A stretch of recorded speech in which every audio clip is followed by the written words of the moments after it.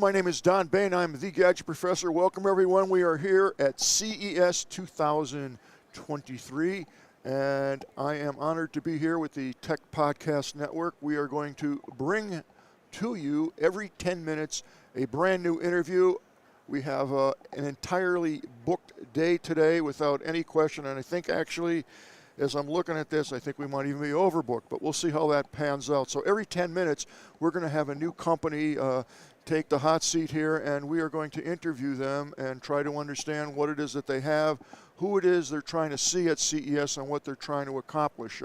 As I mentioned yesterday, if you had tuned in, approximately, don't quote me on this, but approximately 82% of everything that is at CES never makes it to market. So it's kind of like a big experimental platform here. The other thing that you got to keep in mind is people aren't here not necessarily selling something to quote the consumer, because there are no consumers that walk around here. For the most part, it's all industrialists and people who have large-scale businesses and/or shops to find out what's new in the consumer electronics area. A lot of the technology that is here is actually looking for someone to partner with or to team up with.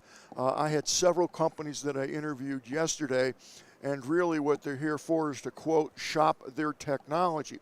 One of the companies that I had actually had some, I think, groundbreaking technology. They actually had a system whereby you could introduce aromas to multimedia production. So, for example, there's a lot of applications, but let's take one that we can all understand. If you're at a movie, of course you can see the movie, and everybody knows what they're doing today with sound. You have 8 channels, and you can increase the frequency on here. You can have a sound coming out of this. You can have a bullet coming from behind you and whizzing by you. So they've developed all those technologies and those techniques for sight and sound. This gentleman is now going to introduce aromas. So essentially what will happen is you'll be watching the movie, and let's just say there's a scene where you're walking by a pizza parlor, for example. That's what comes to mind this early in the morning. And as you're walking by it, you get that aroma, that smell of the pizza, and you start thinking, yeah, I want a pizza or whatever. And as you walk by, the smell disappears. So he'll be able to actually introduce that aroma into a movie theater or even to your TV set. Yep, that's coming. And the cool thing was it's a cartridge, at least at this point. It's like a printer ink cartridge. And he said there are 8 combinations of, I don't want to call them inks, but of aromas that he can mix. And what he was telling me is his company has actually figured out the science behind the DNA of that particular smell. So theoretically, they can create any kind of smell because they know the DNA of it. And supposedly this capsule that has 8, let's just call them aromas in it, in a microsecond, they can actually figure out what the smell is that they want. And then using what's called SMPTE, which is a tracking code on a soundtrack, and there's other methods of syncing, but the system will know that a second before that you walk in front of the pizza store, for example, it's going to release this aroma into the theater or wherever you may be, and that aroma will last for, I'm just making this up, 3 seconds, and then it will disappear. So there's a lot to that technology, and it's quite fascinating. And what I predict will happen, although we didn't get there in the conversation, but everybody now has a TV set, and everybody now has a 4K TV. It's not a big deal. And I remember 5 years ago when I was here, maybe 6 years ago, the big thing was 4K. Well, now it's boring. There's 8K TV sets out there. Not that anybody's broadcasting still in 4K. You can get some movies, but the point I'm making is everybody can afford a TV set. The 75-inch diagonal TV sets, they were about $15,000, $25,000 back when. And then every year they would reduce almost by a third. At this point, I know you can buy a 75-inch TV at Costco for under $2,000. They have 80. I think I've seen an 85-inch TV, so they're pretty affordable today. And most people have 2, 3, 4 TV sets. Of course, all the kids got to have TVs in their rooms. So what's happening, or what's going to happen, is now that everybody has cheap, affordable TV at extreme high resolution, which is good, and the market's probably as close to saturated as it can be. What they will now introduce is a new TV, which will have not only 4K, be 75 inches, but what's going to happen is, I'm telling you, it's going to come with sound, with aroma cartridges. Yeah, so you'll be watching this movie or whatever, the TV show, and at certain points in time, it's going to introduce the aroma into the air. So you'll be watching it, you'll be hearing it on cool sound, and then of course, you will be actually you'll actually be smelling whatever it is that's going on. So very, very cool stuff. I predict that's going to happen, not this year, but shortly after, maybe 2 years, I think you'll start to see the intro. And again, they'll be like $20,000 for the TV, but if you wait, they'll go down to the same price, like $79.50. I don't know. All right, our first our first interviewee is here. Hello, hello. And it's Brendan Wang. Hey, Don. Nice to meet you. Brendan, how are you? I'm Don Bain, the Gadget Professor. What's happening? Fantastic. You're going to make me feel good this morning? Here I am, just to talk a little bit about Capnos here. Okay. Okay. What? I see 2 containers here in a box. Let me show that to the folks here. Indeed. There it is. And you have 2. We'll put those right here because that's where the camera's positioned to see our product here.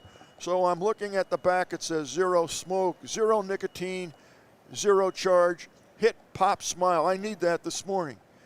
Surely. So I can share a little bit more about what Capnos does. If Absolutely, you'd like to know. please. So I was 14 years old when I first started vaping and became Okay. heavily addicted for over 5 years. Is that legal? I mean, kids are accessing vapes all the I time, understand. right? But the Right. question is, when everyone's focused on nicotine, how do we then solve the problem when it's a behavioral craving? Right. So I realized there wasn't really anyone in the space focusing on Well, that. it's a behavior craving, but it's based on The oral fixation, yeah. right? Yeah, and just the hand-to-mouth gesture. yeah, and also right? the little snippets in your brain are kind of saying, I want this stuff. Yeah, it's a Yeah. coping mechanism, Yes. right? For stress, for anxiety. So what we have here is the Capnos Zero and the Capnos Easy. The way they work is just like this. See that? You feel better? What it does is create that deep hit sensation with a Okay. throat hit, but without smoke, nicotine, or charge. It's just flavored pressurized air. So tell me a little bit about what's the sensation that you're feeling like. you Yeah, know? so if you can see inside here, there's a silicone valve, I do see that. right? So inside here, we have a silicone valve that pops open. Okay. So it creates a hit of pressurized air, so leaves that throat hit sensation, coupled with natural extracts like mint, orange citrus, and lavender. So there's no cannabis or anything involved in Correct. this? It's Okay. just flavored pressurized air. Okay, because the name, when I see this, Capnos, it's like cannabis, Capnos. Okay. No, so it There's actually no correlation there. it comes from the Latin word acapnos, which translates to smokeless. Okay. So who would this appeal to? Who would actually want to use this? We're largely focused on adult populations who are looking to quit vaping and smoking. Smoking affects over 1 billion people in the world. Bad stuff. Yeah, and it's the leading cause of death. So here we are, we're recognizing there's huge opportunity for behavioral products to help in this space for those who have that oral fixation. And we also understand that for youth populations, so much from a governmental level is being done from banning and restrictions when really we need to push the bar on education, right? How do we understand our habits and be able to determine, what it is we're really looking to achieve. So there's no drugs in this whatsoever? Correct. Okay, correct. what is actually the combination of the ingredients that we actually have here? Yeah, certainly. So I'll unbox the Capnos Easy Starter Pack. Okay. This is actually our latest launch from Okay, December. let's just put it right here. Can we see that? Close enough? Okay. Yeah, so here we have the Capnos Easy. Right. It contains a starter pack with a base unit here Okay. and the cap right here as well. Underneath, you'll come to see we have our flavor vials, which contains the natural extracts. Can I Yeah, pull go that ahead. out? Yeah, yeah. And all the extracts that we use are deemed safe for general use by the FDA. They are steam distilled from the plants themselves. So here's the actual vial. Yep. So this contains a few drops of extract in which 4 drops in the cap can last 2 to 4 weeks of flavor freshness. Really? Yeah. How many hits in 2 to 4 weeks? How many a day? So it can go from tens to hundreds. It really just depends on the person. And with the option to add in more flavor, you just drop it more and there's more of that flavor. And there's no drug whatsoever in it. Correct. What is in here am I going to feel better? Am I going to feel less congested? What's making me feel good. Is that the proper word I'm to use? So it's not a chemical reaction that would cause that. It is Yep. more closely aligned with that of meditative deep breathing, for instance, right? You know, we practice the, right, and feel a sense of stress relief. Essentially, we're accomplishing just that, is that the zero helps you think that you're vaping or hitting it, when in reality, you're taking these deep breaths of air to achieve a similar calming sensation. Now, you use this all the time? You know, actually, when I was spent 2 years designing this, we actually exhibited in Eureka Park 3 years ago with only basic prototypes that didn't work, and here we are back in exhibiting in digital health. Yeah, where our booth number is 8779 in the North Hall of the Las Vegas Convention Center. And it's just incredible to see, you know, how far we've come here. But so this needs no FDA approval then, correct? It's correct. So what we have here, we have a flavor pressurized air inhaler for behavioral cravings.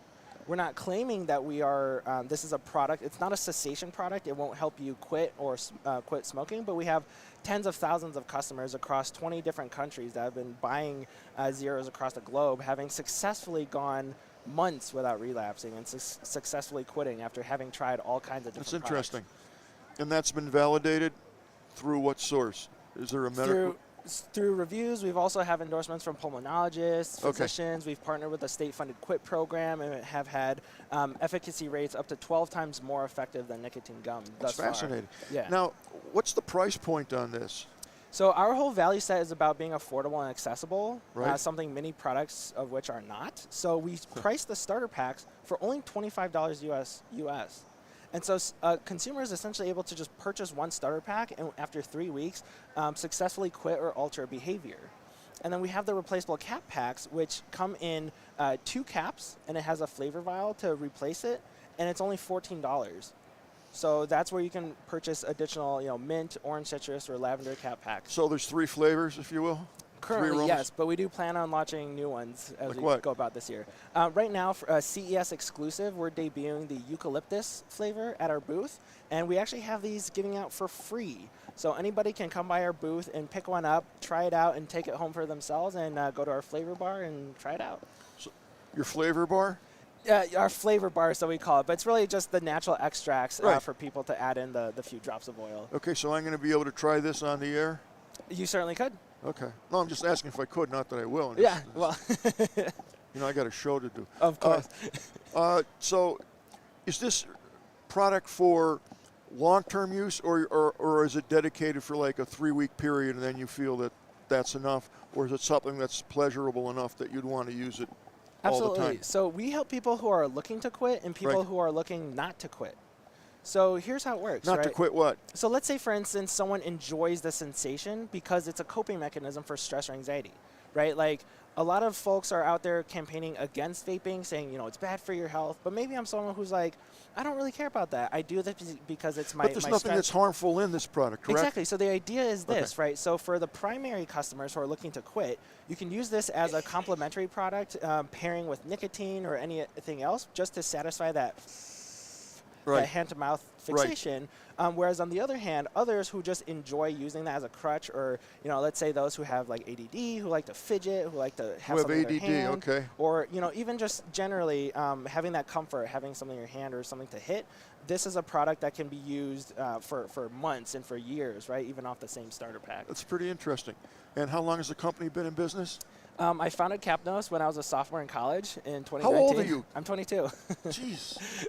So, yeah, it's been a phenomenal journey. We spent 2 years in product research, market development, and then in the past year in 2020, we've launched and shipped over 20,000 units across 20 countries. That's awesome. Now I have a team across 6 different countries.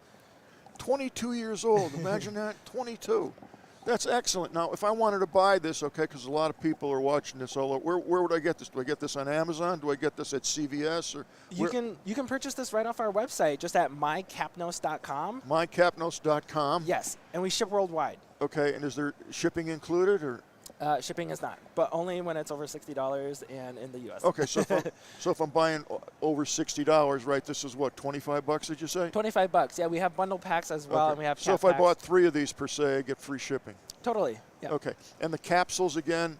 am I buying the vial or am I buying to refill? It comes with. So each cap pack, which I don't have demonstrated here, Okay. but we have some at our booth. You simply, it's a box just like this, a bit Right. smaller, but it has 2 caps and it contains the flavor to interswap and change. It's a very interesting product, and I like the fact that it's not, addictive, if you will. Absolutely. It's just flavored pressure right Well, there. good for you. At 22, that's pretty good. I'm very proud of you, and make sure that we come back next year, and I want to see how this product evolves. Absolutely. It would be my joy. Okay. So thank you again for so having much. me on air. It's been a an pleasure. absolute Good luck with everything. Thank you. Okay, take care. You as well. Well, there we have it. I've never seen that because I don't think there's many competitors to this. No. So great idea, a good health thing if you don't want to get pulled over for whatever it is. If the stuff isn't illegal, this stuff is totally clean, if you will, and interesting. The price points great. Young kid, 22 years old. Can you imagine that? Wow, awesome. So okay, that's our opening interview, and I see that we have. We're getting a photo here. This is live, so,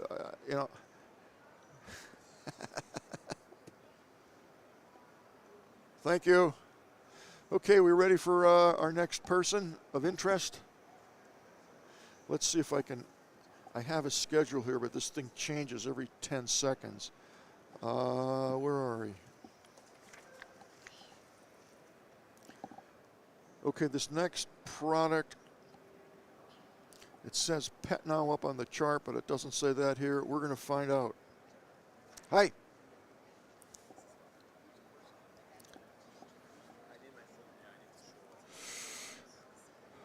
Okay, we're getting our next person geared up here, hooked up with the headset, and we shall see what we shall see. By the way, it's 20 after 9 here-ish, Okay. and I don't see anybody behind me, but that's not unusual. Okay, hi, I'm Don Bain, the Gadget Hello. Professor. Good morning, sir. How are you? I'm Vincent. Nice to meet you. Vincent, nice to meet you. And what company are you with? So I'm working for the company Nanolec. We are based in Nanolec. Zurich, Switzerland. Yes. Zurich, okay. Yeah. Oh, we're getting a picture. All right. Zurich, Switzerland. So is this your first time in the United States? Not in the United States, but in the CES. Yes, first time actually. Okay. Yeah. What do you think so far? Yeah, it's very impressive. It's really big actually. Oh, it's huge. It's yeah, enormous. I'm not sure we will cover all the buildings. You can't. It's impossible. It's impossible. You know, I tell the audience it's impossible because it's barely possible to hit everything here in 2 days. Definitely, it's crazy. When you go over to the Yeah. convention center, have you been there? Yeah, we've been there. Yeah. Yeah. We have a booth downstairs, and actually we didn't even Downstairs yeah, here? Okay. Yeah, exactly. We had the Swiss pavilion. Okay. Yeah. Yeah, I was downstairs yesterday. It was maddening.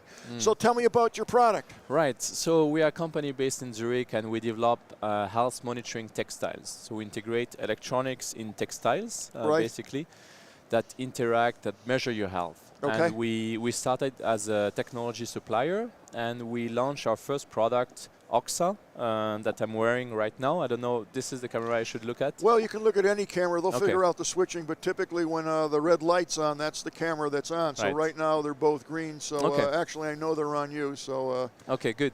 So basically, Oxa is a connected shirt or Right. bra, and it's actually measuring the heart activity, the breathing, the stress level, right. and it's telling you how to breathe to feel more relaxed and also get better sleep.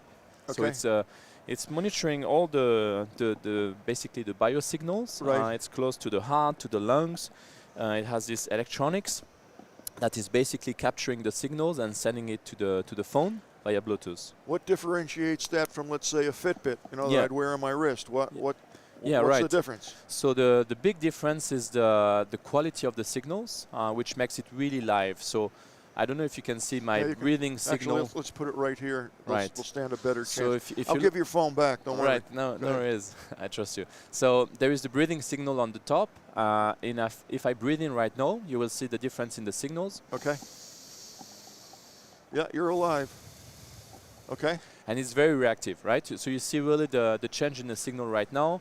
We have an ECG signal that you can see as well, basically. You have the the measure of the calmness within the last second, within the last beat. So the difference with a smartwatch, like Fitbit basically, is that we don't average the measurement. It's really live, it's in the moment. Okay, so you're getting more accurate data, essentially. Essentially, yes. And because we do that, we have breathing exercises, right?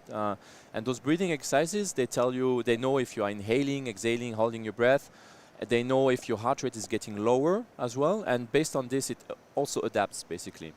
So am I going to get a notification that my heart rate's too high or too low or whatever? So it will tell you, for example, during the day if you are too stressed. So mine would be going like that all day long. Exactly. So it won't tell you to stop working. Okay. It will tell you, hey, take a break. To chill out. This is the exercise you can do right now to hack into your mind and basically lower your stress. Because the problem of, let's say, like burnout, anxiety is that you build up the stress over the days and there is no way out, basically. But if you tackle this early enough, you avoid the buildup of stress, makes a big difference. Okay, so you said that the sensors are embedded in a shirt or a bra. Right. Okay, are there any other apparel that would have the sensors built in, or that's just it for the moment? No, that's it, because it's really the one way to get the best signals. It's really the best way, basically. Now, are these products available today? Yeah, it's available today. So you can visit the website oxalife.com, all in one, oxalife.com. Okay. Is that the only place I can get them is online? Right now, yes. Okay. We will also launch on several market platforms as well, like Amazon in the couple of next months, but not right now. Okay. And the product, I mentioned the impact on relaxation, but will have also a big impact on sleep. So we'll track also like breathing interruptions, like light forms of sleep apnea, for example, so that you can know what kind of breathing exercises you can do to improve your sleep. But I'd have to wear the shirt or the bra when I'm sleeping. Right. So this is why it's designed to be, so it's like this natural fiber, so it's very comfortable to wear at night. Okay. We also have a belt that we are going to release, something you can wear easily and put on, just under your business shirt. So obviously you can wash these. Absolutely, absolutely. Okay. So I wouldn't just have one, I'd have several if I'm you can have one or day. two. Those are actually natural fibers, so it doesn't smell. It's not like synthetic shirts. So you can wear it 2-3 nights and then wash it, and you can have two, for example. Yeah, you don't have to do it every night, but you can do it regularly. A couple of times a week. That has already a big influence on your quality of sleep. And also snoring, and also relaxation in general. Yeah. Okay, but it's not going to take the place of a CPAP machine. This is strictly monitoring for statistical analysis as to how much you're breathing or how many episodes of sleep apnea you're going to have in a given night. Yeah, I mean, we are not giving a diagnostic of like a sleep apnea condition. We are telling light forms of sleep apnea. So 2 out of 3 types of obstructions we can basically monitor. Okay. But the sleep monitoring features will be basically released in June. What's the price point of these? So it's about 400 euros. US dollars is about the same, basically. It's 250 for the electronics, the sensor, and 150 for the garment, so that you can have a couple of garments as well. Yeah, that's basically it. And then you it's 450? It's 400 in total. And for the $400, you get what now? So 250 for the electronics, 150 for the garment. So you get basically a full bundle. Okay. Yeah. Okay. And what about for a giant guy like me? You have like extra large? We do. You do? I'm so covered? we already launched. You're covered. We already launched in Europe. So we are CE marked in Europe, FCC in the US and Canada, and we have from extra small to extra large. Is the sensor waterproof? Sensor is basically waterproof, but it's not washable, which is different. Of course. Yeah. But you can wash it like a couple of times. You can forget it on the shirt, but it's not the point. Obviously. What kind of warranty comes with this? We don't have warranty on that. No warranty. No. Why not? Because. What, you think this is going to be an easy interview? No.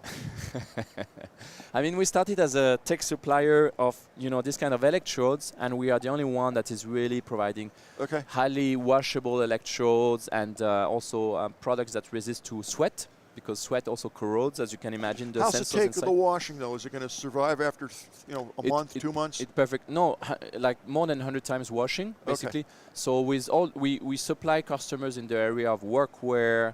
And very, very sturdy use cases. And in those cases, the fabric usually fails before the sensors. So we it's don't been have well issue.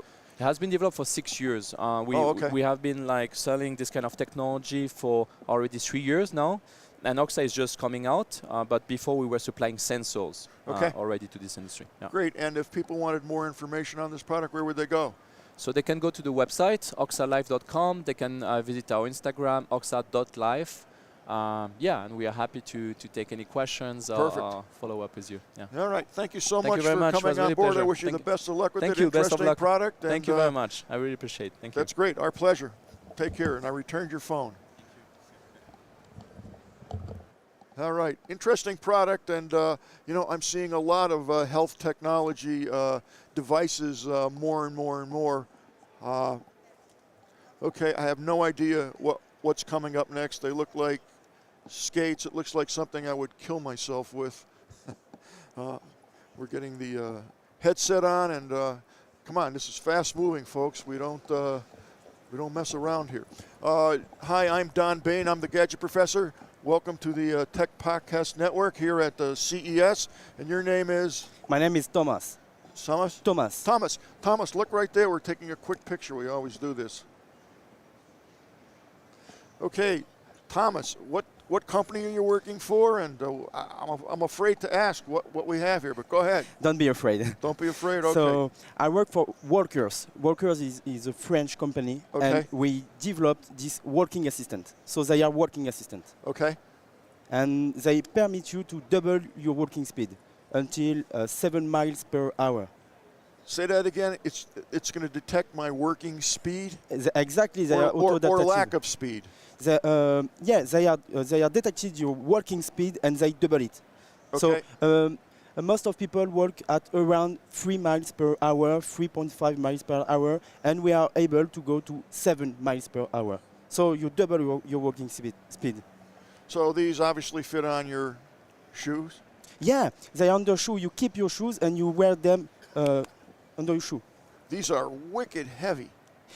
Yeah, quite heavy, but they are prototypes, in fact. So we can develop to reduce the weight. So I don't need to walk. These things are going to walk for me. You have to walk because inside there are algorithms and sensors. We have to detect your walking speed. If you no walk, we don't have nothing to double. But aren't I having a hard time? I mean, this is heavy. This is about, what, 5-6 pounds, maybe more? Come on, how much this weigh? 2 kilograms. I'm Don't European. give me kilograms. We're in America. I don't know what the hell it translates. I don't know. Someone do the translation. 2 kilograms. 2 kilograms. 2 kilograms, yeah. That's at about 4 pounds. It's got to be at least 4 pounds. What do we got? Anybody do the calculation here? I'm not able to do, sorry. That's okay. I'm not good doing it the other way. All right, but these are heavy. They are quite heavy. But your legs are more stronger than your arms. Correct. So, in fact, when you use them, it's not. It's cool. Yeah. So these don't really aid in walking per se. They are measuring my speed or. Exactly. Okay. And what's going to happen after you get that measurement? What types of information are you going to extract from that? What's it going to tell me or my employer? For the moment, not a lot. For the moment, the main issue was to detect you are working because so it's they not tell so me easy. to walk faster, to move more, to work. I'm losing it. The main idea is to double your walking speed to reduce by 2 your trip between from a A point to a B point. Okay. That's the idea. And the feeling when you walk on them is more or less like on a travelator. You know, in the airports, the travelator, yes. It's more or less the same feeling. You're walking, but you go really faster. Right. So, yeah. Okay. And who would be buying these? Who would be using these? Who's your customer? We have a large idea of customers who can use. First is the personal mobility for the last mile. When you leave your home, you take metro or bus, you keep them into your feet, and you go to the office. First is this public. Second could be industrial public for logistics or security. You know, for people who are making the security into the CES, it could be useful too. Maybe health too, and gaming. Why not gaming? When people use VR masks, they move. But with walkers, they could move and stay at the same point. It's really useful for them. Okay.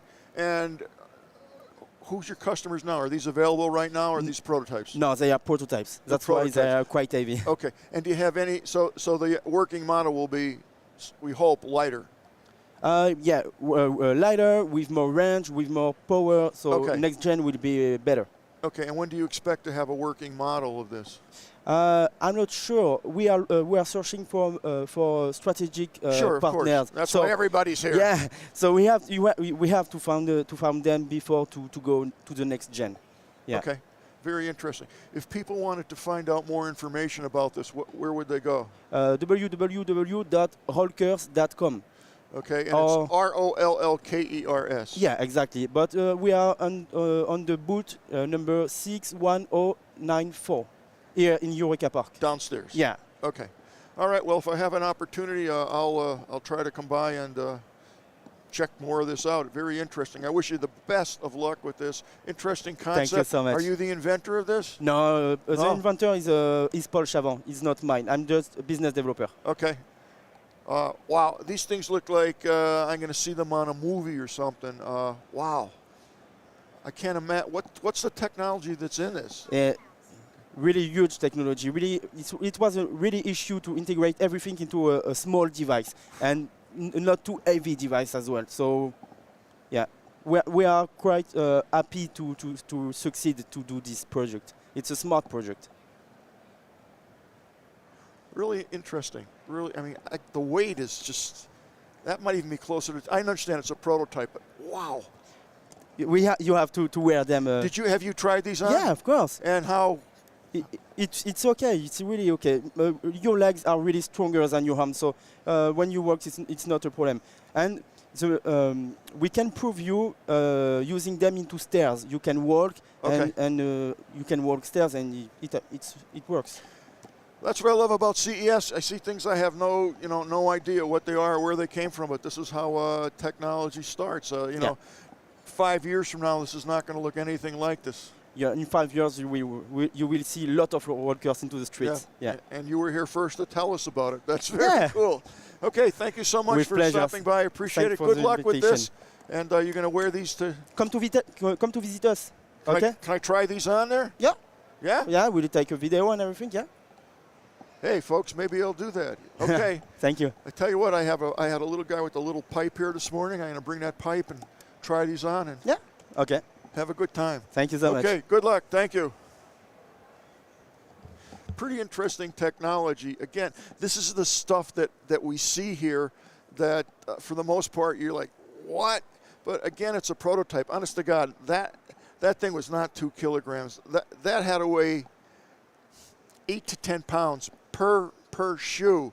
I understand it's a prototype, but I just can't imagine putting that kind of weight, and I can't see the application for the everyday consumer. Maybe I didn't interview him correctly, but I don't know if I'm missing the point or what, but that's okay because there are a lot smarter people here than I am. So this is how you see the basic innovations, and if you heard him say, these aren't necessarily available right now. It's a prototype, but what they're here for is to look for other people, other sponsors, other types of partnerships that they can join up with to sell the device. And that's what CES, for the most part, is about.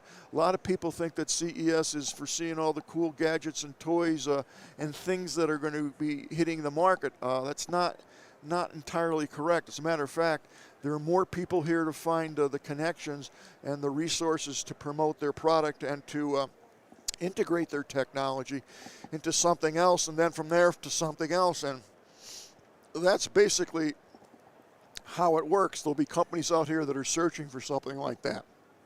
So you just don't know. You just never know what you're going to see here. But I got to tell you, those things were monsters.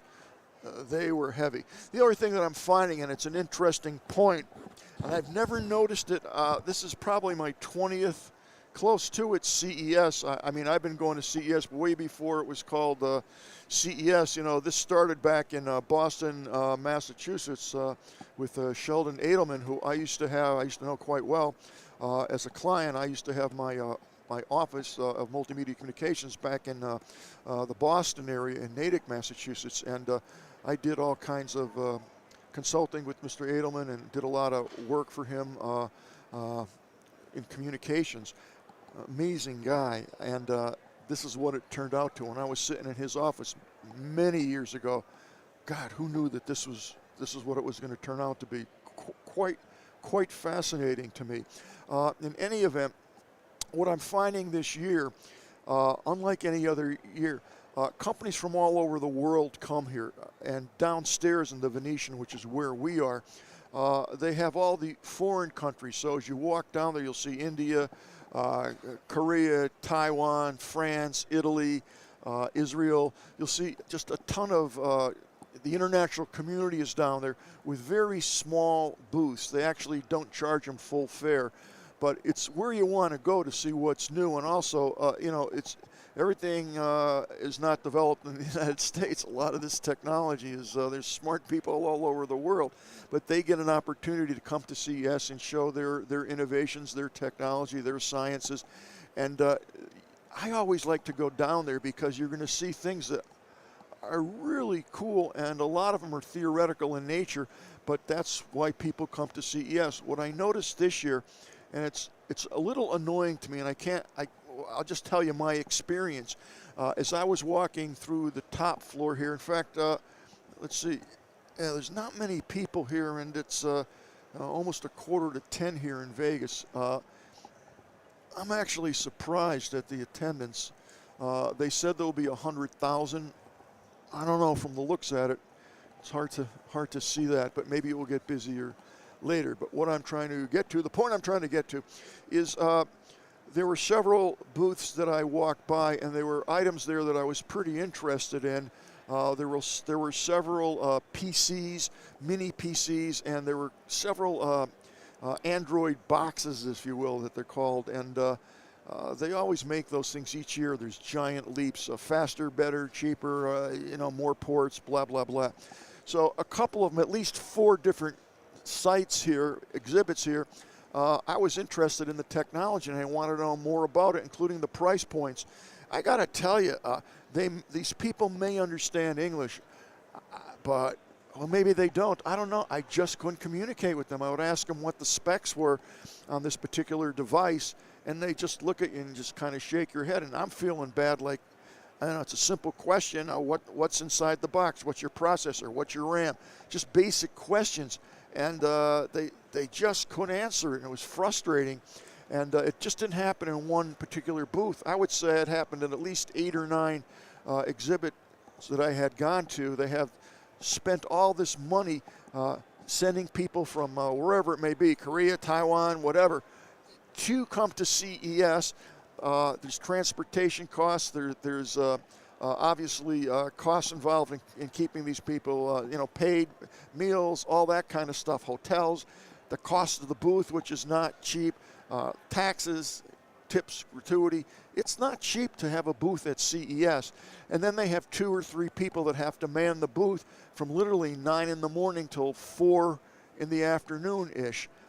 You'd think that they would be able to speak the language, but it's astonishing how many people they don't. And at first I thought it's a language barrier, and then I thought maybe it's a technology barrier, that they didn't understand what was in the box and they were just salespeople. But that's not the case. These people were account executives, CEOs. I mean, again, they're small companies, but they just didn't understand the basic questions. And I don't think there was, maybe out of 8 places that I stopped, there was only one company that said they think the price is about whatever it was, but they're not sure. And it's like, what are you doing here? Like, you got to capitalize on your investment here at CES to get that information out. So the most they could do, I don't have my badge here, but there's a little QR code, and everybody just scans the code.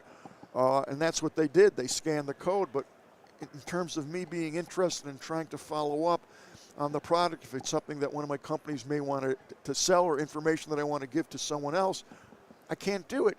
So it was funny, a couple places actually gave me a spec sheet, you know, a printed piece of material, which is like, why are you doing this in 2023? Most of the companies who are quasi-savvy will give you a little a stick called a media kit, and in that stick is all the videos from the company, all their marketing information, pricing, contact information, PR information, and it's just a stick which I just put in my pocket and walk away. I don't want to carry 1,000 spec sheets. So many of the companies didn't have the the media stick, if you will, which is annoying. So I got a printed handout, and when I got back to the room, I started reading it, and oh my God, it's not even written in English. It's in English, but the punctuation, it didn't read right, it didn't make sense, and I'm like, my God, I mean, it's just, it boggles the mind that you could put out something like this, that at least in English, and you're in America here at CES, at least have the spec sheets so that they read correctly and you're getting the right information. And instead, when I read something like that, it makes me very, curious about the company. You know, if I ever purchase the product, what am I going to do? It's like the gentleman who had the T-shirts. I mean, you know, there's a couple things that come to mind. First of all, there's no warranty. When I said, do you have a warranty? He went, no, there's no warranty. What are you, crazy, a warranty? I mean, that's the look that he had. And it's like, whoa, that's disconcerting.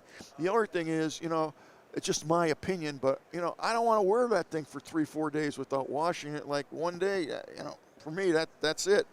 So, but these things will all be worked out. What I perceive as a kink in the process is really nothing. Again, these people are a hell of a lot smarter than I am, and all these little objections or concerns that I have over the course of the next 60 days probably will be totally worked out and not an issue. So it's a lot of fun. It's an honor really to see these different emerging technologies, and I'm looking out front here, and I do see our next interview. It's Galilee Von High, I think it is, Chief Marketing Officer with a company called, I'm going to try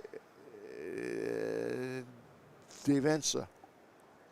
And I have no clue what they do, but we're going to find out shortly.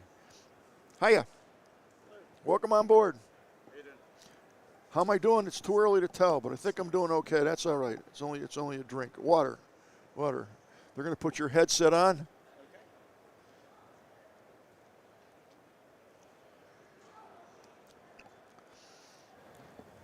Great, so we can hear each You other. can hear me? Good. Yeah, good. Okay. Very good. Good morning. I'm Don Bain. Good morning, I'm Sophie Lau. How are you, sir? Not too bad. And what company are you with? I work for Devensi. I happen to be the CEO of Devensi. We have a CEO with us today. This is good. I wear a new shirt, so I'm all set for you. Yeah, let's say.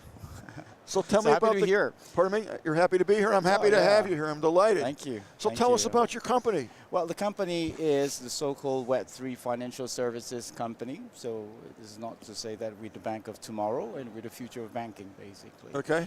So we have, we're on the verge of releasing our first product, actually. Well, Okay. actually, product. So we're going to hear it first here, folks. This is okay. Right. So it's the first product built on top of the Devensi platform. We're still running an exchange. Okay. A crypto exchange, basically. It's called Lord Token, and now we're moving to Web3. Okay. Okay, so maybe you want to see it a little bit. I mean, we're supposed to be a Web3 financial service company, so running a platform that deals with investment in sustainable projects. Okay. And there's a very special thing about Devensi is it's built on Web3, so it's actually decentralized infrastructure built on blockchain. We're not building the Web3 infrastructure. It's available to everyone. Correct. So what we do is we build services, financial services on top of it. So you're dealing primarily with crypto or just all currencies? With everything. I can show you a demo. Actually, Yeah, we're dealing with. I don't know if we have the video of the demo up on cue, so we're not going to be able to see it. If not, no. No. Okay, no problem. Okay. Well, we'll talk It's to all right. it. So we can talk about it. Yeah. So the platform itself has 3 components. Okay. One is a CeFi DeFi aggregator. It means we can get connected to your account on centralized exchanges. Okay. And also to certain bank accounts as well. Okay. And at the same time, you'll be able to have your own view of your Web3 wallets. Okay, and this is all encrypted and secure, of course. Yeah, of course. Yeah. So it's not just about crypto. Crypto is really just about cryptocurrencies, but we also handle NFTs and STOs as well. I mean, that's the equivalent of stocks. Correct. On the blockchain. So tell me about the first product. Who is that going to be accessible to? Well, we're planning on targeting the high net worth and the B2Bs. What would you consider high net worth? High net worth is above, people would be ready to put on our platform asset under management of about $100,000 US dollars. Okay. And the advantages of using your service opposed to the typical banking? Well, If there's such a word. Web3 is a game changer, actually. So we have what we call non-custodial solution for your data. So we don't even own your data. We don't even own your token. I mean, your money is your money. It stays on the blockchain. So it's transactional. It's transactional. Well, it's not just about transaction. I mean, you can, of course, remittance is part of what our capabilities, but we also do things like loans as well. So loans that can be syndicated by multiple lenders. So we're taking advantage of the Web3 ecosystem, if you will. Okay, there's not many companies that are doing that yet. I think that's going to be a big and up-and-coming event, if you will.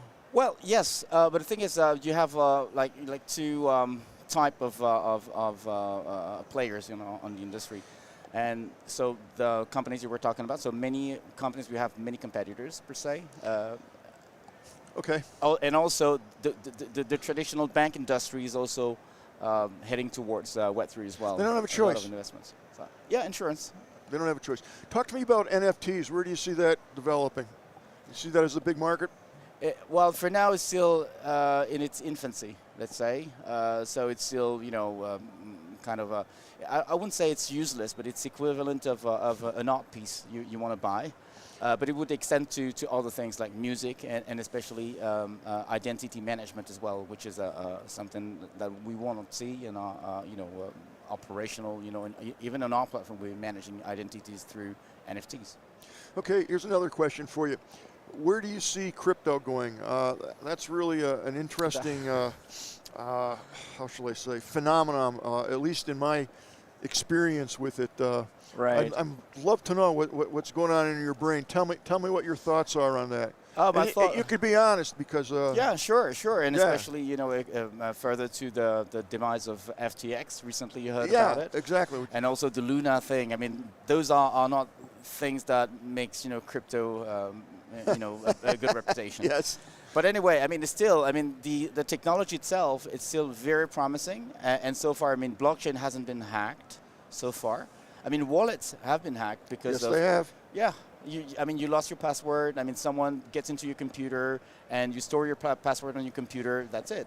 But technically, the blockchain is still the safest thing you can have in terms of data storage. So, do you think crypto at some point in time is going to be a quote world currency and the only currency? Oh, I don't think so. No? Well, the world will look very different from today. Today we have fiat currencies, which is actually governmental currencies, let's say. And the reason they have a value is just because of the trust we have, in the governments and in the nations, right? No, you have a trust in the government. Go ahead. Well, I do a bit, but it's kind of opaque in a way. Like you can't see really what they do, like monetary policies and everything. Nobody understands that, right? Why is that we have so inflation is so high today? We don't know all of that. We're not. I was hoping you were going to tell me. Oh, well, actually, I know the underlying mechanism behind the scenes, but what I'm saying is it's not really accessible in terms of understanding, the way it works, right? Bitcoin, for example, is actually governed by mathematics. So there's no human beings behind. Okay, so in terms of monetary policies, there won't be any arbitrary choices or arbitrary options or decisions that will actually make the whole economy collapse or So basically, what I'm saying is blockchain is more transparent, let's say, than any currency you could have. And the other thing is, I don't believe in just one currency, even cryptocurrency for the whole world. The That's interesting. Okay, go ahead. When I said it will look different, is if you have a look at it, you would have pretty much one currency per service you want to use. So the world of crypto is different. So it's cross countries. But then you would have like a certain cryptocurrency for lending, cryptocurrencies for insurance, cryptocurrencies for identity, for running programs, such as Ethereum. So if you take a look at it, you would have your favorite portfolio of cryptocurrency depending on your lifestyle, depending on the usage of the service or another. That's pretty interesting. Yeah. So that would be cross-country, of course, but there won't be just one main currency. Never thought of it that way. That's pretty interesting. So, because in the world of cryptocurrencies, the cryptocurrencies will look like mini nations or mini economy in a way. So it would be cross-country, but it's the way I can see, you know, the future of Okay, the world. so getting specifically back to your product, if I had you said $100,000 is what's going to open up an account. Can I open up an account with your group today? Sure.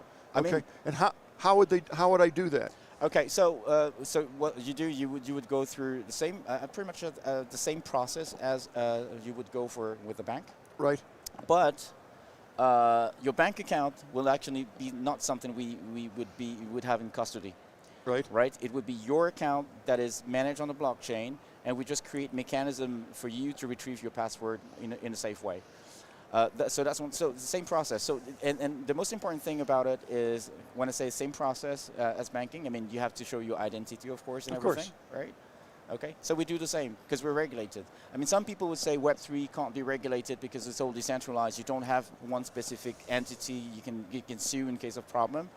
That's not totally true. I mean, we are a regulated entity. We're regulated in France, by the way. And we're running Web3, meaning that our services must be regulated. So in a way, all clients needs to be known to the governance. That's a no-brainer. But we keep their data safe in such a way that it's actually persistent on the blockchain, and it's safe on the blockchain, and nobody could access to your data apart from you. Okay, what other services are you going to be offering? So the first product I was talking about is called DV Invest. So it's an investment application. So okay. We actually promoting, not only there's a specific user experience we want to promote, so that's our signature user experience, like making sure that Web3 is usable. For now, it's not so much usable, but we have created something that is usable, so less fragmented, because you have to deal with multiple wallets, multi-blockchain and everything. Right. We make things easier. And the second thing about investment is we are actually promoting investment into sustainable projects. Okay. Okay. So we have actually developed an index called the Da Vinci Impact Index. Okay, so I could not only bank with you, but I basically am going to be investing with you. Yeah. Okay, and what kind of returns typically can one expect? Depends on the strategy and the profile you have. I mean, if you're risk averse or not, depending on your profile of risk. Do I speak to a human being, or am I doing this all on the web? Is a human going to say to me, hey, what's your lifestyle? What do you do? Blah, blah, blah, blah, blah. Right. So actually, there are basically three ways to do it. The first way is to go through a personalized questionnaire. So the idea is to profile you as a human being in terms of risk aversion. And once we define now, is that done on the web, or is that done? Oh, it's done on the web. Okay. Yeah, it's done all through the web app. The thing is basically, and if you're a high net worth, and we can see you have a lot of money to put, and you want to talk to someone, then somebody will come back to you. Okay. Yeah. So this is the whole process targets to aims at making sure that we're dealing with the person we think you are. In terms that of would profile. be helpful, yeah. Yeah, in terms of profile. Okay. And basically, I mean, if you're talking about KYC, I mean, this is what we do now. It's all automated, so we're not talking about KYC. It's really talking about, I mean, your profile and the way you want to do things. Correct. It's individually Correct. tapered to. Correct. Which it should be. Yeah. That's awesome. Now, are you based at all in the United States, or it's all out of France? Yeah, we are actually based in France for Okay. now. We're establishing 2 affiliates, one in Dubai, Oh, okay. in the Emirates, and one in Singapore. Okay. So Truly international. Yeah. Just like myself. I mean, I've been appointed as a CISO since July, so it's quite fresh. It's not even 6 months. But you live in France. I live in Dubai myself. Okay. Where did you learn such perfect English? Oh, sorry. Well, I learned English at school. I studied in the U.S. and okay. United States is losing the game when it comes to languages. They just don't. They don't teach it. They don't reinforce Really? it. Yeah, I don't know. happy. I happen to inherit from 6 languages, like 3 from my parents, 3 Asian languages. So I speak No kidding. Chinese. Can you write it too? I can read it, most of it. It's tough to write. Well, no, it's just like a drawing. It's like a drawing. It's very simple. Like it's more. I mean, it's more logical than anything you can see. Really? Like, Oh my God! yeah, it looks Y so and L and complex. the A is L. Y. I mean, you just draw something that means something. Fascinating. Great. Well, listen, thank you so much for coming on. If people wanted more information, and I'm sure there's a lot of people interested in this, where would they go? They would go. We have 2 booths. One Okay. is next door. It's I think it's booth number 61 200 Okay. something. So Da Vinci. So that's our first booth. Right. And we're running a whole village up there. Oh, I think didn't it's realize this that. Right here. I think it's the one that is close to the. Oh, I'll try to stop by dome. later. Yeah. Oh, yeah. And what about on the web? If people who are watching this all over the world, where would they go? What's your website? Oh, you go davinci.com. Okay. And if they're interested, they could sign up there and get more information. We haven't released the product yet. When's it coming out? It's coming in starting Q2 of this year. Okay. And I mean, if people are interested, they can come by our village, and I'll show a demo today at 10:30. Okay. Great. It's a pleasure speaking Thank with you. you. I wish you the best of luck. Thank you very much for. Okay. My having me. pleasure. Bye-bye. Interesting stuff. Good luck. Thank you. Well, there you have it. As I said, we meet all kinds of companies and businesses out here, and you'll be hearing more from that guy. Trust me, you will. Okay, we're setting up our next interview, and we are actually right on schedule, which is amazing. Let me turn back here. Kirk, can you pop the camera on behind me? I just want to take a quick peep what's happening up there, and Kirk's going to click the buttons. There we go. So to me, it looks empty up here, but it's early in the morning, and I am at one tail end of the facility. So, okay, I am Don Bain. How are you? I'm the Gadget Professor. Welcome to the Tech Podcast Network. And your name, sir? My name is Christian Pinot, P-I-N-E-A-U. Christian, wait, we're going to take a picture. Everybody likes a picture. I love the pictures. All right. Tell me, who are you with? And I see MACA. Right, Maca. Maca, okay. What does Maca do? Well, Maca is doing actually the first flying racing car. No way. The Powered first with hydrogen. Yes, absolutely. Are you kidding? It's the Formula One in the air. Here you go. Star Wars, here we are. Yeah, I got to tell you, that's a fascinating opening statement there. So tell me more. Everybody woke up now that was watching the broadcast. The first flying Formula One. Absolutely. You have my interest. Yeah, well, we actually started the Airbus helicopter in the south of France near Marseille. Okay. It was in actually 2018. We did the first third-scale demonstrator in 2019, which were great. And we decided to go on our own as a spin-off in 2020, November 2020. Yeah. And we're creating, as we speak, the first demonstrator scale 1. So this little toy is 18 feet long. It's actually a pretty big one in this case. It's 400 kilos, so it's about, 650 pounds? I'll tell you, I get asked to translate kilos to pounds every interview, so I'm going to get my little calculator here and dial it in because I can't keep it straight, but okay. Yeah, that's about it. That's about it. Okay. And then, it runs around 250 kilometers an hour. And it will fly about 3 or 4 meters because we want spectators to see everything about it, right, when it comes through. Is this available to see as a demo here? Not this year, but hopefully next year you'll see the full-scale model. Is there one that exists somewhere now? There is a mock-up that exists in the south of France, absolutely. We're finishing, like I said, the demonstrator scale 1. It's going to be presented normally, if everything goes well, at Le Bourget, which is the air show happening in the north of Paris in the end of June of 2023. Wow. So what brings you to CES? Well, I've been coming to CES for years. Okay. Seen so many beautiful things, and okay. I think Maca is, CES is the right place for Maca today because, sure. In terms of innovation, there's nothing else that I'm thinking about when I think about the trade show. Right. And so we've been already to CES last year. Right. But as you know, it was a little last year was I think 45,000 attendance. This year they're hoping for 100. But I got to tell you, looking around at this time, I thought it'd be a lot busier. But you can't tell because it's so big, it's spread out. You don't know where people are. Yeah. Exactly. It's already pretty big right now at Eureka Park. So oh yes. Where startups live, I can tell you, there's always a lot of people I tried to get downstairs yesterday. Oh my God. Yeah, it's totally crowded. Yeah. No, I mean it's been a great adventure. We love CES, and last year, of course, was mid, but this year is absolutely amazing. We've got groups of people coming day in and day out. I'm sure with the technology that you have. Yeah. So where do you see this going? Well, we are going to actually create the championship by 2025. The final the final prototype will be ready by the end of 2024 with the hydrogen fuel cell on board. Hey, yeah, we're talking about the future. Jetsons, Star Wars, Blade Runner, whatever you want to call it. We're there. Now, you think that the common consumer is going to be able to have one of these devices in 5, 10, 15 years?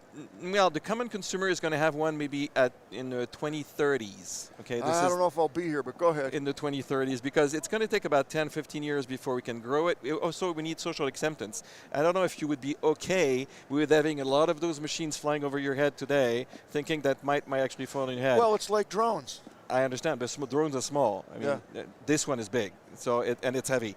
So, I mean, at this point, you need regulations, as you know, and you need certification with FAA. How do you go about something that complex? How do you actually tackle something like that? Well, you have your technology. Let's say your car works flawlessly. Right. Okay, no technical issues or whatever.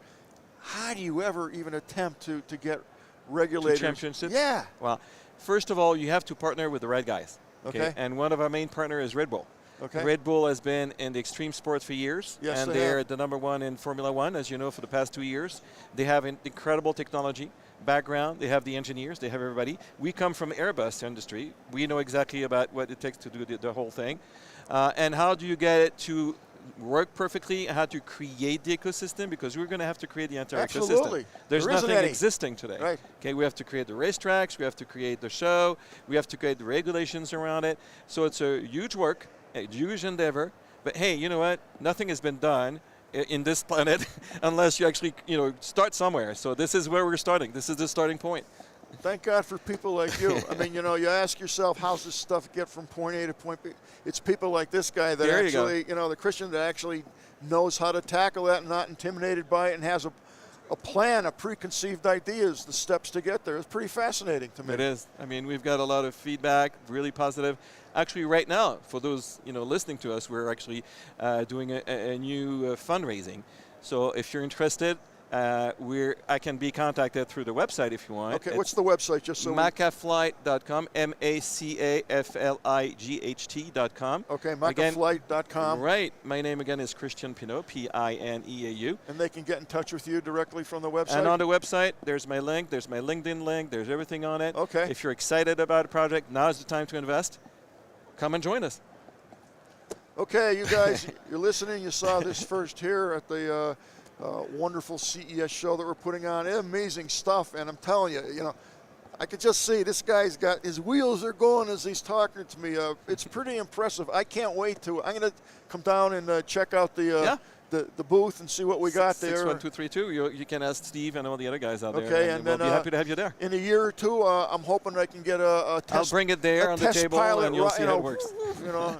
I got a grandson that would love to get that in his hands. Absolutely. Now, you have to be a seasoned helicopter pilot to get those. Oh, well, he's only 5. No. Here you go. Looks good. Okay, well, Christian, it was an honor. Thank you so much, sir. Keep us informed, William. I'm very fascinated by the whole thing. It's great. It very was a pleasure exciting. being here today. Thank you so much. much. Thank you so much. Appreciate it. Thanks. Bye-bye. Wow, that's so cool. I'm going to definitely check out the booth later on, and maybe I'll do a little video down there and show you, what I see, and let you make your own decisions and opinions about it. It's amazing, when you meet some of these. You can just see the spark. You can feel the spark, and you know they're going to be successful. And wow, that's really, really cool. Really cool.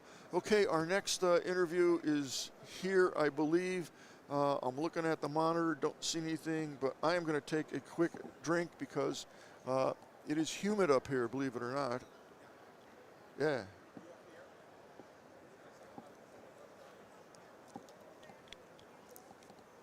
I'm ready. Hi, Steve. Steve, you look familiar. I've interviewed you before. Yes, you have. I'm the PR guy for all these guys. More than once I've interviewed you. How are you? I'm doing good. Oh, that's my honor. The pleasure's ours. That's great. You guys are great. We work with Scott. Yeah, of course. You and Yeah. Todd over the years. Yeah, wonderful. Yeah, I might forget a name, but never forget a face. Never, never. Everything good with you? Yeah. I could do. I wish we had CES 3 times a year. It's crazy and wild. Yeah, it's so cool though. The stuff you see, the people you meet. Yeah, it's. I love the energy and. Oh yeah. Working with folks like you. Well, I don't know about that, but. No, it's really, right? Thank you. Thank you. So we got Al Ferris now. Okay. It's a different name. Oh, okay. Al Fairs, okay. It's pronounced Fairs. Fairs? Fairs. Got it. Okay. Al, come on up. Don't be afraid. What's cool is you meet all the advertising agencies, all the PR people. You know, you really start a relationship with them. And, you know, I've probably 10, 15 years. Same company, different name. Al Fairs, how are you, sir? Good. I'm Don Bain. I'm the Gadget Professor. You are here at wonderful CES and the Tech Podcast Network. We're delighted to have you. So, well, I'll wait till you get your headset on. Let's bring that up there a little bit. There you go. Awesome. Al, you're not nervous, are you? No, no. No? No, no. Okay. Tell me a little bit about your company and what you guys do and why are you here? Awesome. So we, first of all, excited to be here. And the problem we're working on is basically 70% of travelers turn off their data roaming because it's pricey. Turn off what? Their data roaming, mobile data roaming because it's pricey. Okay, it's cell tech, right? Cellular yes, tech? Okay. Cellular tech. So we help travel companies offer their travelers cellular connectivity while abroad using QR codes and at 80% discount compared to roaming. Al, I'm so glad you're here. I need your service desperately. Sure. Go ahead, tell me more. So it's as simple as when you bundle insurance with your flight or hotel or trip, in a similar way, you can bundle an eSIM which is programmable to your trip. So we program the eSIM to fit exactly your trip so that you can add it in one click at checkout while booking a flight or a hotel or a trip. Where do they physically get the EEPROM from? There is no physical product being delivered. So it's all done digital. electronically. It's all delivered through a QR code. Okay. So we give you a QR code that will that so you have to you're scan. going to change the coding inside the phone to do the connectivity. Yeah. So when you scan the QR code, your device will add the eSIM as a second line. I'm liking this. I'm liking this a lot. Go ahead. Tell me more. And I mean, instead of paying a couple $100 for a trip, you pay $20 to $30 for the whole trip. And can I stream on that? You can do, and you can use all your apps on your phone: FaceTime, iMessage, Google Maps, everything you have on your app. Can I live stream to? Yeah, you can live stream. So the bandwidth is there. We offer a premium service, best networks, LTE 5G, top security. We don't compromise on the attributes related to the service because we want you to have good time while traveling. You don't want to be stuck in the middle of nowhere. I can't tell you Google how Maps. many times that's happened to me. Yeah, I mean, I used to pay $2,000 for roaming when abroad. Okay, I got a bunch of questions for you. I'm very excited about this. You know, I have purchased probably 4 or 5 of those little boxes. Yeah, they're like, my 5 boxes they're are like yeah. $300-400 for the box. And then you're going to buy internet cheap. I mean, cheap, like $20 for 5 months. One, when I get where I'm going, wherever it is out of the country, they don't work. I can't. And if they do work, I can barely get my email on it because they're pathetically slow. Yep. And there's no customer service. There's no support. Yep. And basically, you're out $200-300 for this box that does nothing. I have, and if you've watched the Gadget Professor show, I have at least 3 or 4 of them sitting in a drawer. One of them is good because at least it's a power supply. The other's garbage. I can't get a refund. I'm stuck.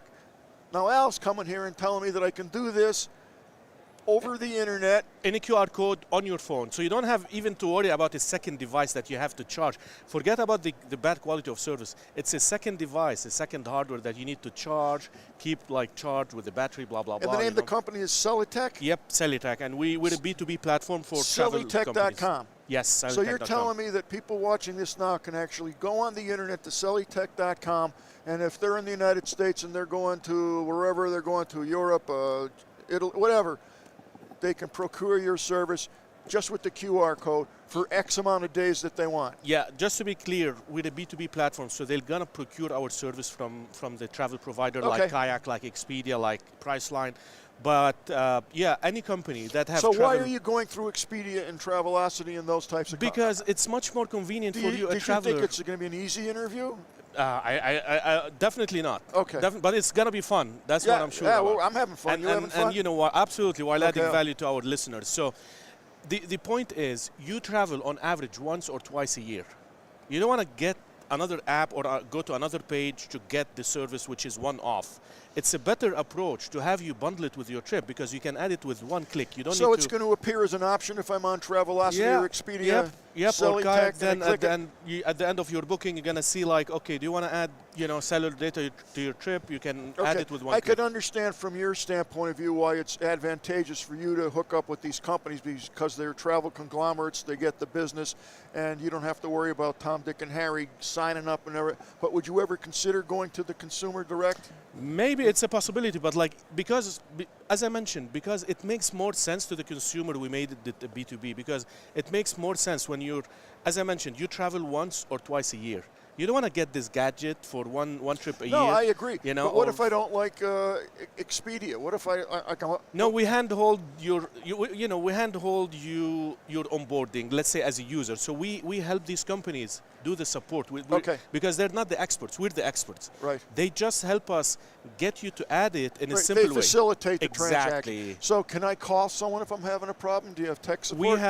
We have online support. We have chat, text, no call because we're digital. We're trying to keep it digital. I understand. But our response time is within a couple hours. We're like we make sure we're premium on all levels. So you have internet around the world? Yes, we're live now in over 160 countries.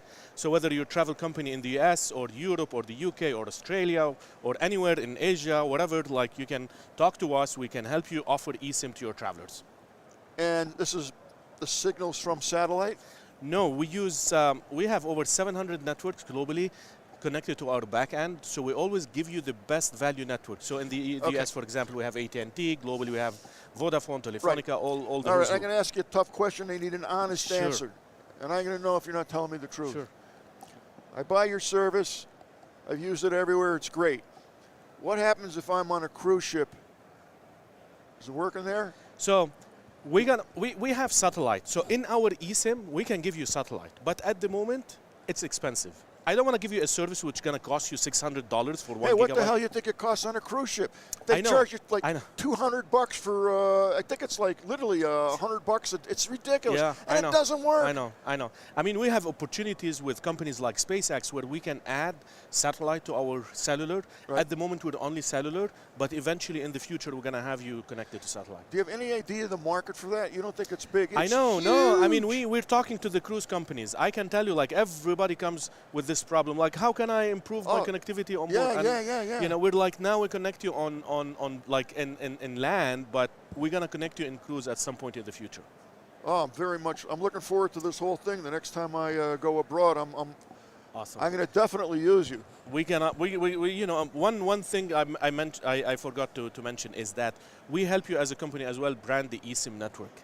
So instead of seeing Celitech as the network name, we can make your brand show as the network name so that you benefit from the mobile engagements that happen. Because today all our life is on our mobile. We check our phone, sure, of course, hundreds of times per day. So these mobile engagements can be beneficial to our partners. So if you're CES, we can create a network for you showing CES so that people. So cool. Yeah. So I have a little branding option. Absolutely. Here. So you can have mobile engagement. So in case you have an app, people are gonna remember to come back to your app or website. That's huge. Yeah. So next time you travel, I'm gonna create a network with whatever name you want, so that you try it out abroad.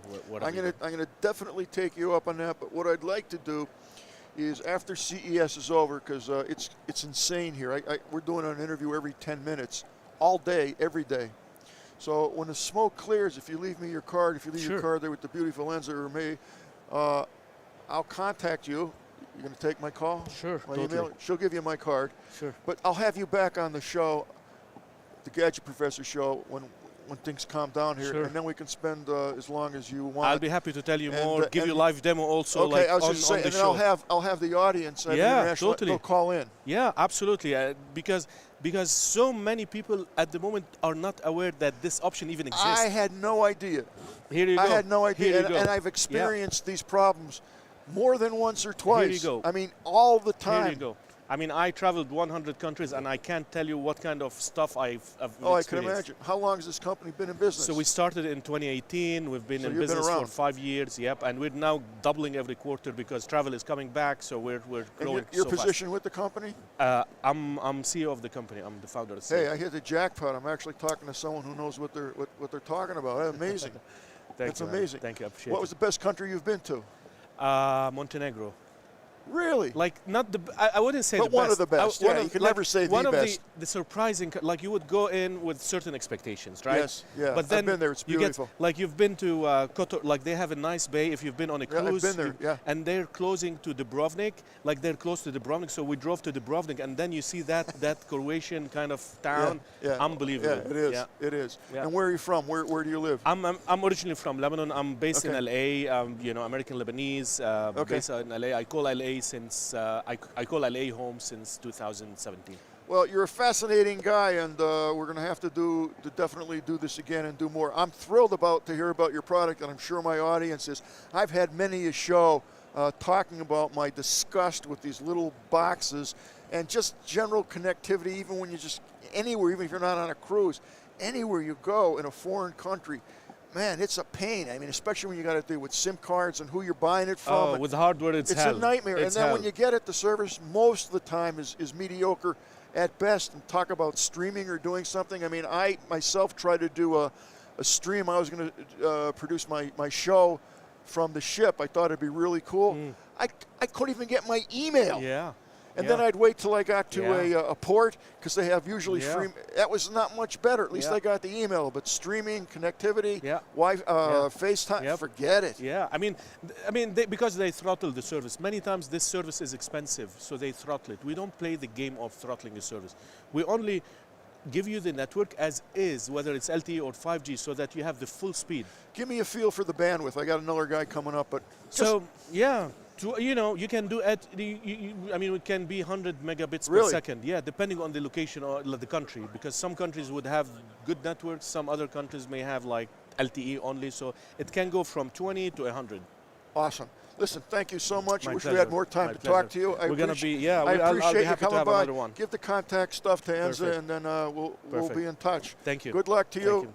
Thank She'll you. take your headset. Yeah, good luck. Well, that was a cool interview. What a great service, I'll tell you. It's masterful, and it's such a needed service. I don't know if you've done any traveling abroad, but man, getting connectivity and decent connectivity is like, it's unheard of. You just can't get it. And the internet's typically faster in Europe than it is in the United States. But I'll follow up with them, and we'll give it a test out and see how it works. Okay, we have our next guest here, Sami Arpa, I believe, from Largo AI, and he is the CEO. And we just have the headset put on him, and you can hear me. It's Sami. It's Sami, yeah, that's Sami. correct. Hello, Sami. I'm Don Bain. Hello, Don. How are you? Nice to meet you. Nice to meet you as well. How are you? We're good. We're good. How about you? How you doing? I'm good as well. Good. Enjoying CES. Nice to hear that. Now, tell me. Oh, she's taking a picture. We have to always smile. Okay. Tell me about your company and what you do. So we provide next generation storytelling tools for movie industry and advertisement industry. Okay. Basically, we can analyze the content by using artificial intelligence at earlier stages.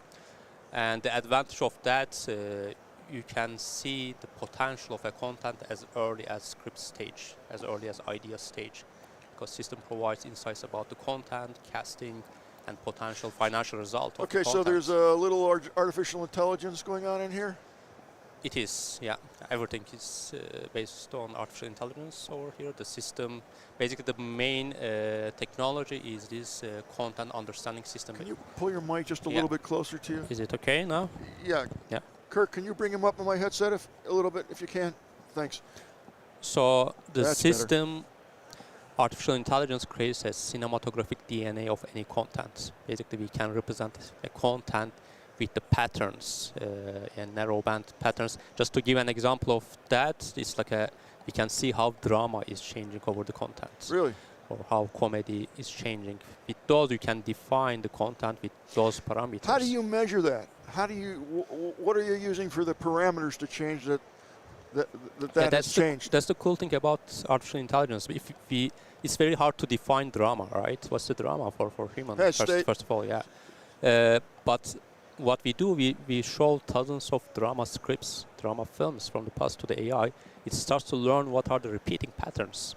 in those films. Is So it the it's repeating patterns, or is it the voice pattern, the staccato of the voice? Or is it the actual analysis of the no, of the but words? that's the thing. So we can analyze both from text or video. If it's text, we don't have voice, right? So it's really the literal patterns. Okay. Actually, you see here, for example, we have the I don't know if patterns. we can get a close-up of that or Yeah. not. We'll try. Let me tilt this down a little bit for the glare. Yeah, there you go. Close Yeah. enough. That you see that we see the patterns for the movie Interstellar, and that's from the screenplay of No kidding. Interstellar. You see, we have a Yeah, bit of sure. a bit of drama here, which the blue color is drama, which mainly it's sci-fi and action elements. But so this is like a So you're actually analyzing a feeling. exactly, yeah. That is Yeah. almost scary. And this is That is unbelievable. So you're going to be able to analyze whether there's humor or drama or sadness, emotions. in 5 minutes. So you put into the system, it creates all these patterns. And that's only the start, because upon that, we can make even casting propositions. AI automatically tells which actor will fit better to which character.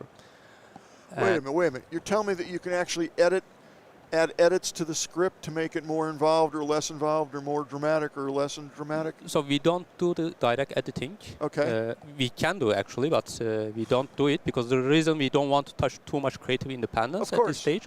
But it can show actually the problems with these patterns. The problems based on what? Tons of analysis of what the average is, or the higher the rating or the lower the rating? Yeah, so these peak and valleys you saw on this pattern that we show on the screen, so that shows, for example, important points of the film. If you have a very flat pattern, that means your plot points are not very clear, then audience will get bored, especially if you are targeting a mainstream audience. So that is right away visible. Mind-blowing. Yeah, I mean, the advantage of that now, the producers, they can do the things much faster. And they could discover some of these problems themselves as well, but with many reviews by other human, all these things, and it's very biased normally. What's the standard or the base norm, whatever that is, that data is based on? You follow what I'm asking? Yeah, the norm is the previous movies, okay? So how... So can I extrapolate that a movie that got, I don't know, 5 stars opposed to 2 stars, that would show higher in the analysis of the sadness or the drama or whatever than a 2-star? So that comes to the second part, because the system is correlating this type of patterns with the success. Because it learns from the past data what kind of pattern create what kind of results in which territory. Success based on what numbers? We have different success things, but one thing is, for example, how much streaming audience it will get, or how much box office for the movies it will make. Okay, so I'm just curious as to what the baseline is. Or how much travel internationally, because it automatically finds in which country the film can sell. Right. Yeah. Okay, go ahead. I'm sorry, I have more questions than I can possibly think. Yeah. My head's going a mile No, a I think minute. one thing to add is also the casting part, because we work with many producers at this moment, so the system tells which actor will fit better to character. Right. That's, I think, huge benefit as well, because I mean that's a huge problem for many films, because the actor is a big part. Actress is a big part of the success of the film. Now with the AI, it goes over 1 million actors. It finds the actors that will have highest match and that will bring the success to the film again automatically.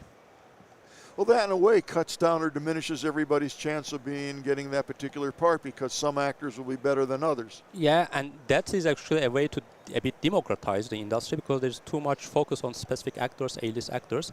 Now with the AI, some invisible actors actually get a chance as well, because it sits in the corner. Some actor in the corner has so highest it works match. both ways. Yeah. That's fascinating. And where's your booth at?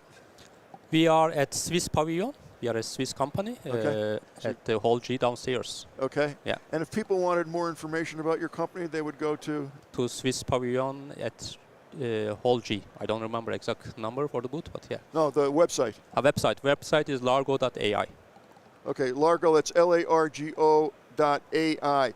I'm blown away by it. I got to get my head around it more. Fascinating. How long has it been around? So we are in the market almost 4 years. The technology is having 6-7 years background. I want to see what this is like next year. You're going to keep in touch with us? Let Enza know. Give her your card. I'm blown away by it. Yeah. It's unbelievable. Thank you very much. It's almost scary. It's really at the verge where you're competing with the brain. Yeah, that's where the industry is moving. Actually, the artificial intelligence is becoming a part of our life in many domains, and creative industry is now a part of that as well. Well, Sami, it was a pleasure. Thank you very much. I enjoyed it very much. Yeah. I hope Thank you you. enjoyed Have a good day. yourself and Thank had a you. good time. That's great. Thank you. Thank you. Thank you. Wow, that's unbelievable. Very, talk about leading edge. Here you can take artificial intelligence and actually measure and harness the drama, the sadness, the laughter, the humor, the boredness in a movie, whatever, and then alter it before it gets too late. Wow, it's scary. I mean, what next? Amazing. Like I said, when you do this show, you just don't know what you're going to see or who you're going to meet. It's quite fascinating, and I'm really impressed with that. Like I said, it's borderline scary. Wow. Perfect. You all set? Hi, I'm Don Bain. Hi, how are you? I am good. What is your name, sir? My name is Jean-Mathieu Marinetti. Okay, and you're with what company? Cloverland. I am CEO of Cloverland. Okay. Tell us about what you do and why you're here. So we in CES because we built the first metaverse casino and gambling for industry company. Okay. So we propose to the casino and gambling industry to make an investment in our metaverse, and we make and we develop the casino for them in our metaverse. Okay, so tell me what your meta universe is. What's in that? We're beginning with 4 games like poker, roulette, blackjack, and slot machine, and we use blockchain technology with NFT and cryptocurrency. With NFTs, did you say? Yeah. Okay, explain more. NFT, what is it? Now, this is all available on the internet? Yeah, no, for the moment, it's only not a proof of concept. Okay. We're under development. Okay. So you can, I can show you a video. Okay. If you want. This is a teasing of our... yeah, I don't know if we're going to pick that up on the camera. Yeah, I'll sorry. try. Sorry. No, it's okay. So in this video, you can see the four games at the beginning in 1 year. Okay, so it's all 3D computer animation. I think you can see a little bit of that there, okay? Yeah, and we use the blockchain for what? Because we can control the liquidity in each machine, like slot machine, blackjack, roulette, and we can control any addiction, like the hours of player. So who would be your clients? Who would be your customer for this? We have 2 customers, the casino client or gambling industry, and we build our casino for an example. So client like you, like me, so any people can play with our games. We use any device like VR, mobile. So I can put the virtual reality set on my head and see that in 3D. Yeah. So it's an immersive gambling experience, if you will. Exactly. It's an immersive gambling experience. But for the moment, the market is not too big. So we need to hear in mobile and PC browser. That's a huge market. Yeah, it's a huge market. Mobile, it's like 7 billion of people have a smartphone. That's a lot of people. 7 billion. Now, what types? I'll be able to play what, like roulette, poker? What? We're beginning with 4 games: roulette, poker, slot machine, and blackjack. Okay, and the currency that I would use. So ultimately, at some point in time, I'll be able to log on to the website. Yeah, you can check in our website. We use our crypto native Clove token.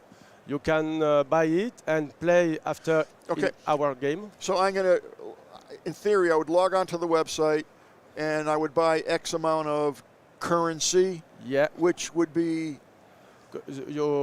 but not for this moment, in the future. Right, that's what I'm talking about. Yeah. So you buy our token, and after you can play with our token in our casino. And your token, I can use whatever currency I want to buy that token. Where? In the exchange in future. Okay. But I can't tell you for the moment the exchange. Right, of course. But and after we use NFT, because with the NFT we can make a rank, for player, and we can level up different rank. And more you have a big rank, more you have possibility to earn more money. Like if you win 1,000 in a table of poker, okay, you can win 1,200. And after, you can sell your NFT and another player, and the player has the same percentage to win. Wow. So how do you go about finding customers for this and getting, awareness of the product? I mean, that's why you're at CES. We are in, sorry. I'm asking is, who is your potential customer at CES? Who are you looking to connect up with? The casino first, and gambling industry, because we propose to the casino, we can develop for them in our metaverse them casino. Example, if Bellagio wants a casino in our metaverse, we can develop that, and with the code of them casino. So you can actually create the universe that a particular casino wants or a particular brand wants. They all wouldn't use the same graphics and animation and Exactly. We use the same graphic like reality. So if we are in the Venetian, we can use the code of Venetian like water and. Right. So the branding is almost an easy part for you. The brand, yeah. Okay. But is the virtual reality world that I'm going to go into always going to look the same if I'm at the Venetian or if I'm at Caesars or wherever I am in the world? Exactly. Interesting. So wouldn't you have a better marketability or saleability if it was open to the individual in addition to the casinos, so that you're receiving customers no matter where they're coming from? Really, in our metaverse, we want to make only of casino and gambling metaverse. Because, as you know, we have so many metaverse. Metaverse for gaming, metaverse for company, and we want to make a metaverse for casino and gambling. So our public is mondial. We are in CES. In the next summer, we're in Macau and China. And we make a traduction for Asian people, for European people like French, Spanish, and like that.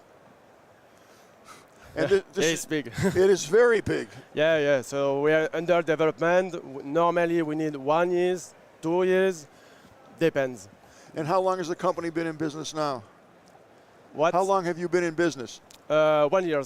1 year. Boy, you have pretty good traction for 1 year. You've done pretty good. Yeah, we build the white paper in 1 year, and we build the proof of concept. You can try the demo in our booth and Eurocar Park. Can I try it on the internet? If I went to your website, would I see any connectivity or any demos? Yeah, you can see the demo on YouTube and in our website. So if you want to try the concept, you need to go in our, because we have all you know. That's amazing. And we built this in three months. Wow. So it's important for me to tell that, because for the company, it's just a proof of abilities. Right. Well, I can't thank you enough for coming on the show. If people wanted to get more information, they'd go to your website. I don't see it there. What's the website? The Coverag, EO. Okay. .eo. Sorry, how do you say in English? You're doing very good. Coverag.eo. Okay. There you have it, folks. Thank you so much for coming on. Thank you. Appreciate Thank it. you too. Good luck, and maybe I'll see you in the meta universe. Have a nice day. Thank you. Bye. Thank you. Bye-bye. I'll tell you, it looks like we're definitely headed, not headed, we're there already to artificial intelligence. Man, everything's going to be artificial intelligence controlled, diagnosed, tested, regurgitated, and man, everybody we're seeing today is artificial intelligence. I wonder what's going to happen to the human mind once the computers, take over. So we're setting up for our next interview, and it looks like Rene Clerc from 1/3. This guy's for me, Senior Citizen Success Manager. Are you a Senior Citizen Success Manager? Senior Success. No, I'm a Senior Manager. I'm glad to see you, because I'm a senior. Yeah. It's. We're not ready. Thank you. Renee? Nice to meet you. I'm Don Bain. Nice to meet you, sir. I'm Renee from 1/3. Thank you. Okay, tell me about the other 2/3. Renee from 1/3. What are we doing? What we're doing. So Let me just move this up a little great. bit. There you go. Yeah, so 1/3 of all food is wasted. Okay. 40% of that is fresh produce. Pretty nasty. It's really nasty, and it's killing the planet, the climate, because all the, let's say 10% of all the greenhouse gas emissions is caused by food waste. And we aim to prevent that by making internal quality of food visible and actionable. Okay. And So- how are you going to do that? Yeah, so we use a scanner. We scan through produce, through fruits, and we determine the internal quality of the fruits. Really? And we do that for a number of produce. We do it for avocados, strawberries, blueberries, tomatoes. Working on adding another 10 fresh produces, so mangoes and stuff. And where are these scanners located? Where would they be? They would be in supermarkets, in grocery stores. Oh, really? But also So for point of purchase, basically. point of purchase, but also further up the supply chain. So we have different scanners. The one we're launching here at CES is the avocado ripeness checker, where you can check the ripeness of your avocado without pinching them, because pinching avocados to determine ripeness actually ruins the avocado. Right, it damages it, It yes. damages it. It turns into a brown spot, and you can toss it out. So we use a non-destructive method with light. We force light through the avocado, analyze what's coming back, and then we say this one's still firm. Wait a couple of days, but this one's ready to eat for salad or for guacamole. So you know which ones to pick without damaging the fruit. I would imagine there's a lot more waste generated with that than not, only because if I'm making this up, I just 500 avocados and I'm a supermarket, and now I'm going to have you analyze them. I might find that 300 right off the bat are Yeah, what you can not good. What you can then do, if you find ones which are turning too critical, Yes. you can mark them down to sell them at a lower price, so they get sold instead of tossed. I'm just being the devil's advocate here. Of course you are. Now, what happens if I do that? I'm losing profit because I paid X amount. I'm anticipating making whatever the margin is. Now I'm going to sell it at a not a loss, but a lower amount to get rid of it. Whereas if I didn't know it was damaged, I could sell it at the full price anyway, because no one's going to know. No one's going to know, but they will know when they cut them open at their home. So Well, that happens every day. It damages your brand. So I think if you use our scanner, Fair question. it is a fair question, Okay. and we get the question all the time. So Okay. we're not in the game to actually cause more rejections of fruit. We want to make it insightable, so you don't have any surprises after the fact. So for the avocados, we determine ripeness, but for other produces such as strawberries, blueberries, we're higher up in the supply chain, where growers sample a sample of their picking, and then we predict remaining days of shelf life. Does it work backwards? Does it help the growers say, geez, this is not, I'm having too many bad blueberries, I need to do this, need a more moisture, Exactly. whatever? Exactly. It does work in the it reverse. can, it can help them to better manage their growth, to Does make it? smarter decisions. Yes, it does. Okay. Because shelf life can vary from batch to batch. So one day you can have a picking which has 8 days of shelf life, and the next day you can have a batch which has 3 days of shelf life. And you want to act upon that, so you want to know that. Currently, batches are sent thousands of miles across the country randomly. So you want to make sure that the ones you send farther out have additional days of shelf life, and the ones with shorter days of shelf life you want to keep close and sell locally. Well, not to be a pain, but to me it just seems that like civilized countries will be all for that. You're going to still have countries all over the world that could care less what it is. I think everybody wants fresh produce to be fresh. You know, I remember way back, probably before you were born, I used to live in Boston for a long time, and they used to have a place called Haymarket Square, which was downtown in Government Center. And every weekend, it was Thursday, Friday, Saturday, and Sunday, but Saturday and Sunday were the big days. So wherever you live, you take the train, the MTA, down into the bowels of the city, and they had all the fresh produce, you know, like from the old days, the old fresh market. And they had the wheelbarrows full of apples and pears and everything. And man, I used to love going there. But after a while, after about 2 years, I figured out, you know, all the good stuff is on top, and they'll let you take a bite of the apple. But when you go to bag it, they bag it, and they dig down deep, and the stuff is nowhere near what it was on the top. You know, your scanner would have prevented that. Yeah, exactly. It's all about making the stuff insightful. So shelf life is currently only known after the fact. We want to make it sure it's known before. So is it just fruits and vegetables? Yes, currently we do. We focus on fruits and veggies because that's causing 40% of all the fresh produce, of all the food waste. Your next thing would be meat, perhaps? No, I don't know. There's still a lot to win in the fresh produce department, so we're focusing on that for now. And you're here at CES. Who would be your potential customer? Who do you want to see at CES? Yeah, we target retailers, so retailers and their supply chain. So retailers, distributors, growers, suppliers of fresh produce. I would imagine it would be an excellent thing for a supermarket to sign up with and advertise that our fruit is scanned, it's fresh. That's actually happening already in Canada. Oh, it is? Yeah. So our avocado scanners in being Canada? used by store employees in the store to pre-sort avocados and actually put them on a separate display with They've signage. had a lot of problems with avocados. Avocado is the #1 problem. Everybody knows what the problem with avocados is, and everybody tries to circumvent that with by pinching, and that ruins the avocado. That's interesting. That's very interesting. All right. So if people wanted more information about your company, where would they go? Yeah, you can visit our site at 1/3.io, but you can also visit us at CES. We're at the Dutch Pavilion on the Eureka Park. I think it's 62100. Okay. And we're at the edge, at the corner of the booth. All right, Rene, it was a pleasure speaking with you. Thank you for stopping by. Thank you so much for your time. Fascinating product. I learn so much. I do 2 hours every morning, and it's just amazing the things that I learned that I just never knew existed. It's fascinating. So your company does good things for people, and I'm going to get fresh fruit.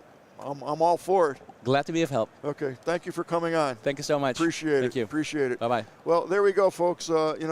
Another new type of electronic product that's going to scan, for the most part, your avocados, your apples, your oranges, whatever, vegetables, and make sure that they're fresh and that you can eat them.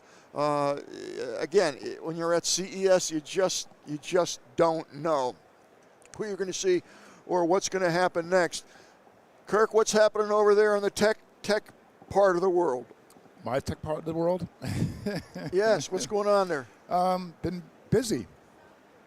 Let me just pull up my. There we go. Yeah, we've had amazing. I think every interview has showed up on time too, and that's even more amazing. Yeah. Well, yesterday there was a little bit of gaps, but it's been pretty well. Okay. All right. Let's take a look at my back camera here. I want to see if it sounds noisier. Let's see what we got back here, and let's take a peek. Oh, definitely picking up, no question about it. It might even be busier today than it was yesterday.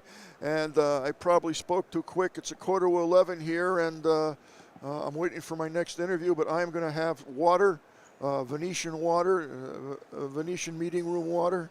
I'm going to take a quick drink here.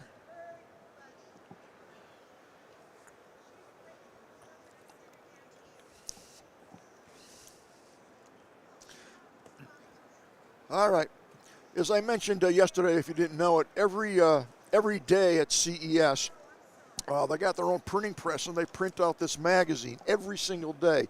And this is about 100 pages, and every day it tells you the schedule, and it goes through the new innovations that come out that are featured all throughout CES. And actually, CES is all over Vegas. It's just not in the convention hall. We're here at the Venetian. And all 3 floors, is it? I think is taken. Is it 2 floors? 2 floors. It's packed. I mean, there's no more room for booths.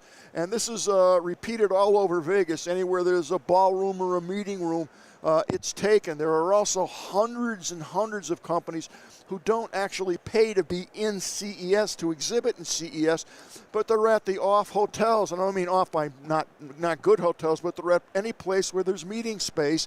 And because they know that all the people are actually here, then they will invite the people to go to their hotel meeting room and do demos there and meet people, so they kind of work around. But there's thousands of those types of companies and entities.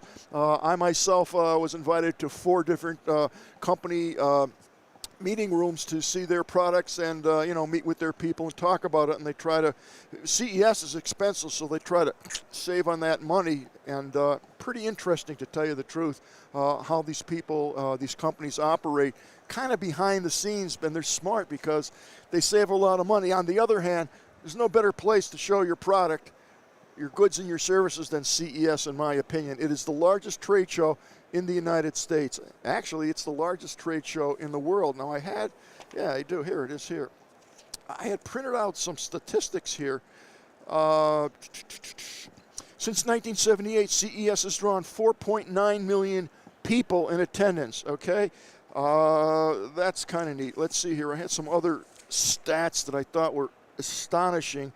The average meeting is 29 minutes. A third of CES attendees are from outside the United States. The Impossible Whoppers Foods was discovered here at CES in 2019 by Burger King, and it's now sold nationwide. Investors have put an excess of $15 billion towards investing in technology with Europe. That's a lot of cabbage. Let's see. This thing kind of printed backwards and upside down, Kurt, so I got to go through all the things here.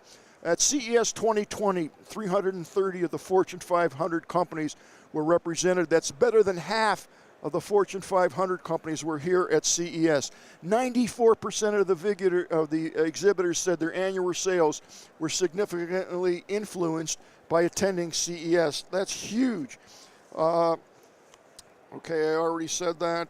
We have 85 intra-brands out of 100 in the world, whatever that means. 60% of registered attendees are at senior level, so that means they're executive level within the company. 40% of the top retailers are all registered at CES. 170 countries around the world are here at CES. 35% of all registered companies from outside the United States are here. That's huge, huge. So those are some stats that I printed out, and you kind of get the feel for how large CES actually is. It's really something. As I was mentioning before about this book, I like this because it highlights some of the things that you typically wouldn't see.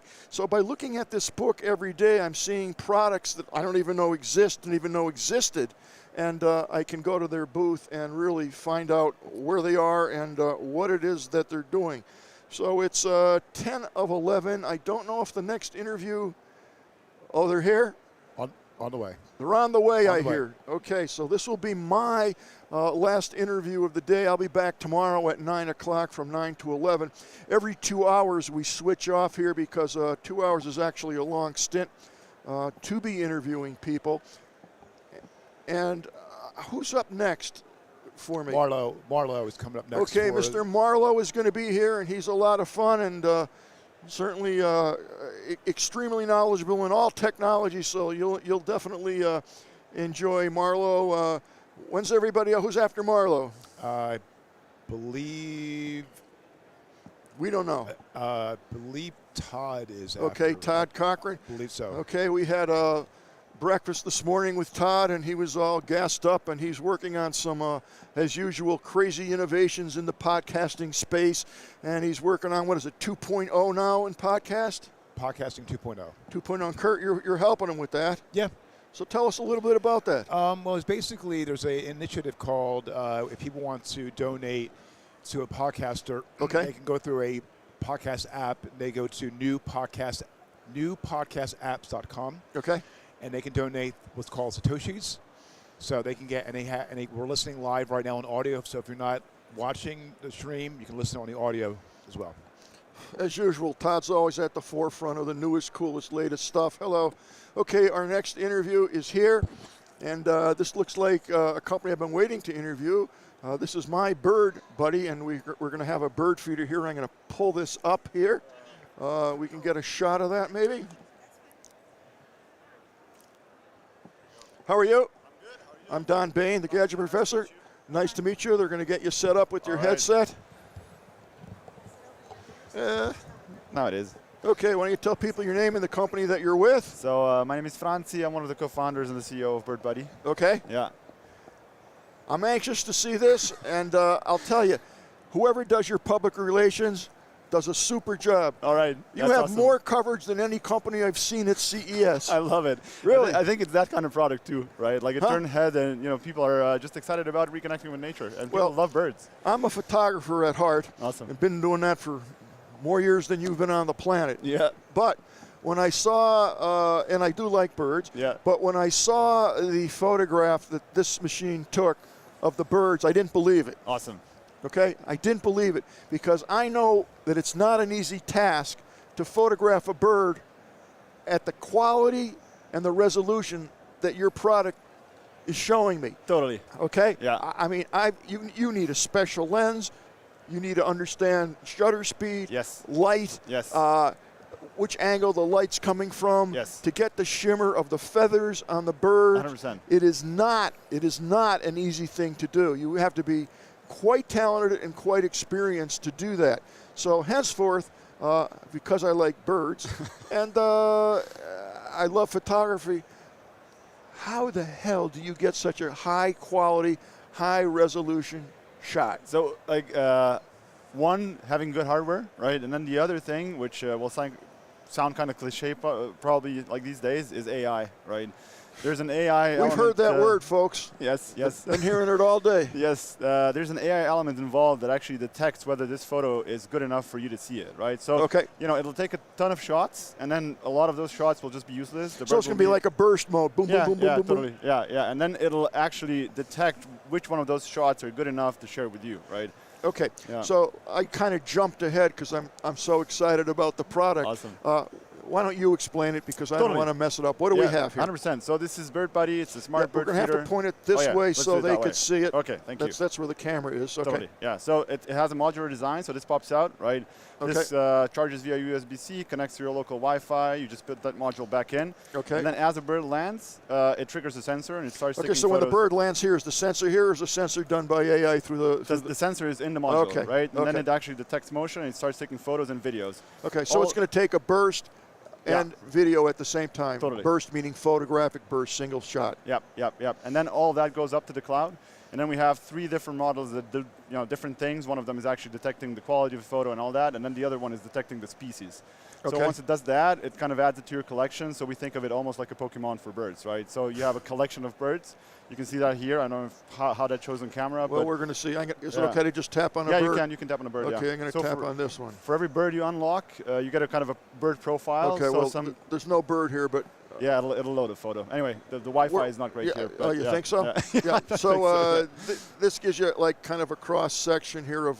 You can see all the birds, not close up, but you can see the indexing of all the birds that you have collected, photographed. Okay. Yeah, totally. And then for each bird, we've created kind of a custom profile which has very high level but interesting and insightful information about that specific species, right? So you're collecting birds and learning about birds, and you can share those photos with the community. So now, is this going to send me the photo of the bird when it hits, or is that programmable, or it's just going to store them and I got to download it? No, so it sends you a notification, and then you go through a collection process where, so AI tries to make the first pass on which photo is good. The second pass is up to you, right? So then you decide which photos you want to keep, which photos you want to throw away, and then the end of that, goes into your collection. Does it do any processing of the photograph when it takes it? No, the photo is as is when it comes out of the device. Yeah, so that part is, up to the device how good it ends up being. And at that point, you get a notification that a bird was photographed. Yes, yes. Okay, and then how do I get the photo of that? So you download so you have our app, Bird Buddy app, right? You get a notification that gets you through the process of collecting, so you decide which photos you want to keep.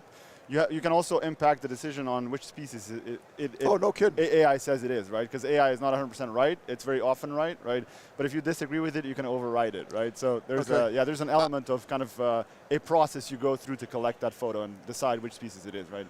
Okay, so I can put bird. How long is that bird seed going to last-ish? That really depends on how many birds you have, of right? Course. But it can be a day, 2 days, or it can be a week, right? Okay. That's really up to. And I can put all kinds of bird seed in this. Yes, any bird seed you want, you can put it in. Okay. Yeah. And can we pop the camera out? I have a bunch of questions about that. Sure. So obviously the first thing is, how do we keep this charged? Obviously there's a C port here where you're going to charge it up at day 1. Yeah. And I put it back, and it depends on how many photos it takes, how many video it takes, how quick it's going to drain the battery, the temperature outside, all that's going to be calculated. Now, how long average would you say? So on roughly? average, as of today, it kind of 5 to 7 days, something like that, on a single charge. But then we're also selling a solar roof add-on. Okay, that's so you can actually pipe it in, and then if you have enough sunlight, it'll just charge it indefinitely. Okay, right? so if we're in a place like where I live, Arizona, there's no issues. There's no problem. Yeah, okay, what about when I go back and stay in Boston there, and I have rain, sleet, snow, hail, and all that stuff? I mean, that really depends on how much. So we've had customers in Canada use it at like minus 40 degrees Celsius, right? That's cold. So, and even more than that, and it survives all of those conditions, right? Really? Yes, it does, but it's I would advise against it because it does impact the battery kind of life. Oh, yeah. Right, lifetime. So, but anyway, it's a very durable device, right? That can survive all sorts of weather conditions. Okay, now is this technology yours, the camera itself? So we've built everything custom, but we've bought, off-the-shelf components like So camera modules and sensors and all that are bought from third-party suppliers. So there's no local storage on this. There's no, SD drive or any micro anything like that. This is a contained, closed unit. Yes, yes. Okay, and there's no adjustments for this. So it's all kind of built in. You don't have to make many. You don't have to be a choices. photographer. You don't have to be a photographer or a professional, right? Yeah, what resolution is the camera? It's roughly 4K. It's a still, right? And it takes up to 1080p video. Does it really? Yeah, yeah. And how long is a clip? Do I have? Can I say a 1 minute clip, a 5 second clip? No. Who knows how long the bird's going to be there? Right now, what happens is actually the whole burst time is the video for you as well, right? Oh, so no it's kidding. like 1 minute, 30 seconds, something like that is the duration of the video you'll get with each notification, right? I see. Yeah. And tell me, what's the price point of this? So it's $199 for the main unit. The solar roof add-on is $59.99, and we sell a couple of mounting options like the wall mount, fence mount, things like that. Okay. Yeah. So the whole unit would be. So yeah, I would advise you buy the main unit with the solar, and that would be $259.99. Yeah, I would. I mean, I haven't tested the unit out. I don't know. This is a prototype, as I'm understanding it. This is an actual unit. Oh, can you actually buy these now? Yes, you can buy it. Yeah, I didn't know that. Yeah. We've shipped 100,000. Well, you better tell your folks at the booth. I'm getting interference. Definitely getting interference. I can't even hear. I think you have to put it the other way around. I can't see. Yeah. Okay. Well, it's like this. Here we go. Okay. Yeah, I had some other interference in the phone. No I didn't know that because I was at your booth and they said no, it's just only a prototype. They're not for sale. The hummingbird feeder is the prototype. This is the real deal. You can buy this now. We've shipped 100,000 units last year. Yeah. And how you doing with the product? Amazing. Yeah. People love it. I mean, even in terms of the content that's coming out of it is beautiful. The community is lively and they love to engage around birds. How do these hold up? Very well, very well. I mean, if you want, you can go to live.mybirdbuddy.com and actually see a live view of the network and see public photos that are coming out there, right? Okay. So it's a Gen 0 product. We're kind of learning with the customer and trying to make improvements, right? But yeah, we're very proud of it. Yeah. Okay, and the hummingbird feeder? Hummingbird feeder is coming out this year. Okay. And initially it'll come out as an accessory, so for customers that have already bought the main unit. No way. Yeah, they'll be able to swap the camera out into the other one and just use it. Yeah. That's very, very good. Yeah, it's really cool. Yeah. It's great for the consumer. You already have the investment. Yeah, 100%. And we'll be also shipping other types of products that will kind of fit the same thing, right? I'm totally impressed. I commend you on a really cool, I love it. Thank you. Really cool, fun device. So all right. Thank you so much. Yeah, thank you. Will you keep in touch with us and let us know how 100%. it's going? Can you give your contact information to Enza? Oh, yeah, we'll do that. And, if you like, I would love to have you back on the show after CES is over so we can spend more time and we'll look at some photos. 100%, I mentioned this product on my show about a month ago. Nice. And I couldn't believe I must have had 60, 70 people say, where can I buy it? Where is this? And I didn't know. I didn't know that it was for sale. It's on mybirdbuddy.com. That's where you can buy it. For whatever reason, I didn't know. Yeah. And also live.mybirdbuddy.com, you can see beautiful images of birds in real time. Yeah. Okay. That's awesome. Thank you so much for showing up. Me. Appreciate it. Awesome. There you go. Thanks. Yeah, bye-bye. Okay, folks, I think that is going to wrap it up for me today. Yes, no, Kurt? Okay, and I am going to ease on down the road. I'm definitely taking my water. I'm going to take my phone. And I'm sorry? Marlo is up next after the break. Okay, Marlo is up next. And right now we're going to take a short break. Thank you so much for tuning in. I'll see everybody at 9 a.m. tomorrow. Oops. Help support our coverage with a free account on Privacy, the service that keeps you protected when shopping online. Get $5 to try it now by using promo code QZZ2J.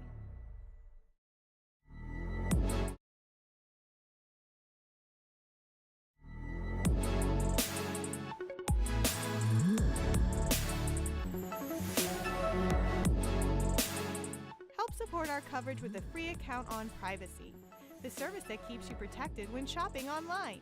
Get $5 to try it now by using promo code QZZ2J.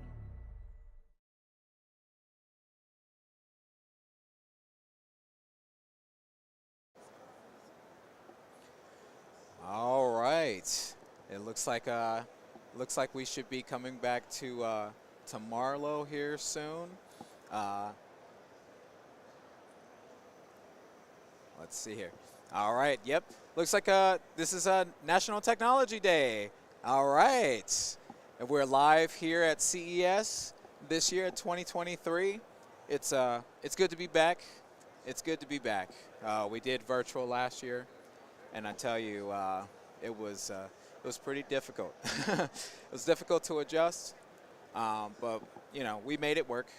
We made it work with what we had, and I think we put on a pretty good show. But good to be back here, and we should have Marlo coming on very soon.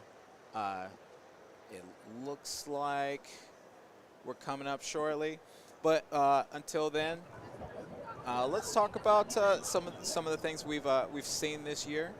Oh, it looks like we are ready to go. Marlo? Alante. Hey, what's up, How you Marlo? doing? Man, I'm doing doing all right. great. How about you? I'm doing great. I'm doing great. So, are we coming in okay? Yeah, it looks like we're coming in pretty good. All right, very good. So, hello everybody. Welcome to CES 2023. We're coming to you live from the show floor for National Technology Day. Alante, I couldn't be more excited about this year. I hope you're ready for a great ride this afternoon. 100%. I've got my pin to let you know I'm ready to go. I'm always excited about National Technology Day, and to be here with you to do this for my first time, I'm super excited. Well, wonderful. Well, we have a whole slate of exciting products to show off today here on the CES floor. So I think we're just going to get started. And Alante, if you're okay with this, I'd love to banter with you a little bit after each of the products that we talk about as we get set up for the next one. So are you ready to go for that? Let's go. All right, let's do it. Let's do it. All right, Jacqueline, how are you doing today? Thank you so much. I'm doing good. Well, I'm glad to have you here today. So thank you for joining us for National Technology Day. Thank you. And you're first up. So why don't you tell us who you are and what company you represent? Okay. My name is Jacqueline Nakao, and I'm working for Caltech Corporation. Okay. We are actually Japanese venture technology company, and we bring our luxury humidifier product this year, which is we made our transition from air purification to water. So this is a very, very unique humidifier. At least the design of it is, right? So thank you. Tell me about this. This is very cool. Thank you. Actually, this is we call it Uragi Junsui Premium Air. This is our first water purification solution, which built in this new product. Actually, it comes with two kinds of attachments. One of them is you can see we convert the tap water to the soft water with the dual cartridge inside of the top of the water tank. And then after the tap water passing through the cartridge just adjusts the water to be soft and lightly acidic, which is really close to your skin. And then our core technology comes with the photocatalytic system that's built into the tank, which can sterilize the germ or bacteria without the water getting bad. Yes. So you can use this like a water, the most to spraying onto your face. You can feel very safe and clean with the purest, And that, is that with this, or is that with the attachment you have here? Okay. Why we building two kind of attachment here for the consumers, which it's because we think that one of these you can use this with your family, and another one you can keep it with your personal usage. Like if you want after your shower time or your bath time, you can just use the personal beauty attachments to give you more like luxury or healing time. That because we believe that if you use the soft water, spraying on your face. It's really a best way to keep your house how to say very softly, very comfortable. Okay. Yeah. So then you would attach the stainless steel piece to this device, and then it sprays into your face. Then. Yes, Right? Okay. spraying into your face, and it's not the usually typically you have to maybe purchase some toning water or some more some like luxury cream to put on your face. But this one is you just need to use your tap water to make the soft water at your home, and then to achieve that moment with very comfortable time. Yeah. So what's the advantage of putting humidity into your home? Okay, we believe that with the best way to moderate the humidity in your room will be very our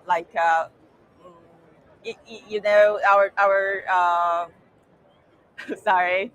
You're doing great. Yes, Thank you. Usually, especially in this kind of very dry air season, you can get maybe the breath issue or a cough or even your skin issue. Yep. But so we believe that if you just adjust or higher the moisture level of the room, also for your skin, that would be the best way to keep your health, being healthy. Right, Yeah. right. Okay. And these will be available. What are they coming out this year? Yeah. Yes, I'm so excited that you can find it in the U.S. market. It will be available in the March of this year. Yes. And there will be find more, detailed partners to come. Yes, and this is really we are happy to deliver our final product. Also introduce our core technology in the really in this kind of technology show. And how do we find your product then?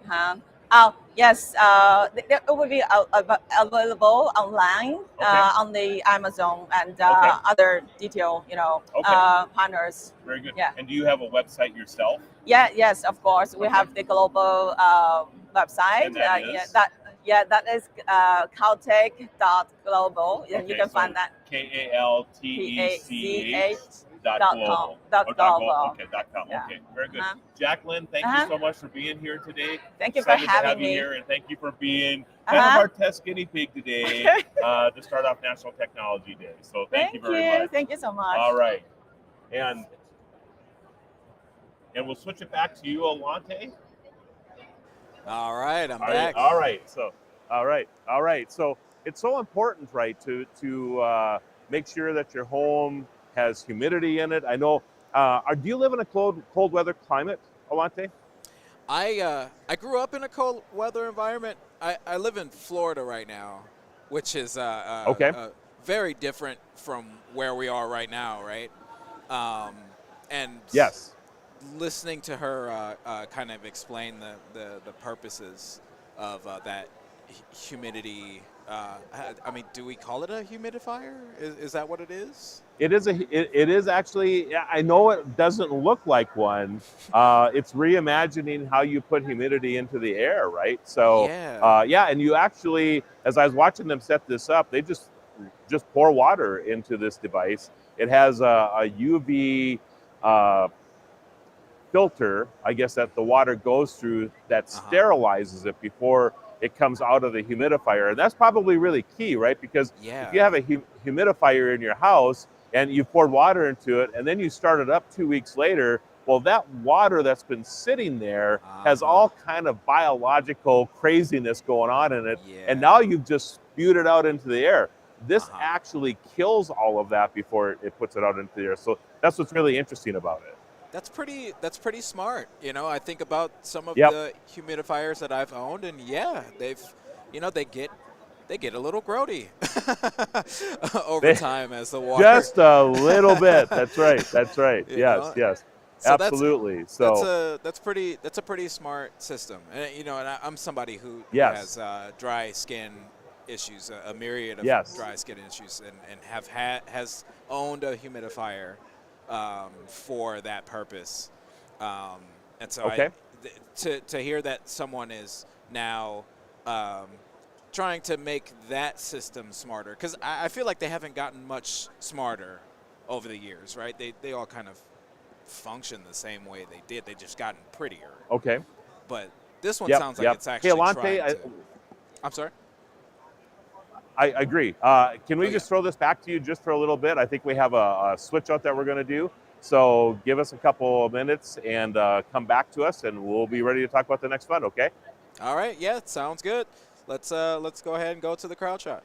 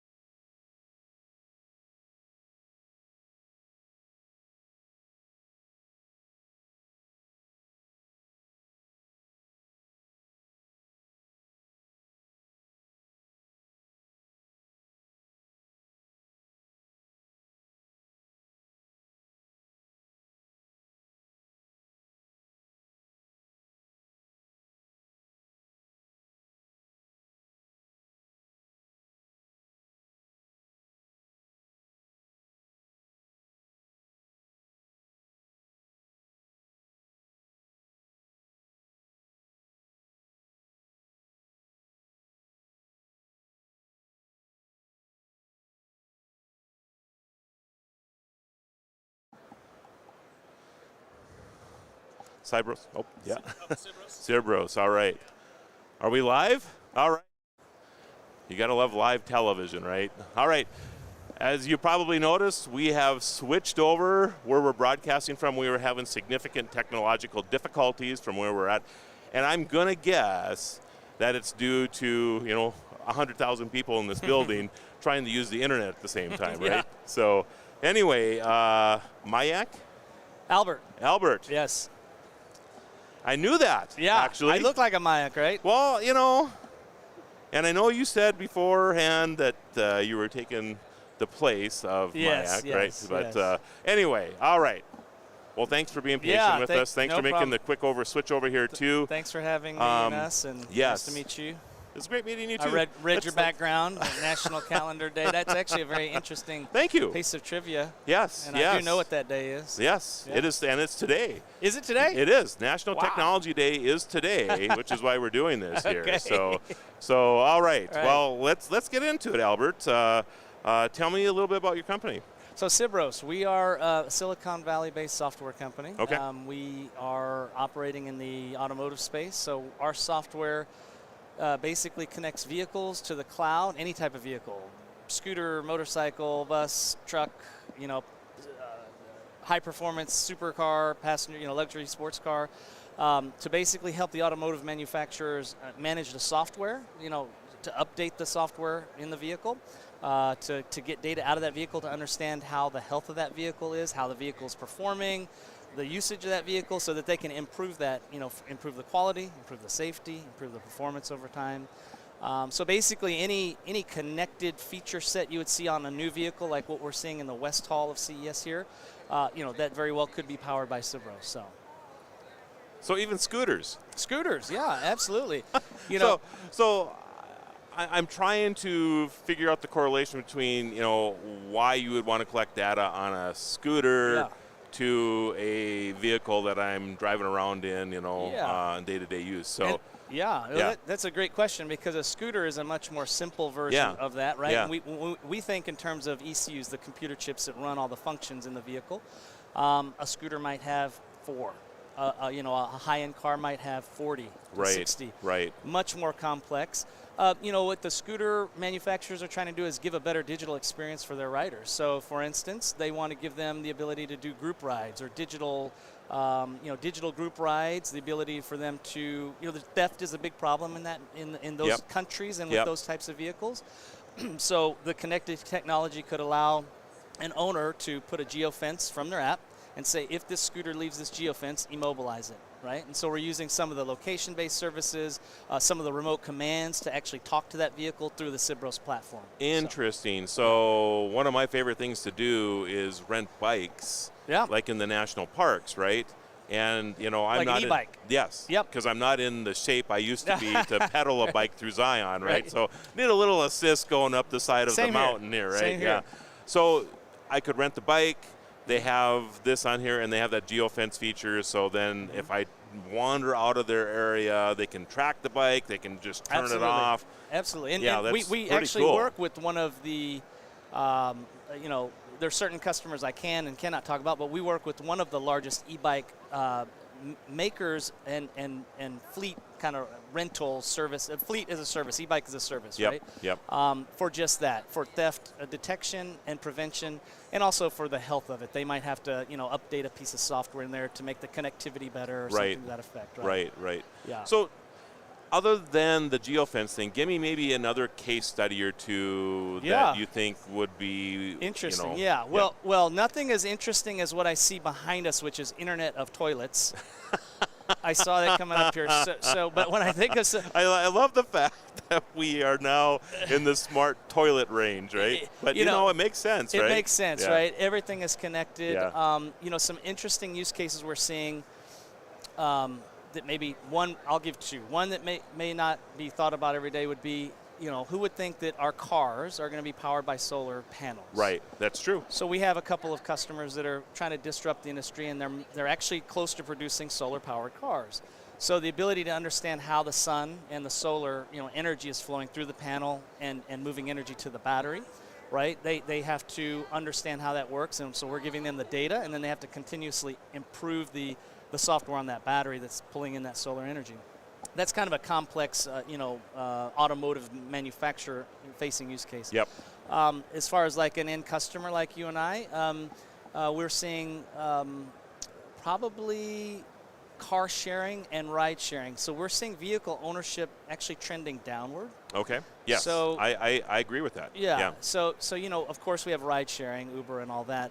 But a trend that we're seeing is, okay, I might buy my car, or I want to pay per use of my car. I want to pay per ride. Yep.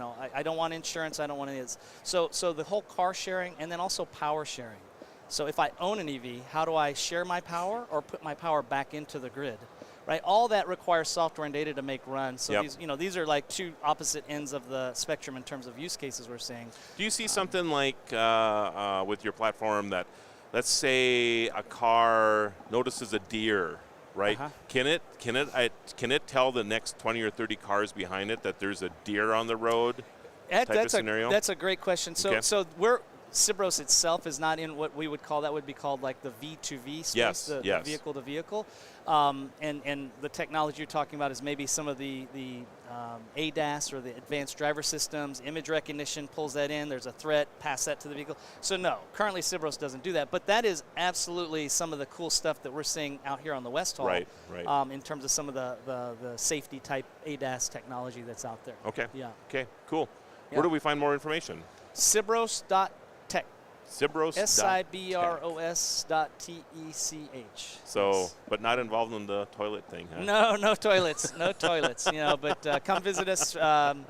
You know, I don't know if anyone's here watching that's at CES, Yep. but we're in the West Hall, and Yep. there's some really cool stuff there. You Yep. know, a 100-ton Caterpillar dump truck that drives itself, and Isn't that amazing? it's crazy. Who would have thought that we live in an age where artificial intelligence can drive us around, Yeah. can write our term papers now, and help me get out of my lease. You know, I mean, these It's are the crazy. things that are going on right now. It It's really is, crazy. yeah. But yeah. I enjoy it, and enjoyed being on your. Yeah, on I your appreciate show. appreciate it, Albert. So Yeah. thank you for Marlo, joining us today for thank you, National sir. Technology Yes, Day. absolutely. Get out and celebrate I'll with, do with that. some type It's of Friday. technology. That's Yes. true. That's Okay. true. Thanks, Yeah. Albert. Thank you. All right. And that was Albert with Cybros. Cybros dot. I think it was tech, wasn't it? Cybros.tech? Tech, yes. All right. Yeah, go check them out if you're interested in anything with, connected, I guess, mobility, right? I mean, whether it's a scooter or a bike or a car, they have some technology that will help you along if you're developing some of those things. So check it out.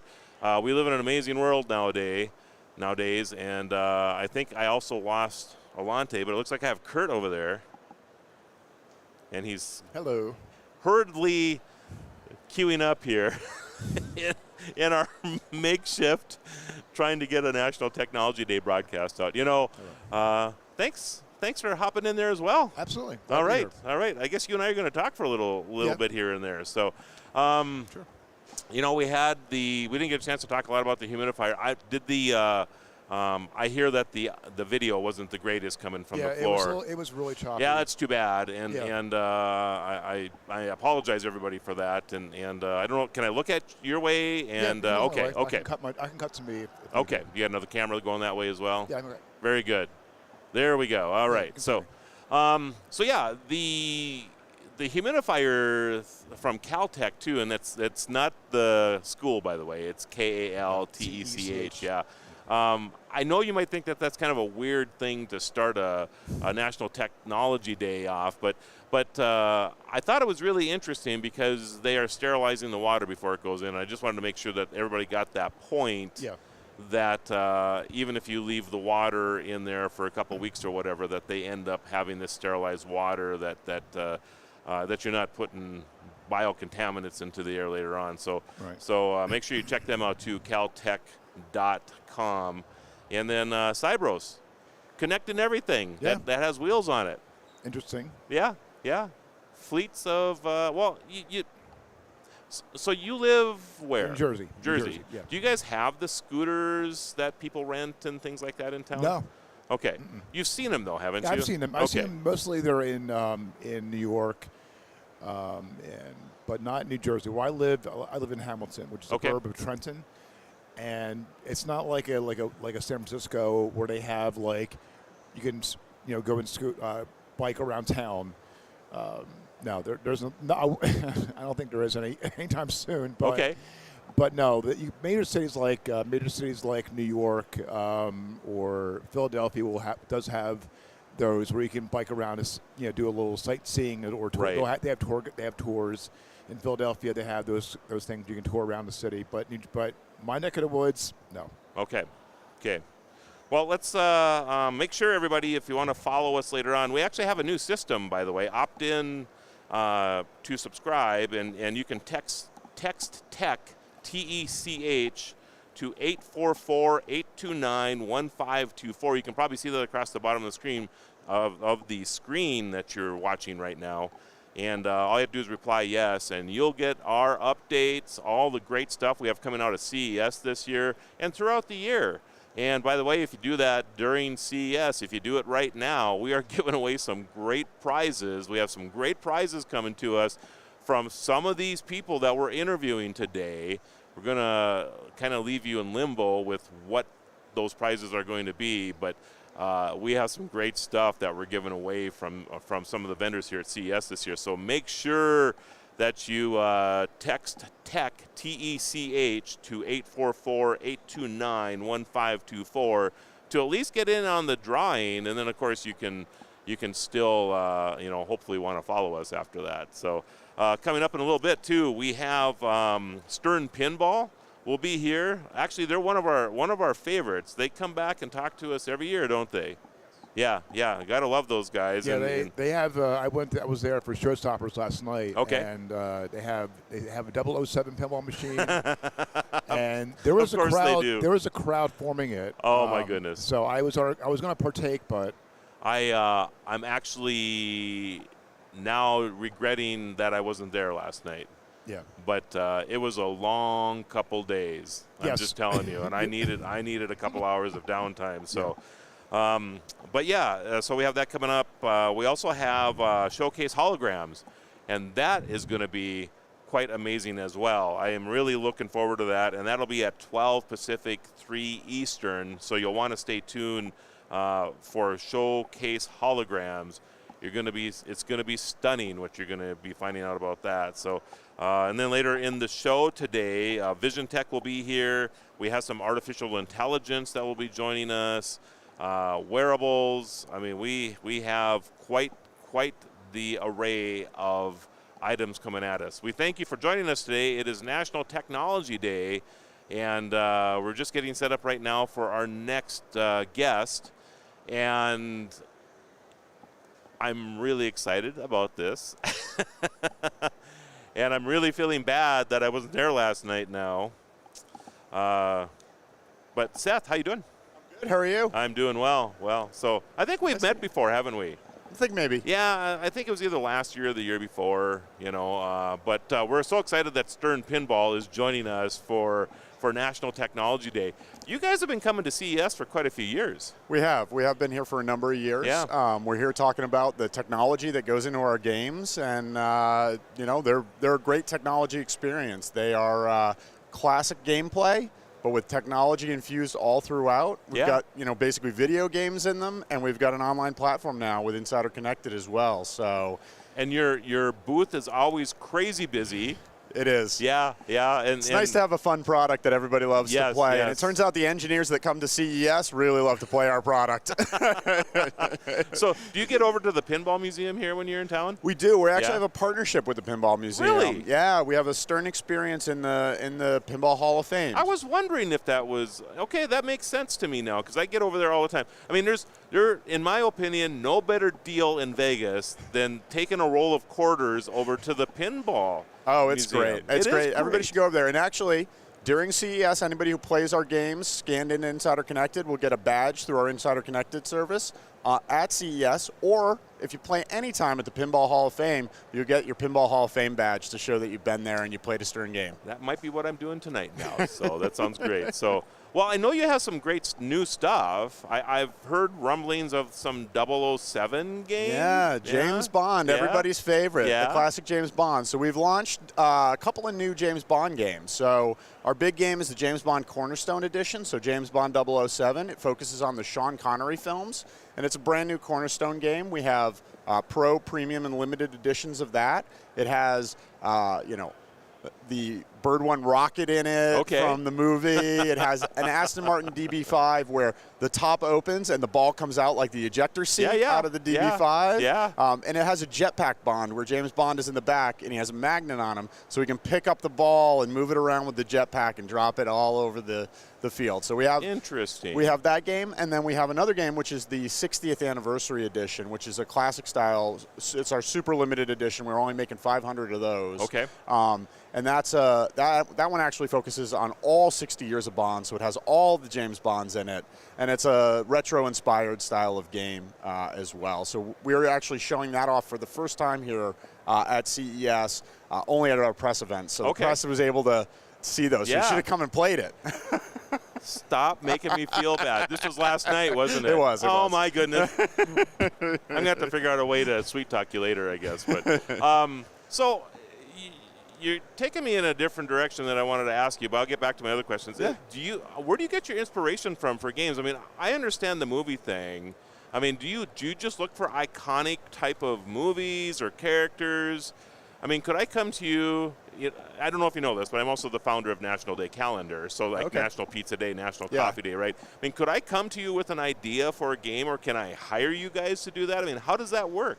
Yeah, so We are lucky enough to be the biggest company manufacturing pinball machines out there. Yep. So one of the great opportunities that gives us is to work with the world's absolutely best IP. And Okay. we do that all the time. I mean, our games are James Bond, Yep. they're Marvel, Star Wars, Jurassic Park. You know, we do a lot of great bands as well. We just did a game with Rush earlier this year. Yes, yeah. So, you know, part of the way we come up with games is to think about, you know, what is great in pop culture, what works for our fan base, what expands the fan base to a broader audience. So we really spent a lot of time thinking about that, and it takes us a couple of years to make these games. So right now we're having conversations about what should we be making in 2026, right? So that's kind of the time frame we're Sure, on. sure, And sure. it's sort of like, you know, what films are going to be big and resonant, what's classic and new, Yep, and gets, yep. you know, our products are really for people of all ages. A kid can go down to an arcade and play the machine for a couple of bucks, right? Or down to the Pinball Hall of Fame for 25 cents. Right. And you know, or an adult can buy these and put them in their home. And 70% of our games now go in the home. A lot I of was people going to ask think, you that next. Yeah. A lot of people think of us as, oh, it's always just a commercial product. We are predominantly a consumer product these days. Interesting. Yeah, like I said, 70% go to people's homes. Which is why the themes are so important too, because I 100%. love James Bond, and I'm just itchy to get to your new James Bond. It really game, has and I to would be a put it in, theme, that people want to bring into their home and Right, bring into their right. house and have there, because it's gaming, it's art, it's all those things. And we like to say it's the ultimate gaming experience. You know, your Xbox or your PlayStation is great. Those are Right. wonderful games, but it doesn't have the feel. You can't get your whole family around it Yep. quite the same way that you can with a pinball machine. Yeah. So, you know, National Respect the Lima Bean Day, right? I think this should be a pinball game, because that National Day is perfect for pinball. It is. It might be a little niche, but Just it's a little good. niche. There's 18 people that like them, you know. So, just saying. So, how do we find out more information? Where do I buy the James Bond pinball machine? So sternpinball.com would Okay. be your best place to find more information about the game, or find dealers in your area. We work through dealers predominantly. These games are pretty heavy, so people like to tend to like to have them Sure. delivered to their home Sure. by somebody. Sure. And our dealers will help you out in your local area. Do you have a list of them on your website? There's a list then? of them on the Okay. web. You go to the website. You can go to the James Bond game. It'll be right there at the top, and it'll say buy a game. Okay. And it'll give you a list of people you can go to buy them from. Cool. Am I missing anything? Anything else you want to say? No, I don't think so. I mean, we're Okay. just hoping everybody gets connected and joins the community. That's right. Oh, so tell me about that. Yeah. I mean, is it about when I have the high score in my James Bond game, I can compete against other people now? What does that mean? You got it. So your pinball machine now knows who you are. And actually every pinball machine knows who you are. So if you go to the Pinball Hall of Fame and you scan in, it'll be, oh, hey, how are you? You know, welcome. And you'll be able to track your scores. We now give achievements. It's funny. People have been playing pinball for a long time. We're like, I just go for score. Right. But, you know, younger folks that are getting into pinball, they're like, I get achievements on my PleStation or my Sure, Xbox. sure. I expect it here. And it adds a layered depth to playing the game. And so we have that, and then we also have leaderboards and competition. Okay. So there are both local and global leaderboards. So you can compete against everybody in the world, see how good you are, or in your local location, you can compete on the leaderboard. So right here at CES, we have a leaderboard for CES. So we're going to see who's the best at CES Interesting. at the game. Yeah. So you can we have the ability to do both. And so your local arcade or bar could have it, Yep. or you could play against everybody in the world. So when I have my own game, can I set the sensors so I can bump them a little hard, or how does that work? Yeah, it's a little bit of honor system right Is it? now. You know, look, pinball is a very physical object, so not Yes. everything is totally locked down, Yeah. but we do our best to keep them. And you know what? I will say our community is great, and they do a pretty good job of self-policing around. I swear that's you why I know. have arthritis, because I play pinball so much, and I would always, I won't get into that. But it's been great having you on the show today. Thank you very much. Thanks for joining us for National Technology Day. So, all right. Thanks, Seth. Take Bye. care. All right, everybody. Get over to Stern Pinball. You got to check these guys out. Of course, they're one of my favorite companies, and it's just because I'm a pinball addict. So I have a hard time walking by any pinball machine without dropping some money into it. So, Kurt, how about you, man? Are you a pinball man too? Casual pinball fan. Casual. What does that mean? I didn't know there was such a thing. Meaning that I haven't played in a very, very, very, very long time. Did you have a game? Did you have one when you were a kid, maybe, that you played a lot, or? To be honest, not really. Okay. I would go to, and for people who know anything about malls, called Spaceport. It's an arcade. in various malls. It's called Spaceport. And it's basically a space shuttle theme, and they have video games and a vast array of pinball machines. So I didn't really have one set, one set pinball machine. I played them all, and I loved the ones where they loop and they bounce and like these little tricks they do. So, yeah. Very cool. Very cool. So again, thanks everybody for joining us. It is National Technology Day. I am your guru of geek, Marlo Anderson, playing dual roles today because I'm also the founder of National Day Calendar and helped bring National Technology Day forward a couple years ago. Excited that it's during CES, so we get to have a little fun with all these people who bring this amazing gadgetry and technology to all of our lives. Make sure that if you want to continue to follow us during this or after the show, all you have to do is text us now. This is pretty cool too. So all you have to do is text TECH, that's TECH, to 844-829-1524. That's 844-829-1524, and just reply yes. We'll have some great prizes. I'm not going to tell you what they are yet, but we're going to have some great prizes coming to you from CES. And you never know. You know, maybe it's that James Bond pinball machine we were just talking about, or that humidifier we were just talking about a little earlier. So you just never know what we're going to be giving away. But make sure you get in for that drawing. I see Kurt's over there already signing up. Yep. Hey, can you scroll that across the bottom by chance? We don't have a way to do it from here. Okay, wasn't sure what are you know, and for those of you just joining us, we were on the floor and had significant technology difficulties, so we are back into the Tech Podcast booth space. They were kind enough to let us take over their space here so we could continue the show. So we're not at full capacity, I guess you could say. They were gracious enough to jump in here and help us out. So the Tech Podcast Network, make sure you follow them as well. Plug Hits, yes, PLUGHITZ. You got to check those guys out. Oh my goodness, they are dedicated to letting you know about the latest in technology. They're absolutely wonderful. So go check them out as well. Andrew. Hi, Marlo. So good to see you. Good to see you. Yes, yes. Thanks for joining us for National Technology Day.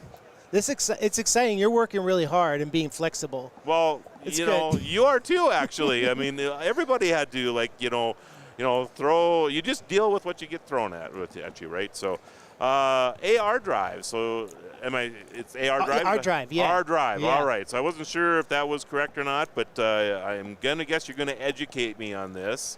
I would love to. All right. So tell me a little bit about your company. So we do decentralized storage, right? So let's say I took a picture earlier of you doing your presentation. Okay. And you can store it on the permaweb. And it uses a blockchain technology called Arweave. And so it's decentralized, it's permanent, and you're able to access it forever. It's uncensorable. And so we have a mobile app for Android, and we also are working on our iPhone one. Like you're going to get the internet in here. I'm sorry. Well, no, we were like, oh, well, this is exciting to show off. Like these are my teammates walking around. So if you put it right here, oh, yeah. I think you can you get that, Kurt? Thanks, Kurt. Maybe lay it down like on the, is that better? Or tilt it up? Like so. All right. So these are my teammates, Jonathan and Anthony, walking around. Okay. And we just took a picture, and we uploaded it through our app to the permaweb, which means that you can't delete it because it's stored on it's decentralized and stored on a bunch of different nodes. So it's pretty exciting because it's the first permaweb app where you can store on Web3 through a mobile device, which is kind of cool, storing data. It will never disappear. Never disappear. So you're scaring a lot of people right now. I'm just telling you. So why is that so important?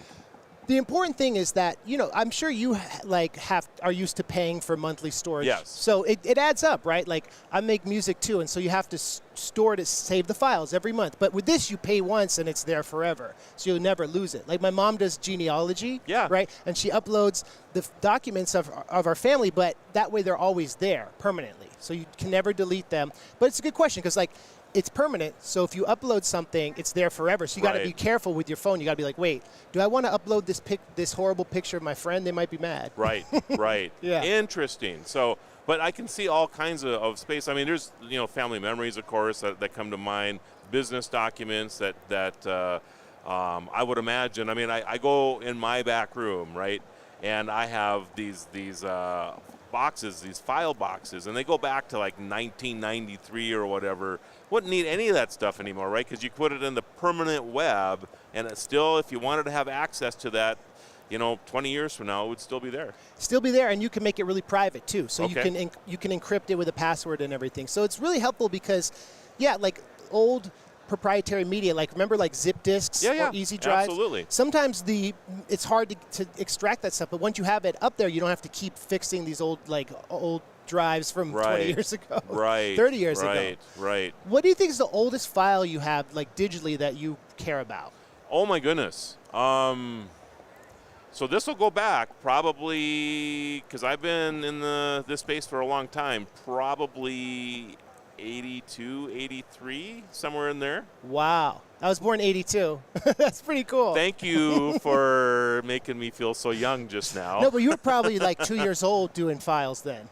Yeah, exactly. That's exactly right. So, no, I'm remembering so I bought my first computer in 1982. Oh, it's tight. What kind was it, though? It was an Atom. Oh, I can't believe I can remember this. So it was an Atom that you hooked up to your television. I mean, it was like a cable, coax cable that you plug into your television, wow. right? Yeah. So there was no monitor. I mean, no monitors that we would call monitors. There was the like the green luminescent or the black and white or whatever, right? But you'd plug this thing in, and then it ran off a cassette tape because there was no hard storage. So I mean, there was I'm sure you've seen the reels back in the day, right? Yeah. And there were, of course, before that was punch cards. And so this company had come up with a way that you could use a cassette tape off of your portable cassette player that you'd plug into the microphone on this thing, and it would actually send the data this way. And you'd break the tabs off the cassettes so that they would run the same speed both directions. Oh. Crazy setup, but it was really, really cool. And the thing that was wonderful about it, again, can't believe this, but they had a printer that came along with that, and it was a daisy wheel printer. If you ever remember the old typewriters where you type like this and it would hit the A and it would strike the A? Yeah. This is the printer. That's tight. So it was like they took an old-fashioned electric print or typewriter and converted it to be a computer printer. And for the life of me, and at the time, dot matrix was the big deal. Yeah. And I could never get over the fact that the daisy or the daisy wheel printer didn't become a big deal because the dot matrix was so terrible. And but anyway, but it was a lot quieter, and I think that's why people went that direction. Would it take a while to load it when you put in the cassette? Oh my goodness! They go. But you have to remember that there Yeah. was nothing like GUIs or anything like that. Graphic user interfaces. It was just all text on the screen, and so it would take a while to load. But whatever. But I guarantee you that if I think I have some of these cassettes in a box someplace, Yeah. and I also have a memory of my daughter. She accidentally plugged in a headphone into the microphone jack on my stereo one time, and she actually recorded, "Is it working, huh?" And I have that voice, so I would want to keep that forever, right? So we should help you with that if you want, because you can take the wave, right? If you can put the wave, and I have all the equipment to do that. Yep. and then it's forever there, and it's private, and it's like.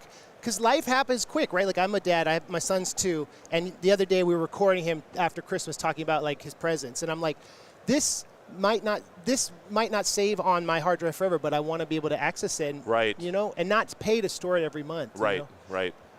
Yeah, it's interesting. That's really, really cool. It's fun. So it's a one-time pay. I mean, how is that the only way you monetize this then? Is through the one-time payment of archiving that like memory or whatever, or how are you? That's a good question. Okay. So it's like our drive uses layer 2 technology, right? Because Arweave is the blockchain, or they call it the block weave, which is about 5 years old. And we've developed this thing called the Arweave file system, RFS, which makes it so it's kind of more intuitive. So it's, for instance, you can upload the files and move them around to different folders. You can easily create different drives like this and then put them in different folders. You can rename them. Here's one we did from our trip to Portland, and you can organize the files in a way. Oh yeah, sorry. Right there. That's okay. Through the Arweave file system, and you can preview the files. So it's kind of like when I think a good example is like when Xerox first had the mouse. You know, when Xerox created the first operating system where you could use a mouse, and then Apple saw that, and it made it conducive. Oh, how's that? Nice. So, yeah, it's tight. So it's exciting because the Arweave file system. Turn it this way a little bit so that there's no glare. How's that? There we go. Right there. That's it. Perfect. Thank you. Yeah, this is the team. This was in Portland. I like this picture.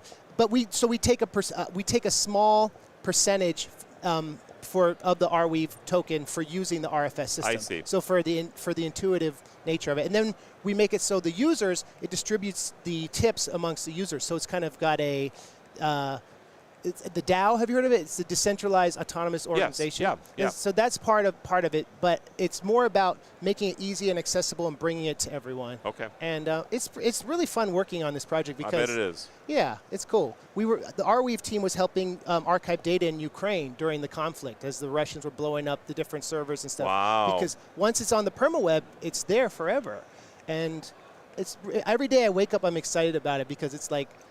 Data is ephemeral, but if you can find a way to distribute it and make it work and have access for everyone, it's super cool. And that's why the mobile is so exciting. And that's why it's interesting to hear about your stories and how you've had different media exposure and different technology and how your story, you want that saved. You do, and I'm not the only person that way. I mean, you and I won't get into my background a little bit, but obviously I have a little background here with saving memories and things. And did you know that the VHS tape at one time was more popular than the telephone? I didn't know that. 98% of all homes had a VHS player in the 90s, and only 95% had a telephone. So having that ability to watch not only movies, but to record those memories that people had of their children or whatever was so important. And there's 10 billion tapes just in the United States alone that are sitting in closets or whatever of these memories. So this is, I know I'm getting you a little excited about what you're doing now. So my guess is you and I are going to have a conversation after this interview because there's a lot of stuff that you and I can collaborate on.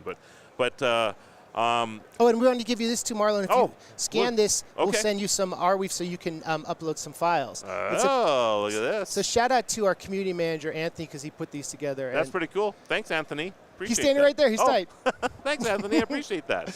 And how do we find out more information about our drive? You can go to ardrive.io. And that's AR, by the way. ARDRIVE.io. And we also have a YouTube channel where we do a lot of videos that explain the tech. Okay. So it's a lot of fun. And we're on TikTok, too, so that's fun. Interesting. So you can go on there. You can sign up. You can start saving things to it if you want. And do you have a lot of businesses doing things with you right now? Yeah, we had a tax accounting company called Mina in the UK that does cryptocurrency tax accounting, and they were using it. There was a Grammy-nominated producer named BT who did a whole project called The Orb. So like our business-to-business arm is developing, and it's been pretty cool training people and onboarding, helping with archival projects. So we have a lot of people we're working with, and it's really exciting. And I think that's the business records thing could be just huge. Because, again, I mean, and even when you store stuff digitally, I mean, this stuff takes up space after a while. Or you just have to, you keep buying bigger hard drives. Those things fail all the time. And, yeah, you just, it sounds really, really great. So yeah, we don't have time for that. We need to save it and make it easy. That's right. That's exactly right. You're a good interviewer, Marlo. I appreciate you. I've never heard that before. I don't mean to embarrass you, but you ask really thoughtful questions. Well, thank you. That's cool. I think what you have going here is really cool, and I look forward to talking to you again in the future. So appreciate it. Pleased to meet you. Thank you for your time. Enjoy National Technology Day, by the way. Get out there and do something techie today. Oh, yeah. Okay. That's sounds good. All right. Thank you. Check that out, everybody. AR Drive, and very, very clever way to archive your most important memories, your most important documents, whatever you want to do, and it's permanent. It will always be there, which is kind of scary maybe a little bit, but there's things that we all have that we don't want to have perish on us, hand it down from generation to generation. Business records like we were talking about, I think is really important. So ardrive.com, go check them out. Wow, Kurt, I don't know. My mind is spinning after that one. Ditto. Yeah, it's pretty cool. It is pretty cool. So I like being in this seat, by the way. I get cool free stuff. I'm waiting for the car to show up, though. Yeah, right. Do you think somebody will bring a car later? I don't know. And you get a car, and you get a car. Yes, and you exactly. Get a car. You know, I think Elon is showing up pretty shortly, right? With Teslas for all of us? I hope so, supposedly. Yeah. Supposedly. I'm just saying, I heard rumors. Elon, you know, you can show up anytime. It's all good. Right. Yeah. As I swallow some water in the microphone, that's just always lovely. Sorry about that, everybody. But you're joining us for National Technology Day. I'm your guru of geek, Marlo Anderson, and founder of National Day Calendar, all rolled up into one to bring you National Technology Day. I want to thank our teams, by the way, everybody that's putting this together here, Plug Hits, the podcast network, TPN network, they're here as well. Back home, National Day Calendar. They have been working hard to make sure that this broadcast would go without a fault. Unfortunately, you know, it all fell back on me. And actually, I have to say, I mean, we had some technology difficulties earlier. I am sure, as with most years here, that our challenges were internet related. And we just couldn't get a decent feed from the floor, so we had to move up into the tower booth here, and that's where we're at right now, and we'll finish the day here. So thanks again for joining us for National Technology Day. If you want to follow us, and we also have great prizes, by the way, so we're going to be giving away some amazing prizes for National Technology Day. Make sure you text TECH, T-E-C-H, to 844-829-1524. That's 844-829-1524. Grab a pen and paper, everybody. I'm going to read it one more time so that you can write it down. It's 844-829-1524, and just text TECH, T-E-C-H, to us, and you will be in for those drawings as well as notifications from the Tech Ranch. And all of your other friends that are bringing this to you from CES 2020. I keep doing this, Kurt. It's 2023. 2020. Hey, welcome to 2020. I mean, it sounds like, what's the show? 2020, right? Yeah. Yeah. You know, it's we're in touch, so you're in touch. We're just adding a few extra years onto that. Oh, my goodness. So we are actually, next up is our showcase holograms, and I am very, very excited. They're making their way up to the tower here right now. Have you seen some of the holographic things that are going on? No. I've been here at the studio pretty much for the past since, today's Friday. So okay. Yeah, it's Friday, right? Yeah. I'm trying to tell back. I've been here since Monday night. So it's hard to believe it's Friday already. Actually, yeah. To be honest, I was at Showstoppers last night. I went down to Rico Park for like a half hour. Yeah. I haven't even been there yet. So I know. For me, that's actually astonishing. I know, but so you were down there for a half hour? Yeah, I was down there for about a half hour. Explain to everybody what Eureka Park is. So Eureka Park is basically it's startups, and I've kind of akin it to Shark Tank. So if you watch Shark Tank and you see these various companies, brand new that are starting out, and they will pitch a product or an app. Majority of it's products. And that's basically what I think Eureka Park is all about. They were looking for investors to invest in their company. Yep. And also, obviously, they were looking for us, to have to interview them. That's basically it in a nutshell. And and that's how we kind of our coverage is. Want to know more about that? How did it come about? Not necessarily the price and when availability is concerned, but you know the story behind the product, what became of it, and that's basically what the majority. And then there's also Rico Park. There's also pavilions. There's France, which is huge. Love the French pavilion. It has grown. I've been here since 2018, and those pavilions have grown a lot. Yep. Well, Eureka Park, I think Eureka Park, is it 10 years that they started? Something like that. And it was just in a couple of small rooms. It used to be like 30 booths or some crazy thing. And then they outgrew that. They went into another room. And now they have the whole basement of the Sands Venetian Convention Center, which has to be 500,000 square feet. I mean, I don't know for sure, but it's huge. It's huge. And you have not just France, who's basically overtaken it, but also there's Italy, Korean. Yep, Switzerland, Norway, Canada. In fact, I think, did you see that Canada's up here? No. Yeah, there's a couple of countries up here. So my guess is that they're out of room downstairs and they're pushing people up on top now. It wouldn't surprise me, Kurt, in a couple years that all of this convention center will be just Eureka Park.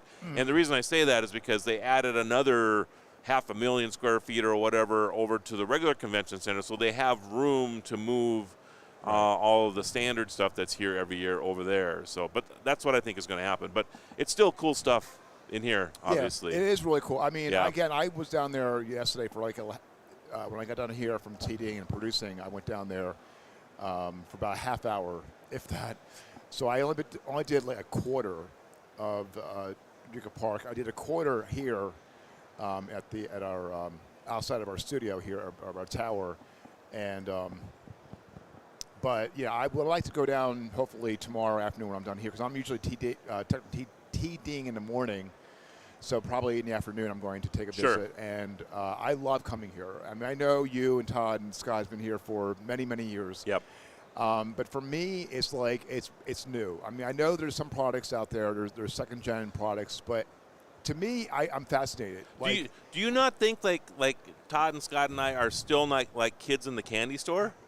Of course we are. Yeah, absolutely. I mean, it hasn't changed. No, I know, but you guys. The only really thing that's changed is that I don't have any hair left. I was looking at a picture the first year I covered CES 21 years ago, and I had curly hair everywhere.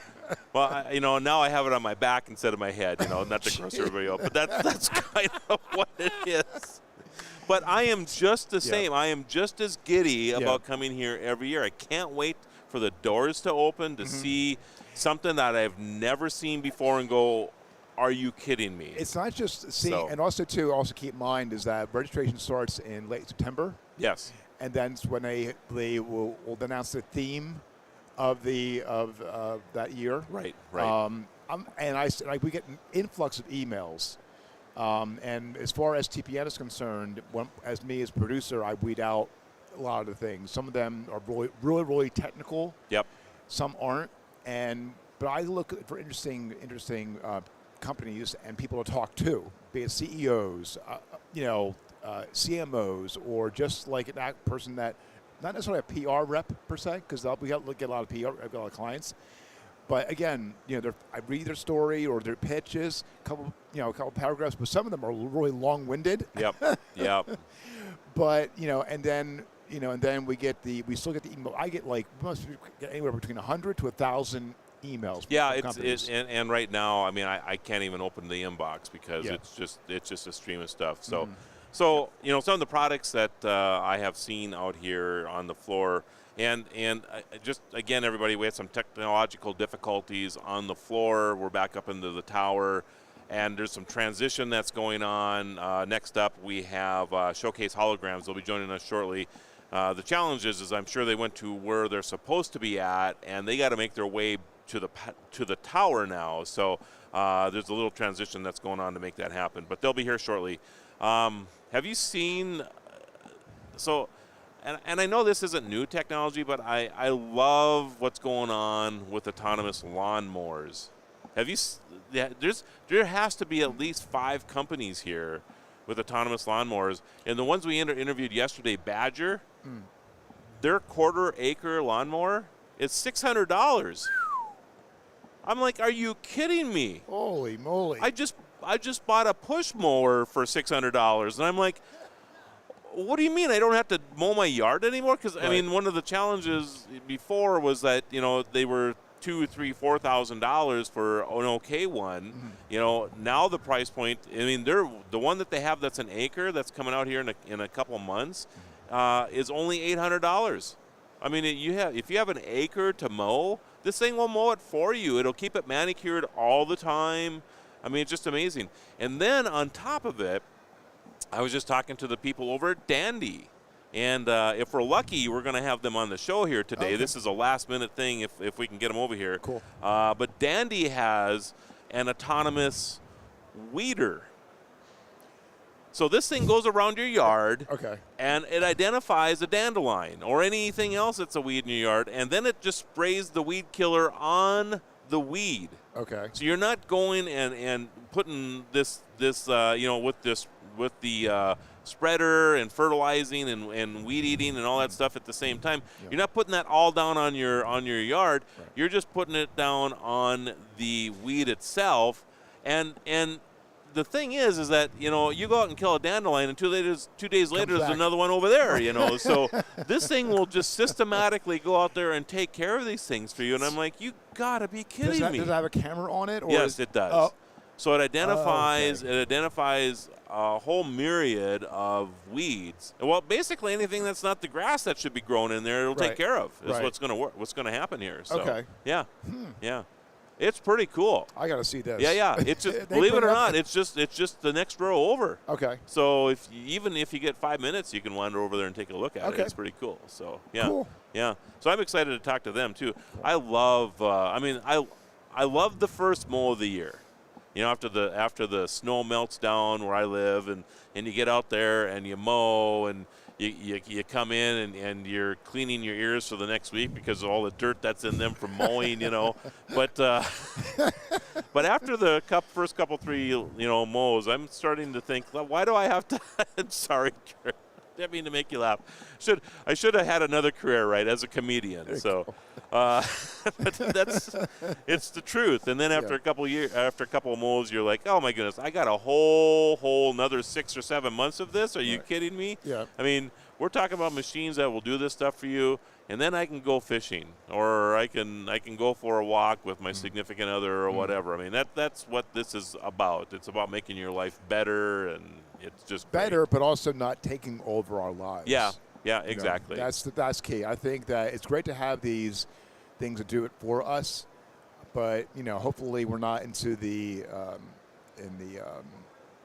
to the point where it's going to take over the the world and everything be automated. Right. Exactly.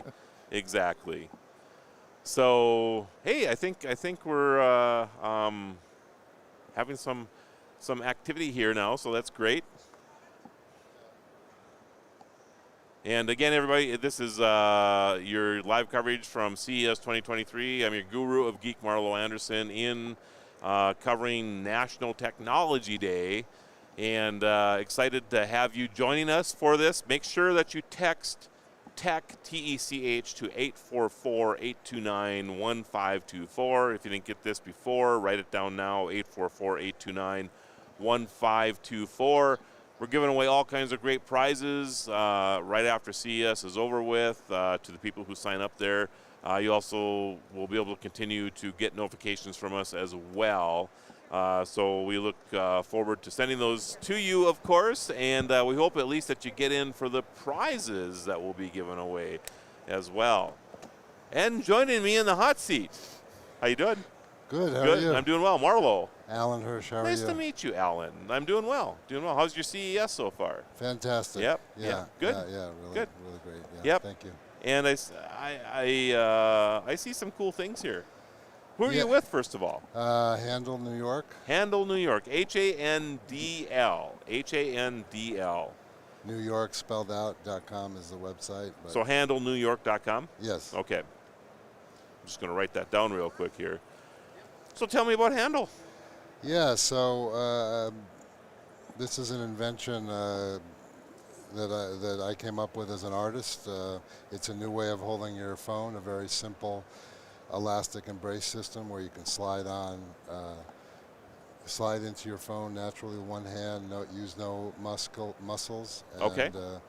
And it also converts to portrait and landscape stand. Well, isn't that clever? And yeah, so we have a lot of interesting designs. We had the rectangle on the market in major retailers, and now we launched our new round. Okay. Which also has a elastic brace, patented, and the stand as well. Okay. Yes. Okay. And we are. I'm going to put this like. I don't know. Can you get that, Kurt, like that? Oh, we're on video? Yes, we are. Okay. Hi, everybody. I didn't know. I wasn't sure. I was describing it. All right, I shouldn't have. Never mind. Picture's worth 1,000 words. Oh, anyway. you're making me laugh now. That's hilarious. Right. You just got thrown into this, didn't you? Yeah, it was the last minute, like 2 minutes ago. So I'm a little. That's hilarious. So yeah, so we have our MagSafe now, which goes on like that. Okay. And we actually put a mirror on as a base, so okay. you can check yourself out without looking at a screen all the time. Okay. And again, it's designed to slide on with one hand, so you can be doing something else, and it's supposed to sort of fit in the groove of your lifestyle, where you just need your phone, grab it, do this or that, and no stress on the hand. So how does this? You see like the pop sockets or whatever, right? And you see those on a lot of different phones. Of course, this is significantly more classy, but give me the comparison between the two. When I developed this, I was not looking at any other accessory. I was just looking for the best solution of the hand, connecting the hand to the phone. Okay. The most flexible solution. So Pop Socket was actually created as a headphone wrapper.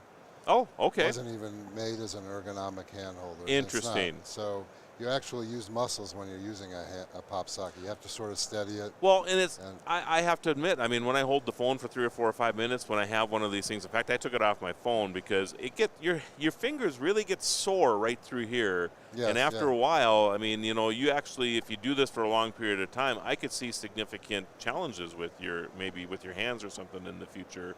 Because the lack of ergonomic design with it. Yeah. Here, you want to? Yeah. Absolutely. Just hold your so hand just down. like, okay. I like to do the top. Oh, two. I see what you're doing. Okay. So you have maximum thumb movement. Oh yeah. I got you. So you can text or whatever you need to. Then yeah. That's comfortable. Yeah.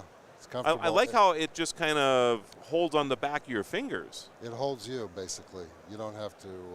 It's a hand holder rather than a phone holder. Yeah. Yeah, that's pretty clever. That's pretty clever. We're doing fancy ones like this. Okay. If you want to add some bling. Yeah. And we partner with Popple, which is a pioneering digital business card.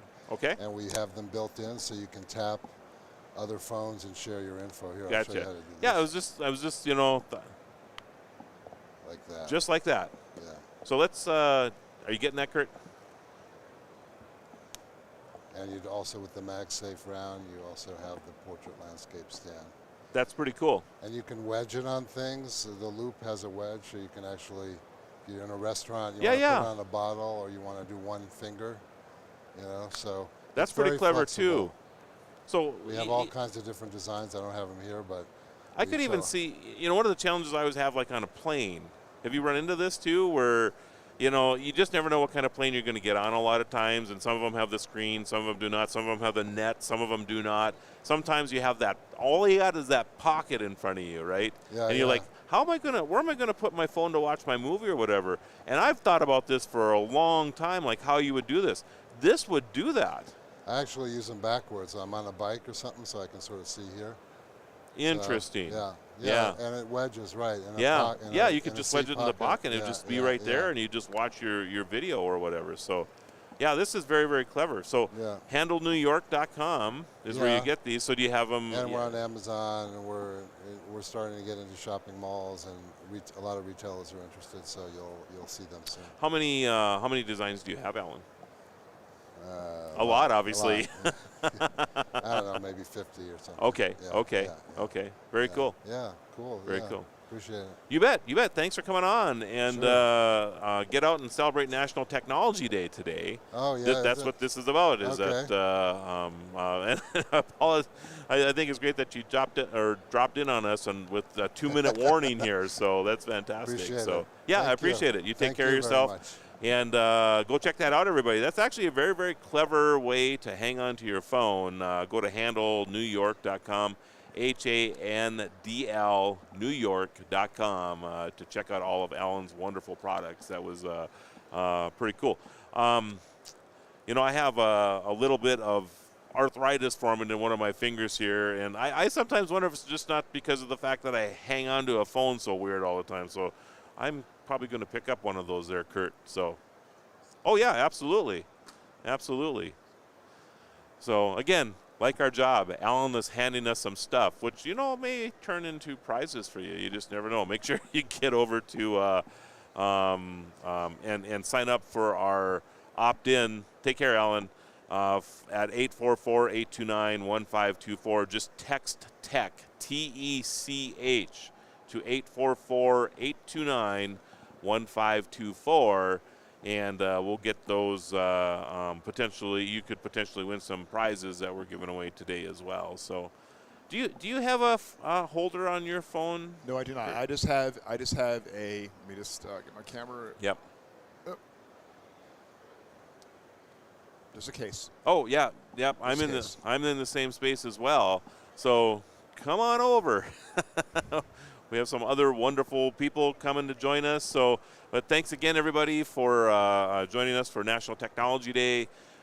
This is Marlo Anderson, your guru of geek, and a big shout out to all the people over at National Day Calendar today as well. It is National Technology Day, and they've gone through a lot of work to make sure that we're showing this on our website, on all of our social media feeds, as well as all of the other feeds with TPN and Plug Hits and all of those fun places that you can find this as well. So thanks again for joining us. And we have all mic'd up, ready to go. Is that good? That's good. Thank All you. right. Hello? Hello, how are you? I'm fine. Just And 1 sec. Yes, yeah, get That's yourself good. all situated there. Huh. And I think we have even more that we're going to show off right here. That's a big pot. Oh my goodness. This won't fit in my pocket. How am I supposed to steal this without you knowing? Sorry? How am I supposed to steal this without you knowing?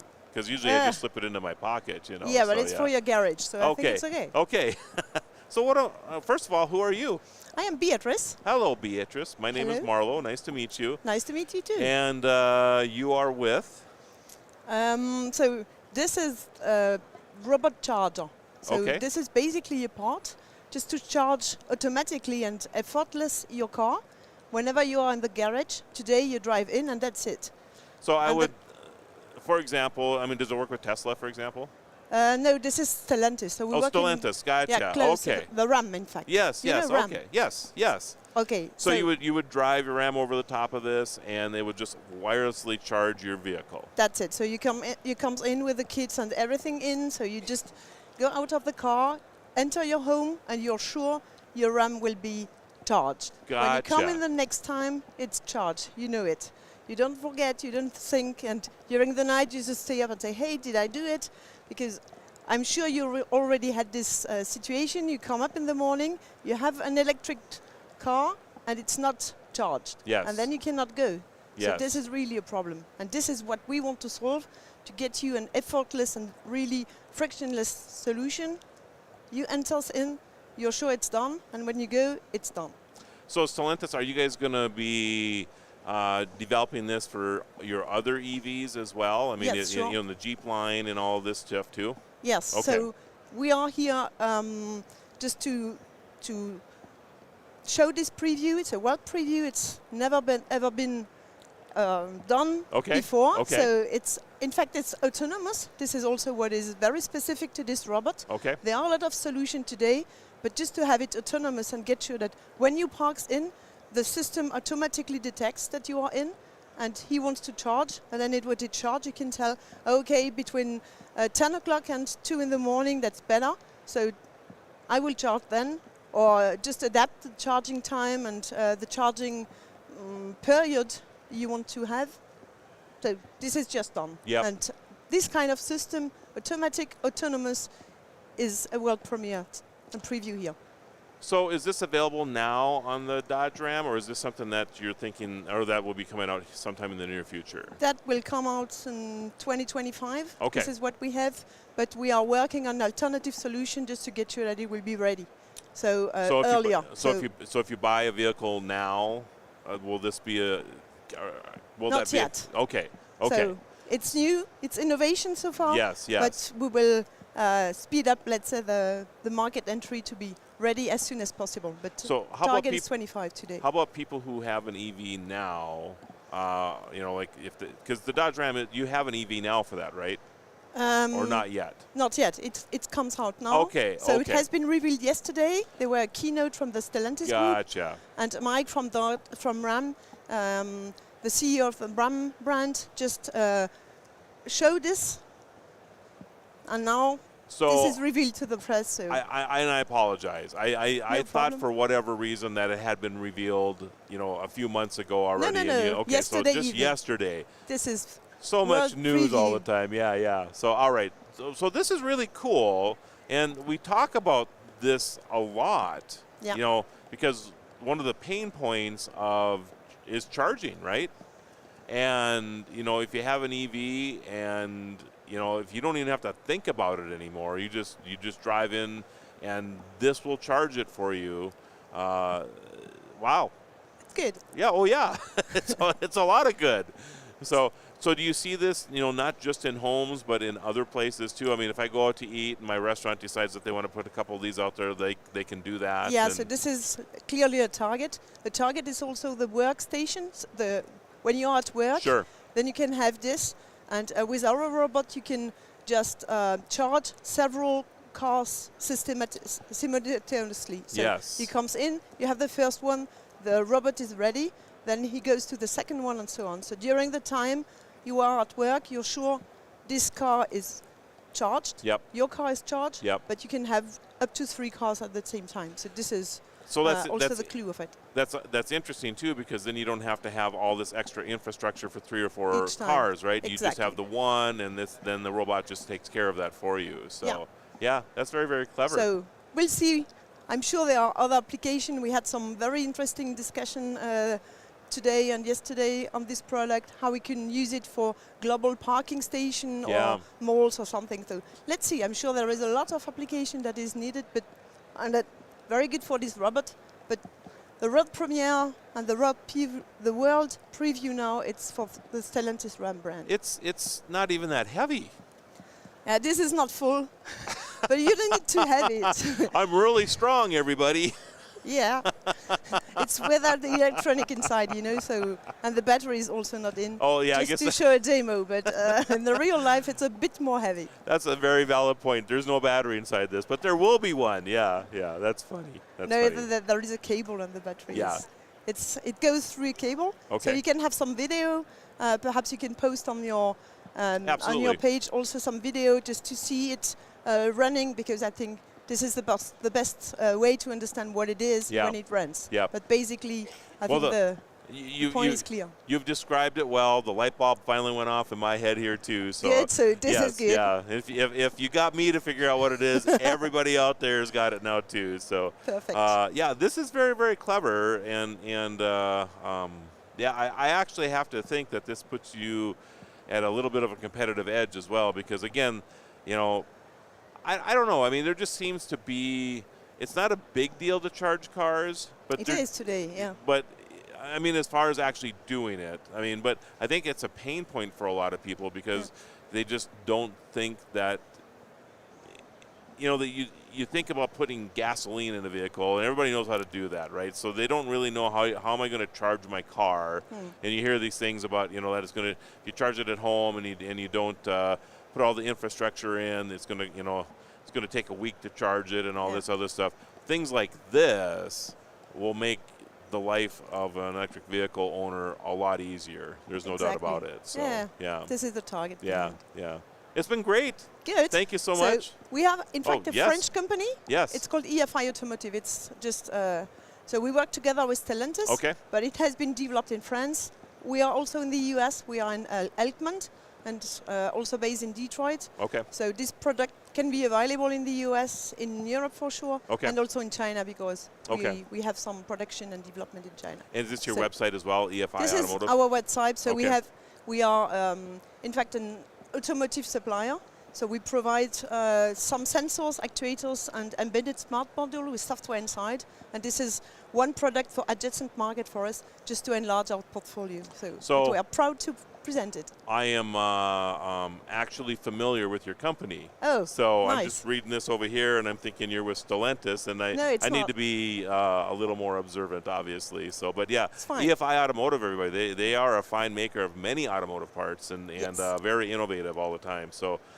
Thank you again for being on the show. Thank you very much. Thanks for lugging this up here to us so the world could see it as the world debut of this charging platform for Dodge Ram. So I appreciate it. Thank So, you very all right, much. take care. Thank you, Happy bye-bye. National Technology Day to you. So, and how about that? I hope everybody understood or got through my.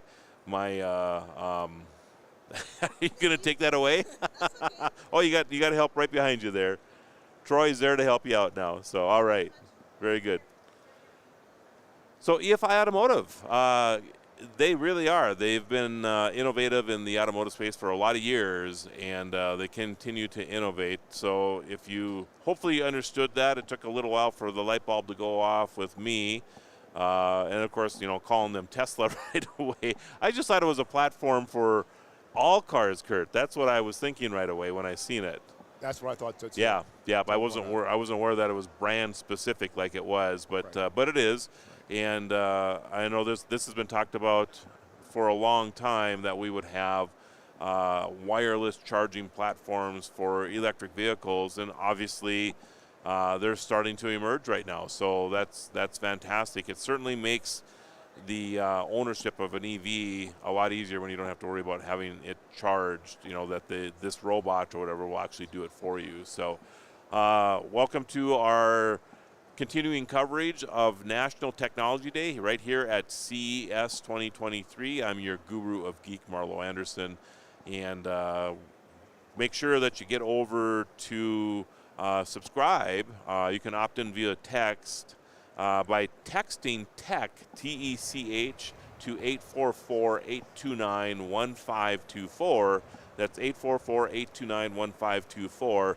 We're giving away all kinds of great prizes coming to you from CES. So make sure that you get in for that because we'll be giving away some great prizes a little bit later on. So, and good afternoon. Good afternoon. I see you have a furry friend with you. Yeah, this is a model for. So who am I talking to? To me. To me? So, yeah. All right. And what company are you with? I'm AI for marketing leader. Okay. Okay.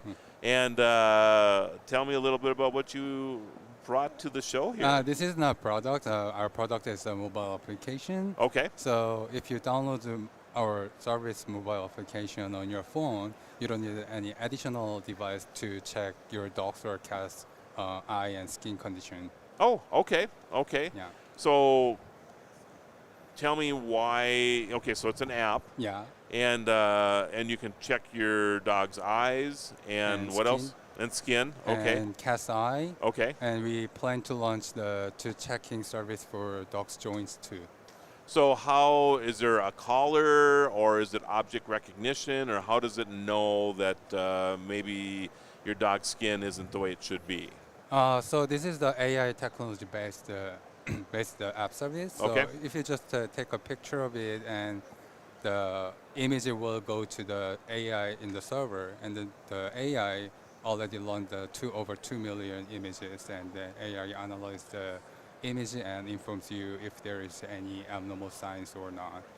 So this is an emerging technology, and I think we should probably explain to people, as I'm trying to get comfortable here, that, I'm just going to digress a little bit so everybody understands what we're talking about here. So artificial intelligence now has the ability to tell just by taking photographs sometimes, especially if they're in a series of photographs, is something that's going on with you, with your pets, or what have you, right? So it could detect minor skin colorations that have changed, which could tell a person that they have cancer, for example, right? And I would imagine the same is true with pets. Yeah, like we don't have like the detecting cancer. So I understand that, but this is kind of where the technology is going, right, and my guess is that you will eventually get there too, because as you gather more and more data, that you'll start to your artificial intelligence will start to see these things as well. But right now, it will do eyes on your pet. It will do skin, and what else again? Cat's eye. Okay. And then eventually, we plan to launch the dog's joints and teeth. Yeah. Anything else that we can do, like external things like with images and videos. So when you take a picture, I mean, are you? First of all, I mean, so the process works. What, you take a picture of your dog or your cat or whatever to start with, right? And then you send it in, and then do you like take a picture every week or whenever you want to, just to update, or can you determine on the first photo that there's something going on? So you have to take a picture every time, but we hope like users take a picture every week probably. Okay. So with the preventive care perspective, so if you find the abnormal signs, or like if you find the disease in early stage, you don't have to spend a lot of cost or time to solve that problem. So that's what we want. Right, Yeah. right. So, and the app is called? TT Care. TT Care. Yeah, TTCARE. Okay, yeah. and you can go to ttcare. Do you have a website as well? Yeah, website is ttcareforpet.com. Okay, ttcareforpet.com. I'm going to just write that down real quick. And in the App Store, it's just TT Care. Yeah, right. Okay. Get that down real quick there, so I don't forget that in the future. So yeah, and available both Android and Apple. Yeah, right. Okay, and I'm assuming there's a charge for this. Do you have a free version and a pay for? Basically, the subscription. Okay. Yeah. Gotcha. Yeah, for $4.99. Okay. We offer like 3 times free, and then if you subscribe our service, the first month is free as well. Okay. So $4.99 a month is not terrible. Nah. At all, to make sure that your pet is actually healthy. And yep. And then just to digress a little bit again, so you get the app, you take a photo like every week of your pet, and you just continue to do this, and it's just real easy to do. You take a photo of your pet, and then the artificial intelligence in your app will come back and say, hey, there's something wrong with the eyes, and then we'll make a suggestion as to it's time to take it to the vet, or will it actually help you, like, as far as care goes? I mean, do you get some notification as far as that too? No, not yet, but okay. we hope we can do that too. As you learn more, right? Yeah, right. Yeah. And then you will see that probability of the abnormal sign. Then if it comes like over and over, you should go to vet. Okay. Well, it sounds great. Yeah, Thanks, thank you. Timmy, for being on the show today, and get out and enjoy National Technology Day. I hope that you have a great CES, and thanks again for being on the show. Yeah, thank you for inviting me. You bet.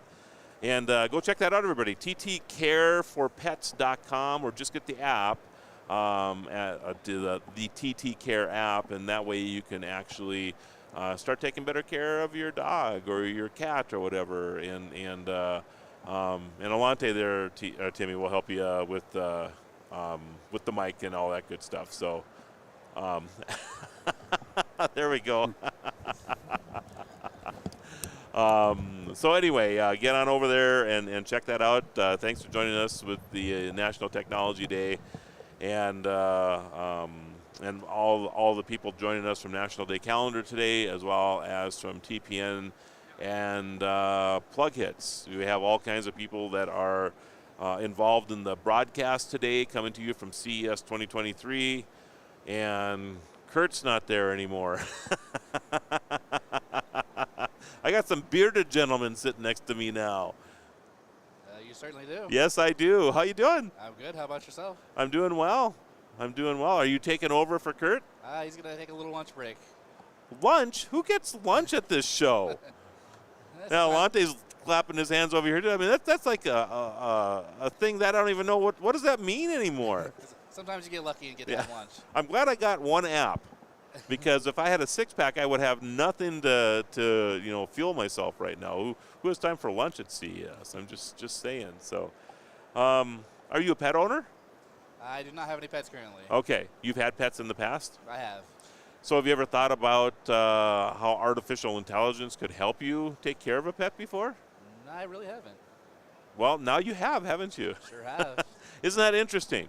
Yeah. So I've seen artificial intelligence, and you have to think about AI in a way that, how is it going to help humanity? And I truly believe that 2023 will be a year of disruption for all of us, because there are so many things coming out with AI right now that are going to be used in the general public. Artificial intelligence has been around for a while, but not in the kind of public eye like we're starting to see it. And it's just, there's so many things. It's just crazy.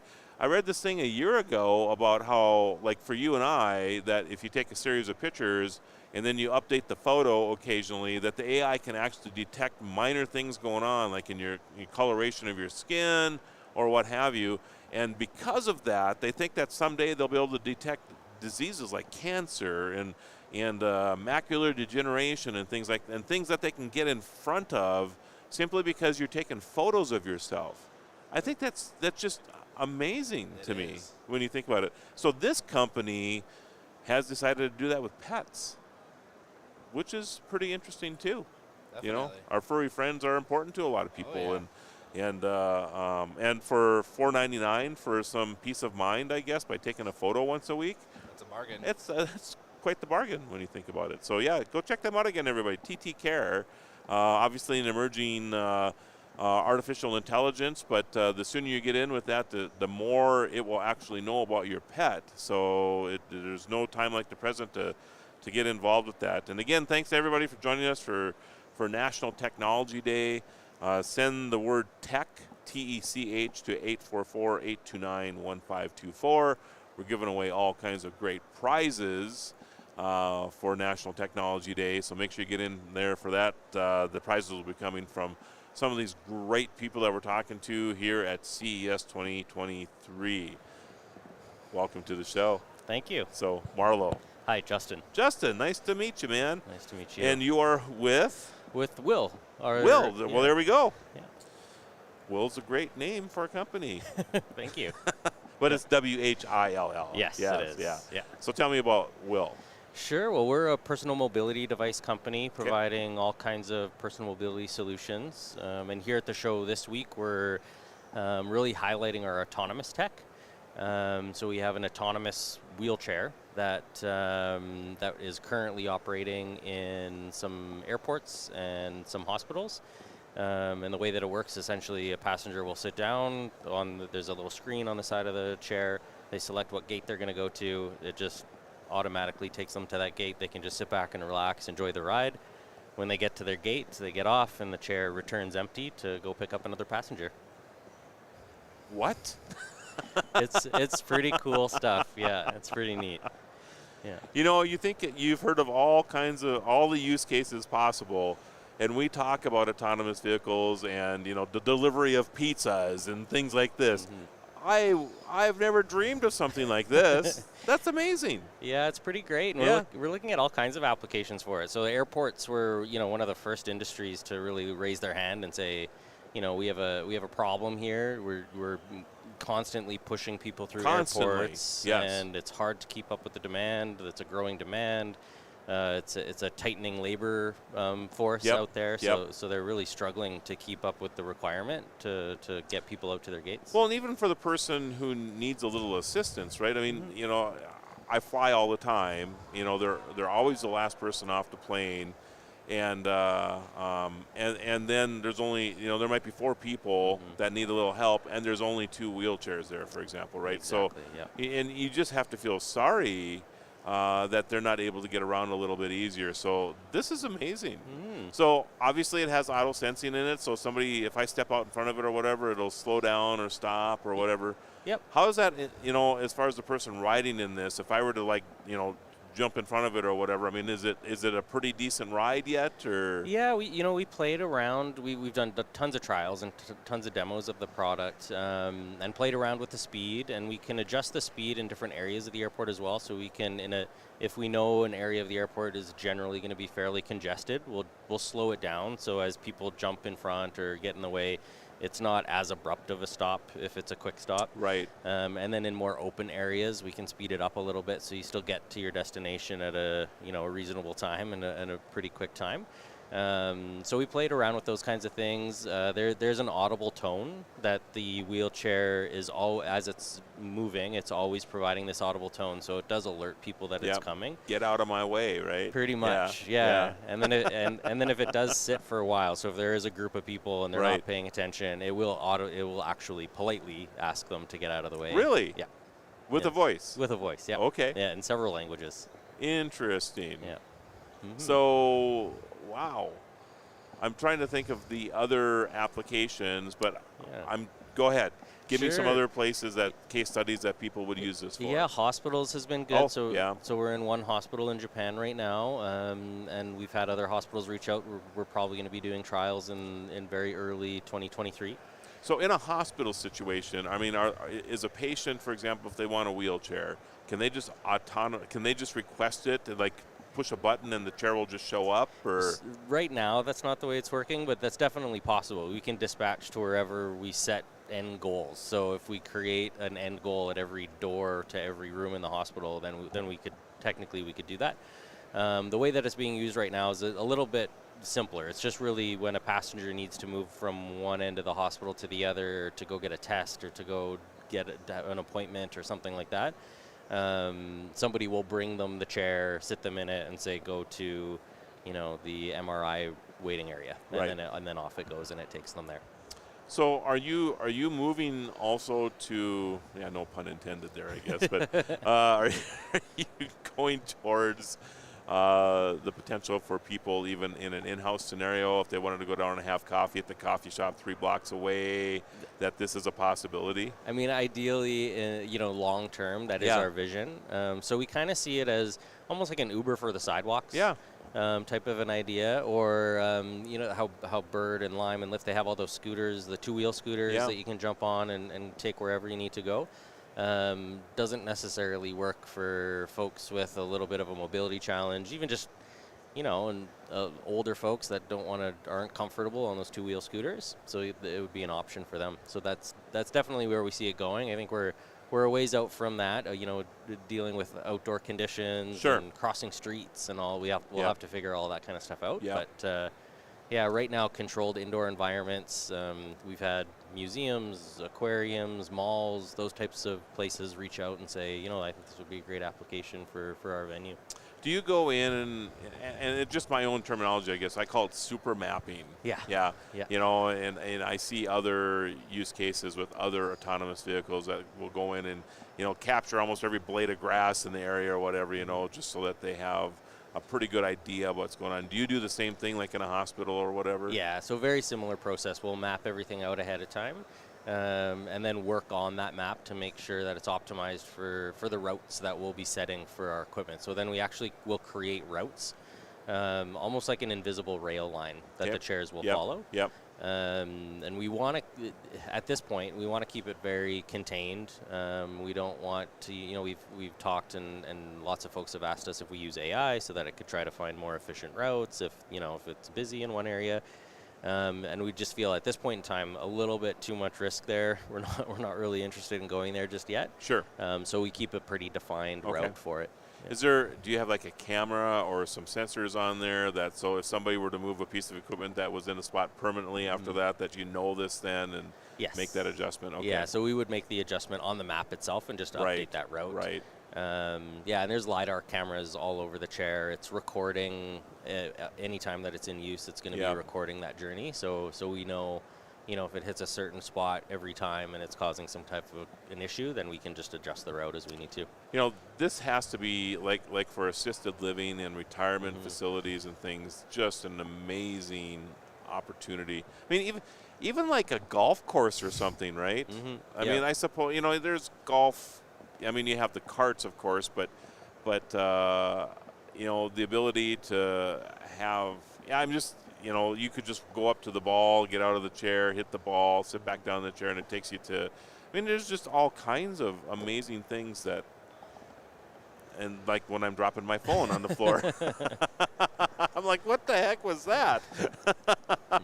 I was just making sure that we weren't falling the 50 feet down to the floor here. Appreciate that. Yeah, you're welcome. But that's very, very intriguing. So other products that you guys have. Yeah, so we started with consumer products. So we have a few models available today. We have our Model C2 and our Model F that you can buy retail at many retailers across the country and online. And we launched our first Model CI here at CES back in 2018. And that was sort of our biggest entrance product into the U.S. market, I would say. We had a couple products before that, but that was really the first product that captured a lot of attention in the U.S. market. And so the C2 is just the second generation of that CI that we launched here. And it's a great product. So we're, like I said, selling it retailly. The price point is generally, depending on the retailer, generally between $4,500 and $5,000. Oh, it's not even that bad. And it has our patented Omni wheels. So it's great indoors. It can do really tight corners. You can drive into an elevator and do a full 180 and drive out. You don't need to worry about doing a 26-point turn to get out of the elevator. I bet you have a problem with kids. Jumping on them, you mean? It's interesting. We do have quite a few dealers that work with pediatric patients. Yeah. And they'll actually, because of the design of our chair, it's very design forward, really tech looking, that younger generations tend to gravitate towards them. Yep. And so yeah, they'll adapt them to fit a younger child. I gotcha. But then we can also tone down the speed for them so they can't go too crazy. Well, I was just thinking like in an airport, and these kids see this vehicle that's just going through the airport on its own. They're like, how do I ride on that thing? Right? Definitely. And I would be one of those, by the way. And we do see it. So fortunately, it has a seat sensor. So because we've seen it where a kid will walk past it, see it like as it's returning empty, and they'll just jump on it. Yeah. And it'll stop, and on the screen it will ask them to get off. It won't move until until they get out of there. Yeah. Okay. Yeah. Cool. Yeah. Where do we find out more information? Our website's probably the best spot to go. So it's will.inc. That's WHILL.inc. Okay. And all the info for all of our products are there. Very nice. Very nice. Well, it's a pleasure having you on the show, Justin. Yeah. Really, really appreciate it. And, check out will.inc, WHILL.inc. And you can find out about this amazing mobile device and I should say mobile, not mobile, but for anybody who needs a little assistance with getting around an airport or a hospital or whatever. So, Justin, it was a pleasure. Great, thank you. You take care of yourself. It. All right. So check them out again, everybody. Will.inc, WHILL.inc. Thought I had heard of every case study for autonomous vehicles, but obviously that's not the case. That's really, really clever. And again, it's about, technology really stepping up to help those that need a little assistance here or there. And it's a great way for people who need to, get around a hospital, get around an airport. The airports have a significant labor situation right now, especially with trying to get people in and around the airports, helping people in and out of the, getting them around the, I'm sorry, it was just a little distracting because I'm excited about the next interview here. So, but before we get into that, first of all, I want to thank everybody for joining us today for National Technology Day. My name is Marlo Anderson, your guru of geek and founder of National Day Calendar. We're merging the two together today so we can bring you this continuing coverage from from CES 2023 for National Technology Day. Make sure that you sign up for our prizes. We're giving away great prizes from CES 2023. Some of the vendors that we're interviewing today are giving us some great prizes to give it away. So text TECH, T-E-C-H, to 844-829-1524. That's 844-829-1524 to be in that drawing, and just text TECH, T-E-C-H, to that number. So, all right. It's dandy time. How's it going? I'm doing well. Marlo. Doug, nice Doug, to meet nice you. to meet you, Doug. And I've been bombarded in my inbox from you guys. Sorry about that. No. Sometimes it's not good. Sometimes it is good. Yep. And this is an area that I personally have extreme interest in. So I'm excited to talk to you about this. So there's an initiative back in my neighborhood called the Grand Farm. Okay. And something I've been involved with since its inception. And the Grand Farm is about autonomous farming. Yep. What we can do to, from the time you get the ground ready to harvesting it, right? Right. And one of the things that we talk about all the time is weed control. Yeah. Okay.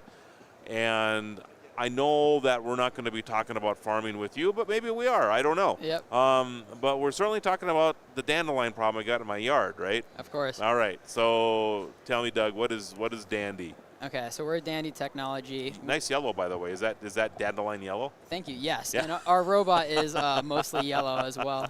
Sticks out in the yard. It looks Yes, really it nice. does. So we're Dandy Technology. We make a robot that goes and weeds your lawn. It's the first ever lawn weeding robot. And so it autonomously travels around in a nice pathing pattern, optimizes its coverage, looks at the ground with a camera, and if it sees a weed, it sprays it. It recognizes it's on grass, and it recognizes if it's over weeds, even mushrooms, and other surfaces such as mulch or concrete. If it sees those, it'll treat it as a boundary and turn around. So you don't have to put down like a geo or like the No wires. fence, no wires at all. Exactly. So this is all geofence then. Exactly. Our CEO hated how robot lawnmowers have wires, and that was one of our driving instructions was no wires, just a geofence. You open up your app when you set it up, you draw the perimeter, and it knows to stay within those bounds. That's pretty cool. Mhm. So does it look at the grass, and then if it's not grass, it sprays it? Is that how it works? Or, I mean, does it know that it might be a flower that you want to keep? So we've trained it specifically to look for weeds. We've trained it over 10,000 images of the most common weeds. And so, yes, weeds are its bread and butter. It hunts them out. It sprays them. Of course, if it's an anomaly in the grass, if it is a flower that looks like a weed, you don't necessarily want that because it might spray it. But it will spray weeds primarily. Okay. And how long has this been on the market now? We just started taking orders for it. Okay. It will be ready for ship in the next 2 months. Okay. Just in time for me to have one this spring, right? Exactly. Yeah. That's the point. So if you look at our website, our Kickstarter, it's available for order now. Okay. And what is your Kickstarter running? What is it running? Yeah, what's the cost of the right. of the Dandy? So we have a quarter-acre version, our entry-level version, and that's $6.99. And that we say a quarter acre. It really depends on the amount of weeds you have, but with the battery life, it lasts 3 hours, and so it should be able to handle a yard about that size. Okay. And then we have a larger version, the XL, and that is up to 1 acre, and up to 6 hours of battery life. And how much is that one going And for that's right now? $7.99. So just $100 more. Wow. Okay. And that's a larger tank for the herbicide as well. So when it uses up the herbicide, do you sell the refill for it, or is it something you can just go buy? Yeah, so it allows you to have the freedom to use whatever herbicide you want. Selective herbicide, the one that you can spray on your grass to be safe. Through our website, you can order common herbicides. We don't sell our own, but you can order through it, or you could just pick up whatever herbicide works best for you. So it just goes into the tank. Correct. Do you actually set the amount that it goes down onto the weed, or is that all predetermined for you? You don't set that in the app. That's predetermined. We put down basically the least amount of herbicide possible. One of our main advantages or talking points is that we save up to 90% of herbicide used.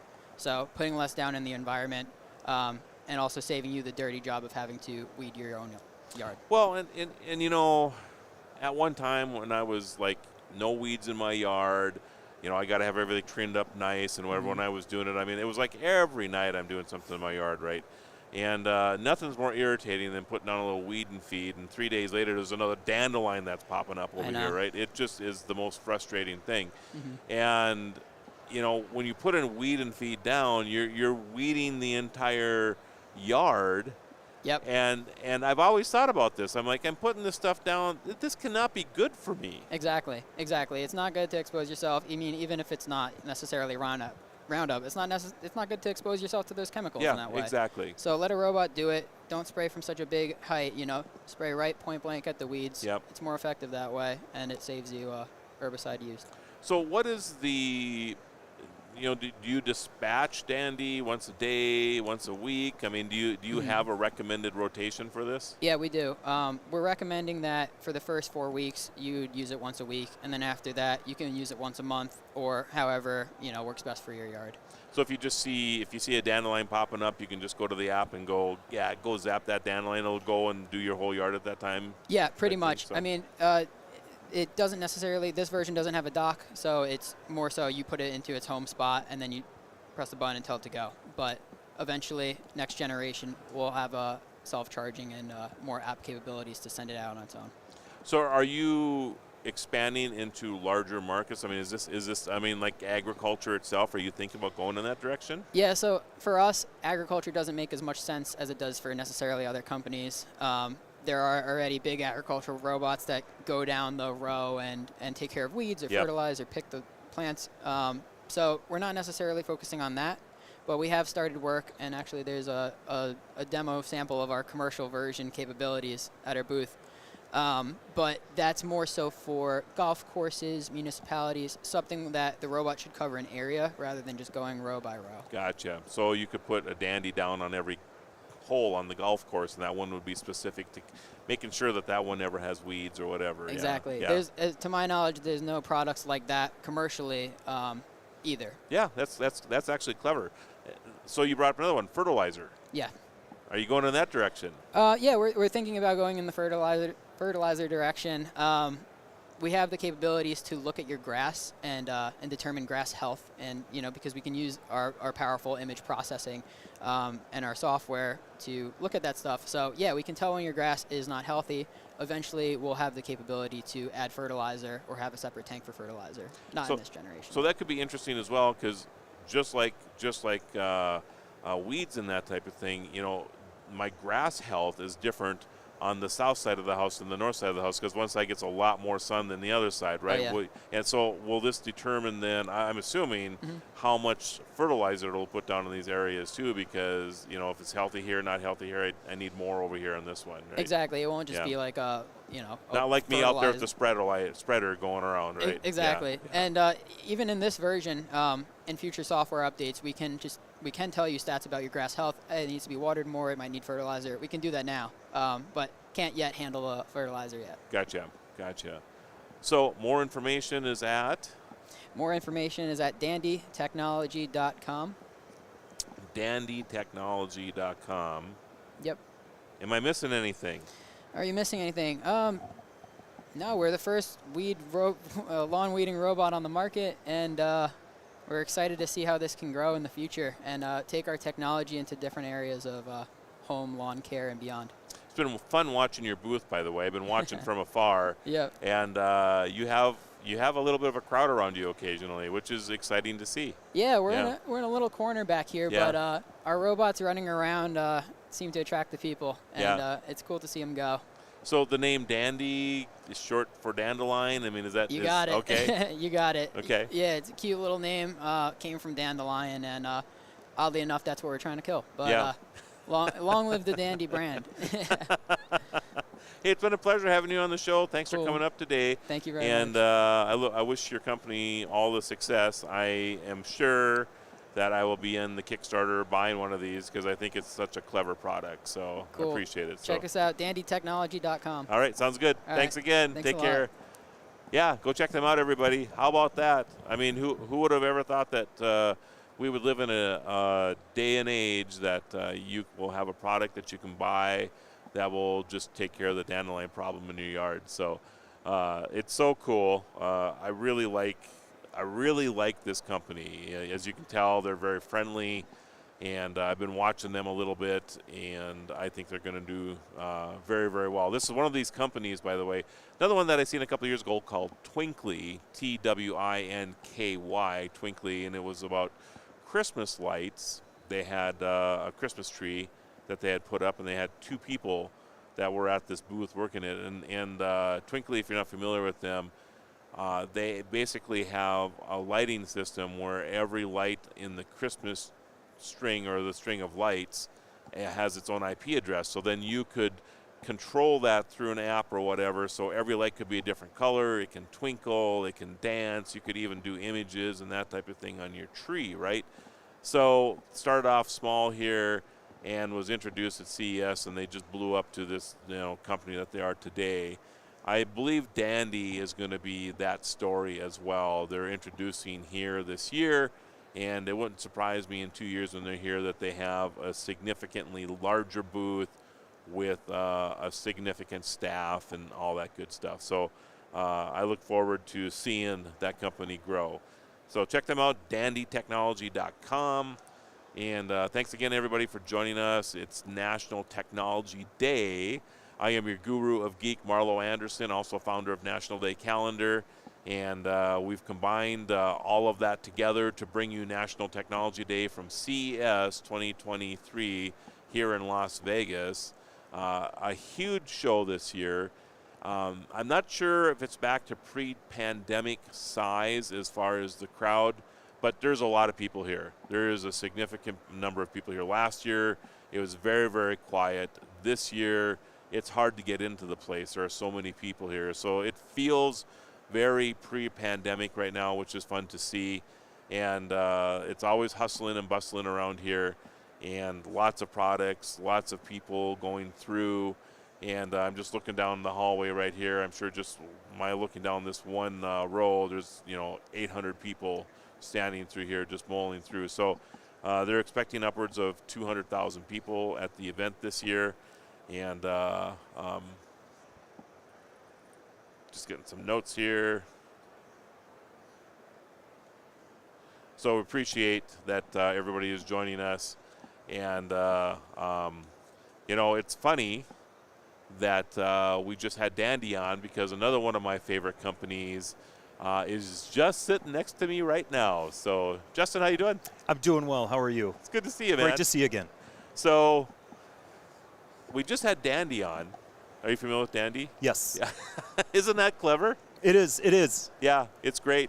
And, of course, you guys compliment them. We do. Yeah, yeah. So tell me a little bit about Badger. Right. So Badger, Sunseeker, we have autonomous robots that mow your lawn. Yeah. Right. So we have a large that works off of ultrasonic that contains a wired perimeter, kind of like the invisible fence for a dog. Yep. It runs random. You want this to run every day or mow every day in your yard, and over the course of the week, it will hit all of the spots. And we're really excited that in 2024 we're going to launch a wire-free version of the autonomous robot mower. So probably, as you probably discovered yesterday when we were talking, I was stunned at the price point. Right. Stunned. So the wired version that's out now will be under $1,000, and so that's for your big version. And then right?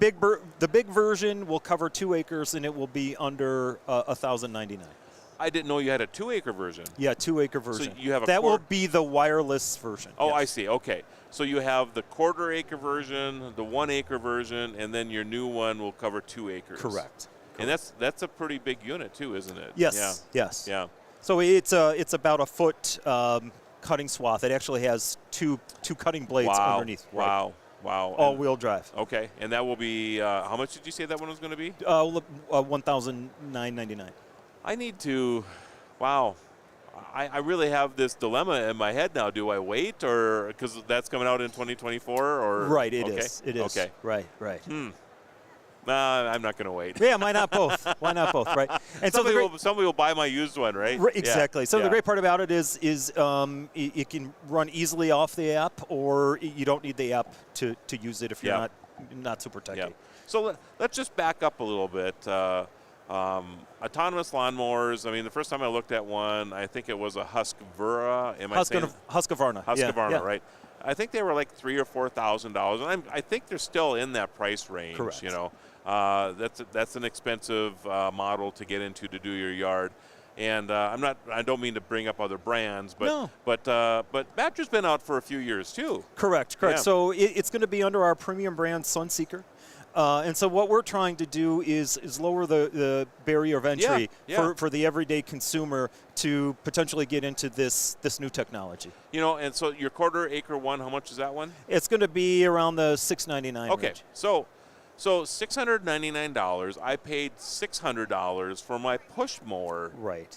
So why would I not buy this? Right. So, you know, if you think back a year or two ago, the opening price point for a gas walk-behind mower was $169. Okay. And it's went up another $150 or so this past year. Right, exactly. So now you're at $300. Right. And then some of the lithium-ion or cordless battery walk-behind mowers are kind of sitting on top of price point right where this is. And the most valuable thing that anybody has, right, is time. Right. So this eliminates, it takes me about an hour to mow my lawn. This eliminates that hour that I'm out on the weekend mowing my lawn, and I could be doing something else. Well, and it's not just that, too. I mean, you wait a week, or I mean, most people, I think most people are in that week. Yeah. I'm the same way, too, unless we've had a little extra rain or whatever. Then you're like, you're coming home from work and you're like, oh my goodness, I have to mow the yard tonight. I mean, you get to this point where you just hate the job. Right. Because of the stress it brings, because the next door neighbor just mowed their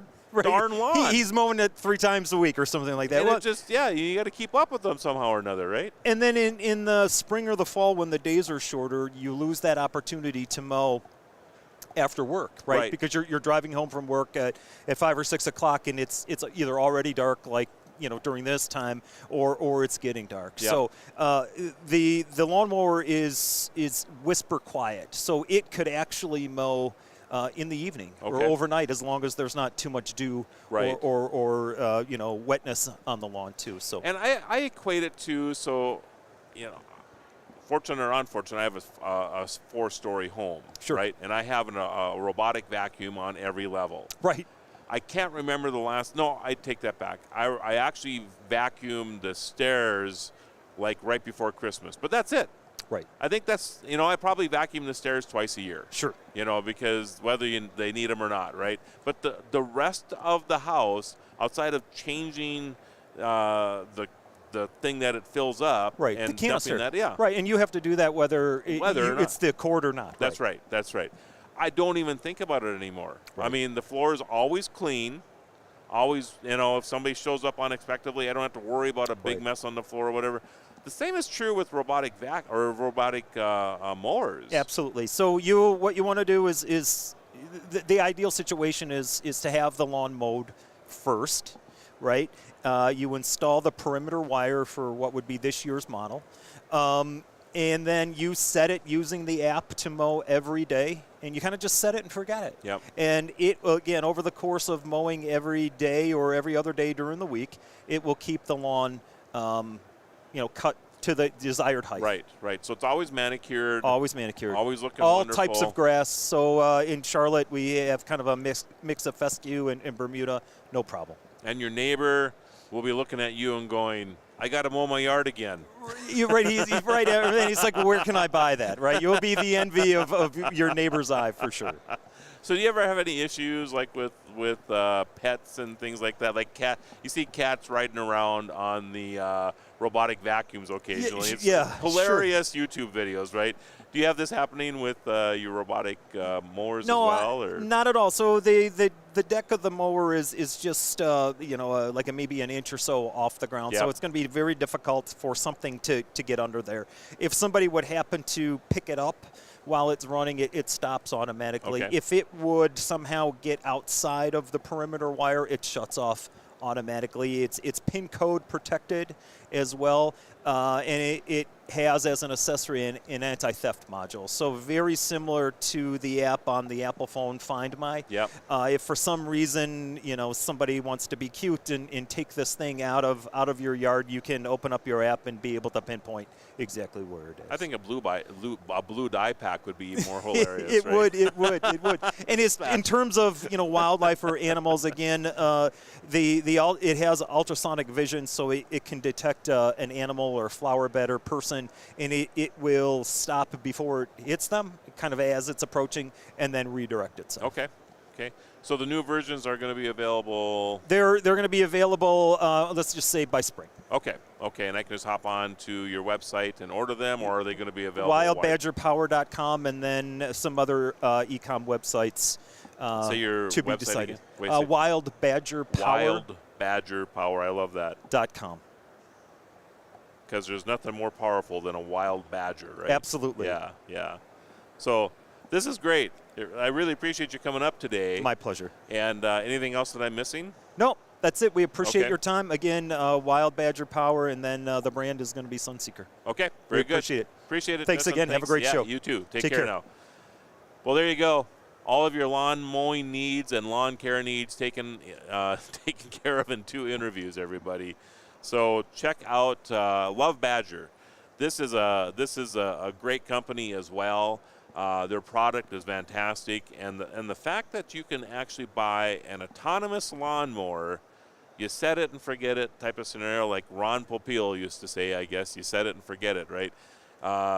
And never have to worry about mowing your yard again. That's just absolutely incredible. It really is when you think about it.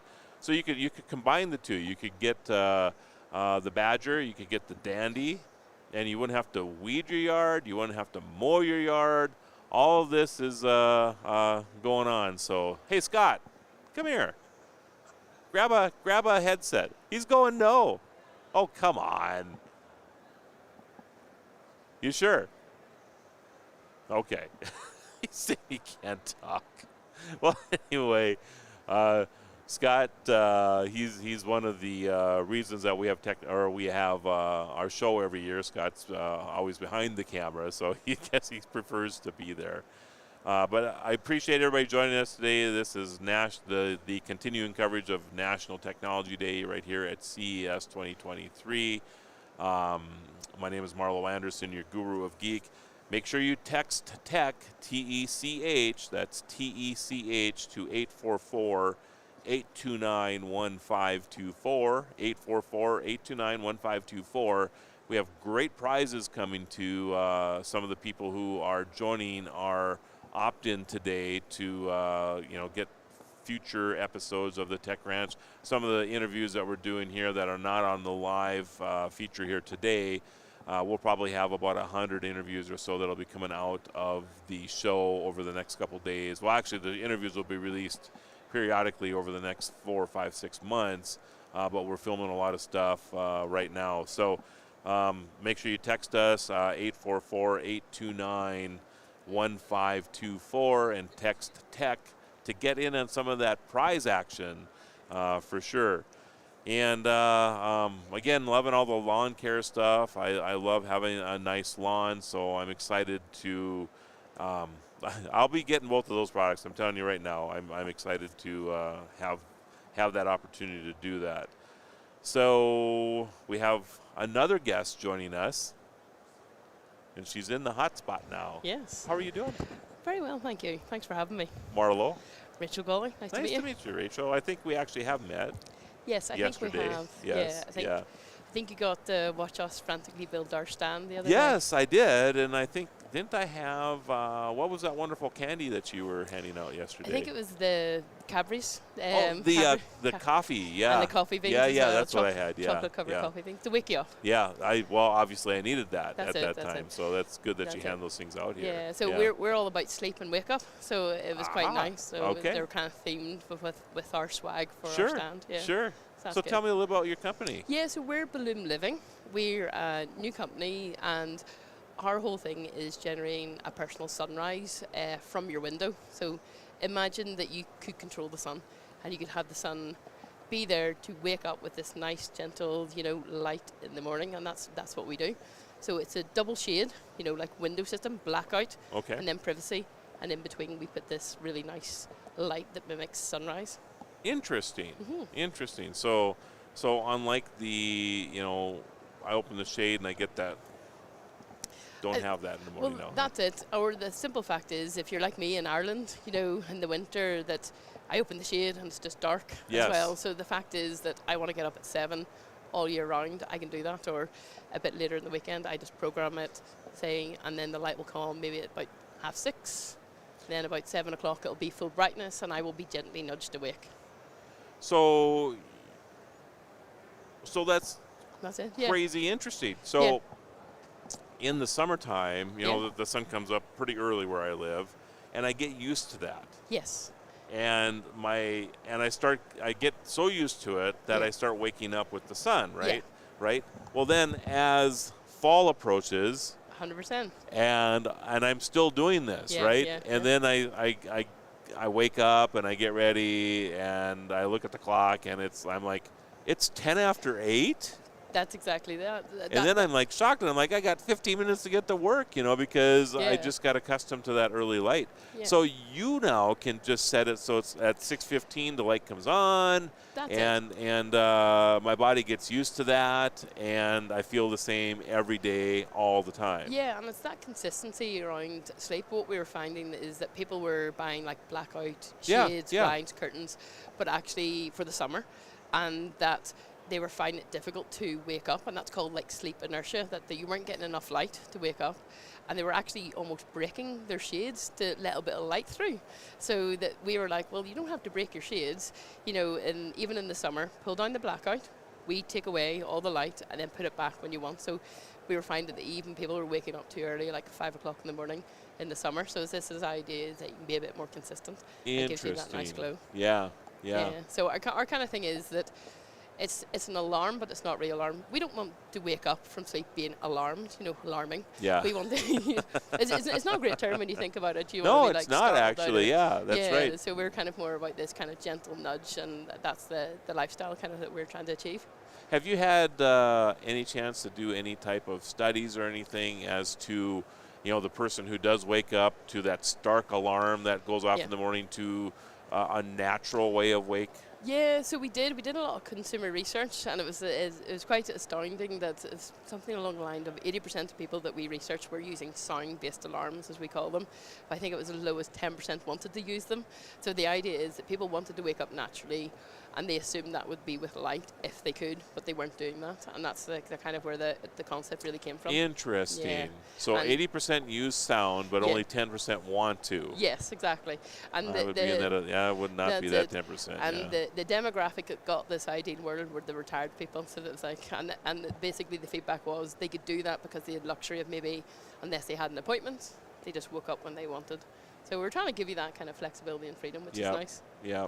Interesting. Yeah, there's nothing worse, is there, than you're just in this deep sleep and all of a sudden, and it is an alarm. That's exactly it. Yeah. I flew over from Ireland, and an alarm went off in the middle of the night, and I didn't know where I was or what was happening. But with this kind of light, it gently nudges you up. So how many in this research did you find out how many people hit the snooze? Yes. So I'm gonna be honest here. I'm a snoozer. Okay. So there's quite a few. So you have these demographics of people that just instantly get up. I would love to be one of those, but I am not. And then people who repeatedly hit snooze. And we've actually created a light pattern for that. So a lot of sunrise, alarm clocks sort of just does this gentle arc, but we're finding it slightly more pulsating, that, we do the snooze function within light, that we know we wake you up. That's probably not enough, so we dim down again, and then we pulsate again. Interesting. And so we ask you a few questions. We have a companion app to sort of figure out what kind of sleeper and what kind of wake-up you like. Yep. And say, well, we think this would be good for you. Give it a go, you know, and then you can tweak it and change it if you want to. That's pretty cool. So yeah, it was like, how do you snooze it? Well, you don't really. We still just want that light pattern going on. But yes, I'm a self-confessed snoozer. I probably am a little of both. It just depends on what I got going on in the day.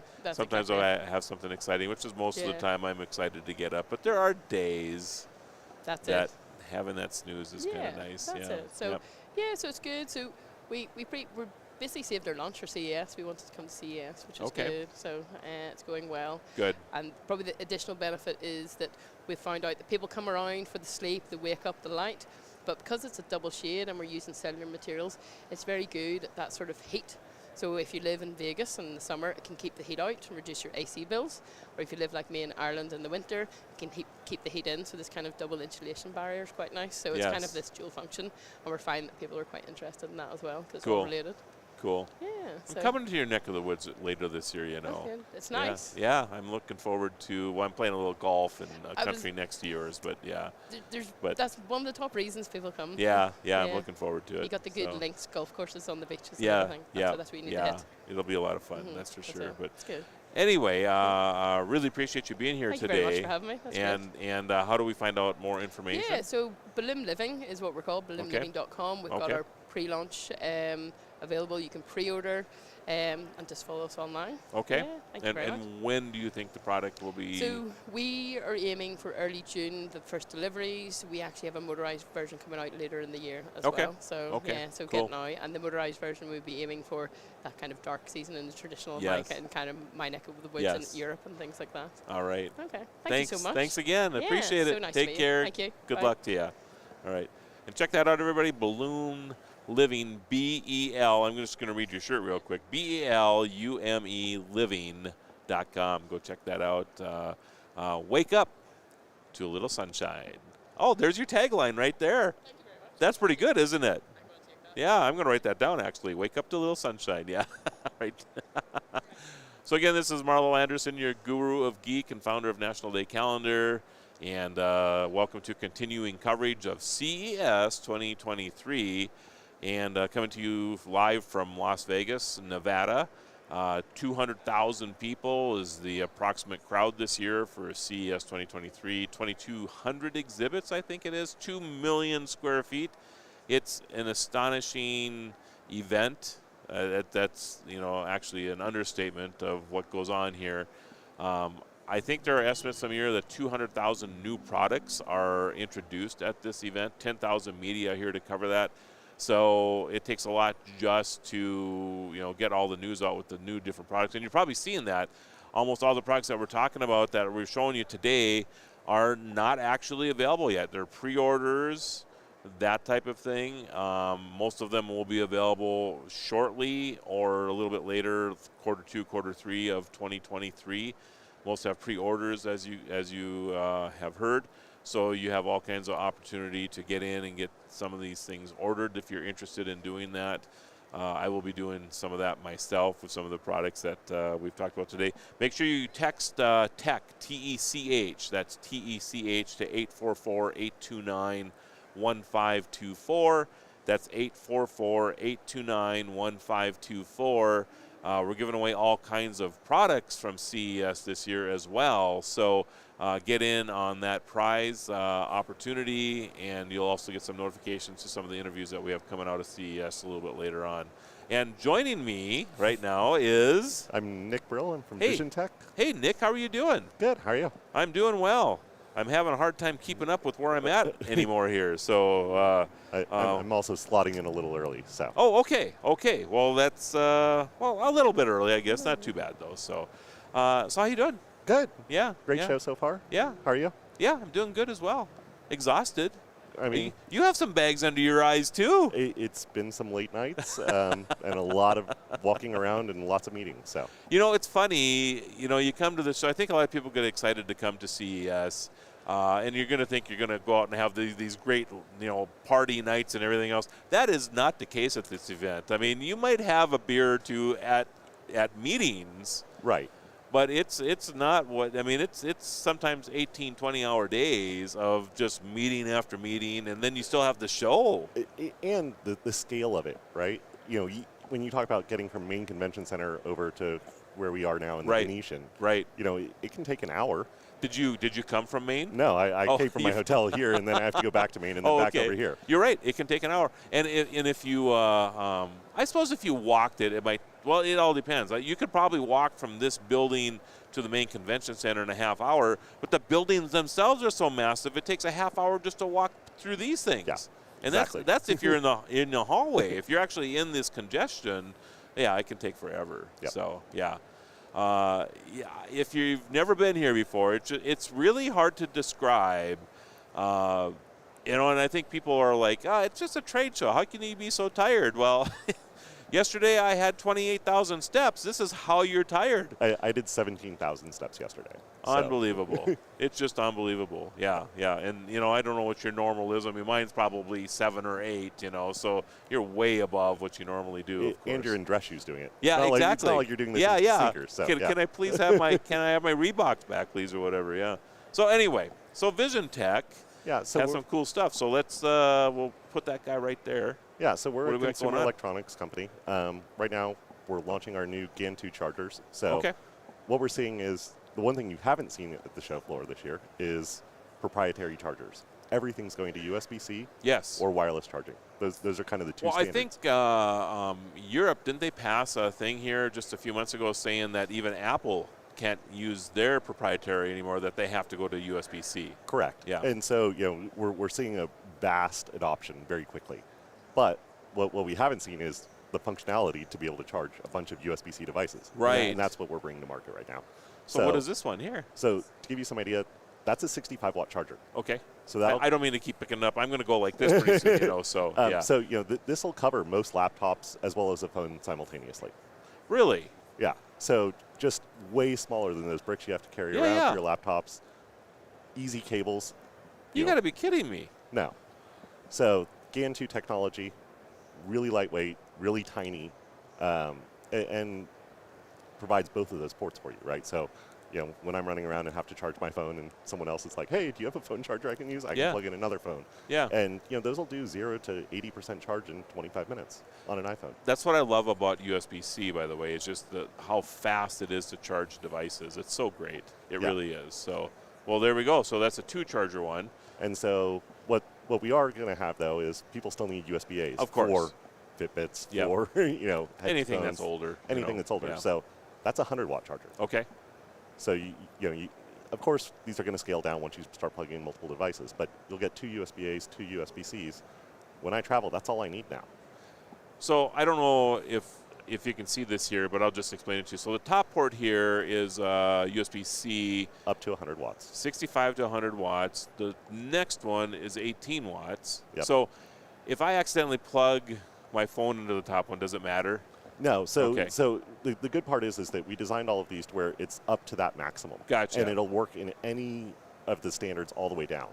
So these are PD 3.0 compatible, which means that there's I think 18 different wattages. Okay. For up to 100 watts. Right. So of varying amperage and voltage. So this device auto senses and does what it needs to. It'll auto sense, auto handshake, everything. Okay. It's also fully UL listed, fully tested. You don't have to worry about it overheating, getting too hot. Not questionable at all. Yeah, this is pretty cool. This is pretty cool. Are these available already? Yeah, so we launched them this week. You Okay. can get them on Amazon, and then they'll be, we do mostly B2B, but we know that there's a lot of demand on the consumer side too. So Dell, Lenovo.com, CDW, Amazon, our own website, things like that. Actually, Vision Tech is no stranger to this. You guys have been doing this for a long time. Yeah, we've been around for 30 years in consumer electronics, and this is really just our next foray into it. We've been doing the cables and adapters for USB-C since the USB-C standard was announced. Right. So this is really just the next products for us. So this is very cool. Of course, I have a laptop that I still have to use the brick on, and I'm so envious of. I need to just upgrade, because I am always envious of people who are just plugging USB-C into these things now and charging them up, because they can do stuff like this. So it's a great standard.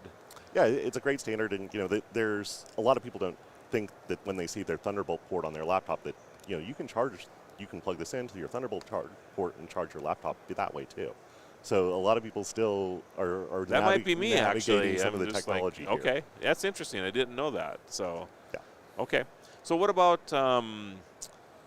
So I'm going to get a little, not real political with you, but I'm just curious how you feel about this. So the new standard that the European standard is now forcing on Apple to have USB-C. Do you think that's going to thwart development of new cables as we move forward, because they're all going to be afraid that they're going to be mandated to do?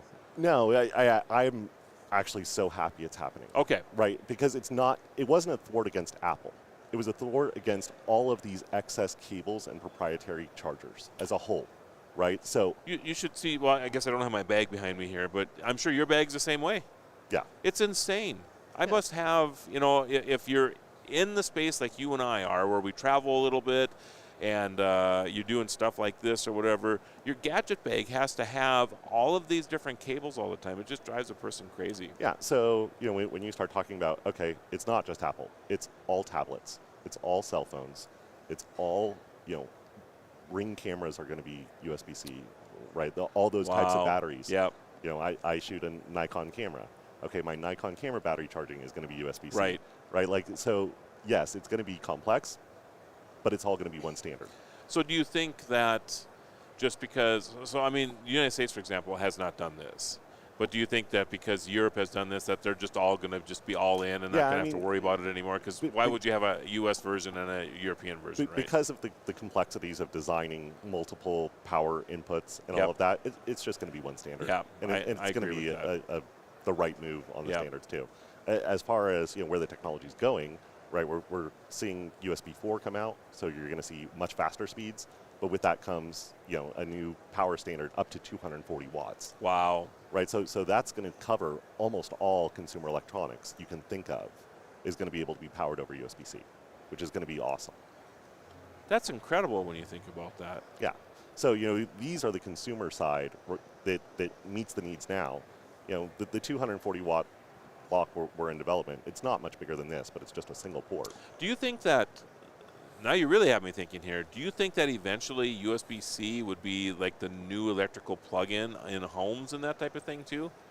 Instead of having the, like the 2 or 3 prong that we have now, that it would eventually get to this if we're going to power all of them that way? I don't want to necessarily comment on that because I don't know how the electrical standards all work in homes. Right. And there is some advantages to having, dedicated ground and things like that.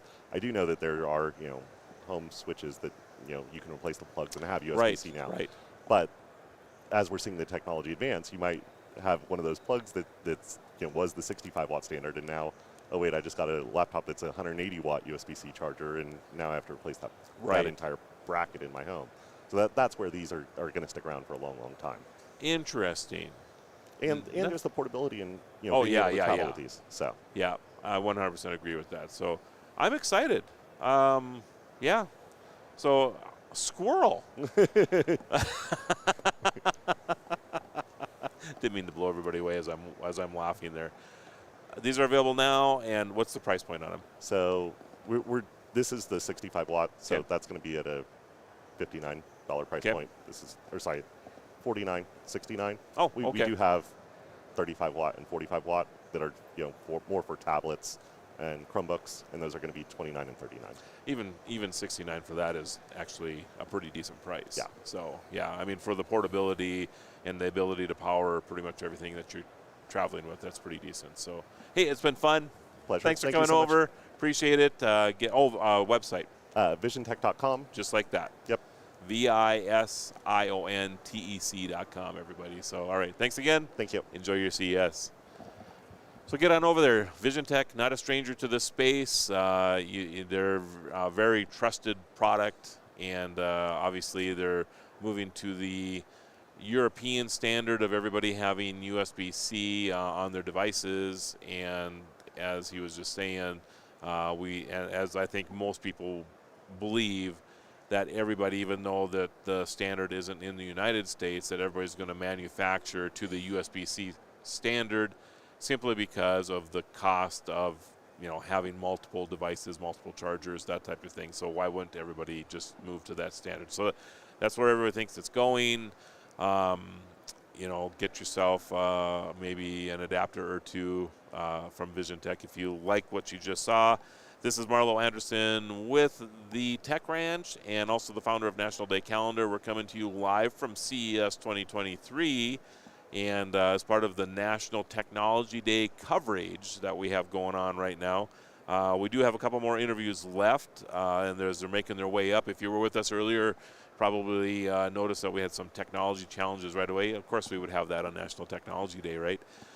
So we had to make a switch, and we're up in the Tech Podcast Tower here at CES. Actually the CES Live Tower here at CES. So we're sitting above the floor. We had anticipated that we were going to be on the floor doing interviews. I think the challenge was, well, it was internet related, and just because there are so many people here, there just isn't enough bandwidth for everybody. So we had to make a quick move, and I'm really appreciative of this team up here with TPN and with Plug Hits to let us take over their space for these few hours. So thanks to them, thanks to the National Day Calendar crew back home in Mandan, North Dakota, and Doug in Ohio. Thank you, Doug, as well, for making sure that we had this coverage going on for everybody today. Bo, thank you as well. He stepped up the last second as well to add some extra coding so that we could make sure that this all was going off as smoothly as possible. And if you're interested in potentially winning some prizes, make sure you sign up for or opt in to subscribe to the Tech Ranch. You can do that by texting TECH. You can text TECH, T-E-C-H, to 844-829-1524. That's 844-829-1524. And again, text TECH there. We're giving away some amazing prizes coming to you from CES 2023. So you want to get in on those, and you'll get some notifications for future Tech Ranch programs and that type of thing. And joining me is Gleb Nikiforov from United Chargers. All right. Tell me a little bit about your company. So our company, we are located in Toronto, Canada. Okay. We are one of the leaders in the EV charging market in North America. We currently operate in 3 countries, Canada, USA, and Mexico. We make Grizzly brand EV chargers, which are one of the best sellers on Amazon. And we here we promote the new commercial bundle. So we are experiencing the EV revolution right now. So we're experiencing the change which mankind experienced just once in their lifetime. Is changing from burning wood to burning fossil fuels. Yes. Now we're trying to stop burning fossil fuels, and we're starting to use solar energy or any derivative of solar energy as electrical power to propel our fleet, right? So this is a pretty significant change, and the backbone of this new ecosystem is the electric vehicle charging infrastructure. So without this backbone, the whole organism will not live. It's going to fall apart. The way the electric vehicle charging infrastructure is funded right now is mostly government funds, and actually our taxpayer money going into buying those charging stations out there. And do you drive electric? Not yet. Okay. I've driven a few electric cars, but I don't have one personally. And so I live in an area, North Dakota. Okay. 2 challenges: we don't have a lot of charging stations. Okay. Secondly, it's cold, and it gets very cold sometimes. So you know, the few friends that I have that have Teslas or other EVs have real challenges when it's 20 below zero, because the capacity to drive 200 miles is greatly diminished because of the cold. So although it's getting better.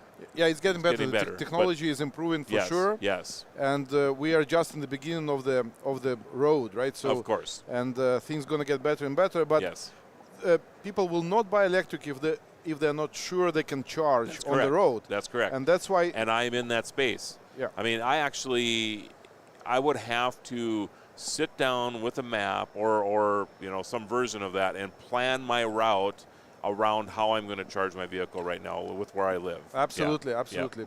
Yeah, so the goal of my company is to create a profitable level 2 charging station. That means that small and medium business can buy this charging station, install it outside, and provide the service to other drivers and make profit out of it.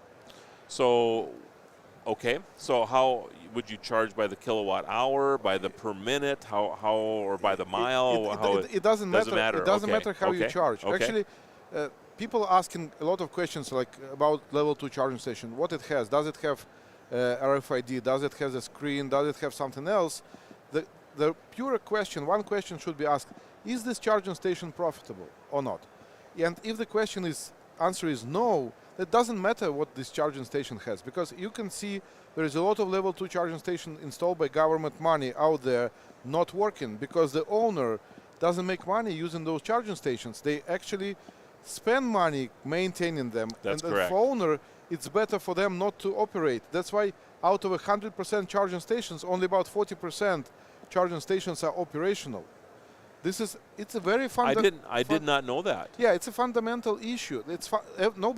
Everybody is going blind and looking at like what this charging station can do. It doesn't matter what it can do if it's not profitable. Right. If it's not making you money. Right. If you spend some money and install a charging station outside, you expect it to at least have some feasible ROI, right? Yep. If it doesn't have any ROI and you keep spending $50 every month just to keep it working there but not making you money, you're not going to be very happy. You're not going to install another one, right? You're probably going to let this die and and keep it quiet so you don't have to spend money. I'm only smiling because you're probably the first person that I've ever talked to about this, because I have been in my neck of the woods been saying this forever, that you just can't continue at this level. Somewhere along the line, I mean, if you're a gas station owner, for example, exactly, right? you need to it makes a lot of money, right? Why would you install something that they can put in their vehicle for free? Now I'm putting quotation marks around it because it's being subsidized somehow or another, right? Yeah. And then how do I make, why would I do this and then take away from my business, right? So you have to figure out a way to make money with this stuff. Exactly. Yeah. So that's the goal of my company. Yeah. And it's a good goal. And I think we're on a good path. So when 120 years ago the gasoline story started, or whatever, 100 years ago, the government was subsidizing the gas stations as well. That's correct. To some point, and then it took off and it was a profitable business. Yes. Right? So we have to do the same, otherwise it's not going to fly. And the way how to make this sustainable and profitable is to reduce the costs. So the charging station should not be fancy. Like our charging stations really look like a brick. It's a Grizzly charger. It's a metal enclosure, like a brick unit. But it does what it's supposed to do. It charges the vehicle. Who cares how it looks like if it does the job, right? Right. So that's number one. So minimize the costs. Remove all unnecessary parts from there. No fancy screens, no cable management systems, no nothing. The cable will survive 3 years. If it gets ripped off, it costs $200 to replace. It's not a big deal. Not a big deal, right? So, but the thing is, it's supposed to be a quality charger with a quality software. Now, everybody in North America right now are using Apple approach. So everybody want to be Apple. They want to build the vertical from building the hardware, building the software, and then protecting their grounds from everybody else, trying to, like a hen, trying to get as more chickens under their wings as possible and keep them. So, and then we have few piles like this, well, literally. The way we I like this guy. The way we approach this is quite different. So we think from a Dell perspective. Like, we try to build a very good, robust, cheap working hardware with open protocols, so any software company can connect to our charging systems and operate them. So we are not building the whole vertical. We are just focusing on how we can sustainably and profitably build still cheapest but good hardware, right? Because, well, there's some people who need fancy stuff, but most people just need things to work, right? So, and we focus on building things that will work. Now, the second step of this stage, so, okay, so let's say we have the hardware. Now we need to find companies who will be interested in getting us connected to our hardware. And in Europe, it's an abundant, no problem. There is 400 EVSE companies in Europe which do all operate on OCPP 1.6 or 2.0 protocols, and they can connect to any hardware. In Europe, there is no problem. If you buy a charging station, commercial charging station most likely can connect to a dozen of different software, and you as a customer have a choice. So you can select, what do you need? I need PowerShare, and I don't need to collect payments. I only need PowerShare. Okay, so then you buy software which does PowerShare for you, and it's going to be cheaper, most likely, than you buy the full suite of software. In North America, you buy any product, any EV commercial charger, it comes with the software. Whatever is there is whatever is there. God forbid this company goes out of business tomorrow, you can destroy and put it in garbage, because they have roaming agreements between themselves for the payments, but they are not interoperable in terms of software. There is no hard point entrance into the charger, so where you can connect it to a different software. All their connections happen through their cloud. So it's not really interoperable, and it's not really sustainable. You spend a lot of money into hardware, you expect it to be operational for at least 3, but 5, maybe 10 years, right? Sure. So if the company goes bankrupt in the middle of that, you just lost your money, right?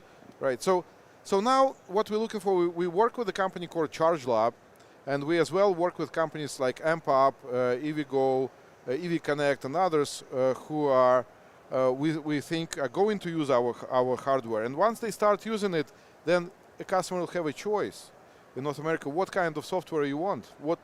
And the software prices should go down, because right now they're ridiculously high. You pay $25, $30 per port per month.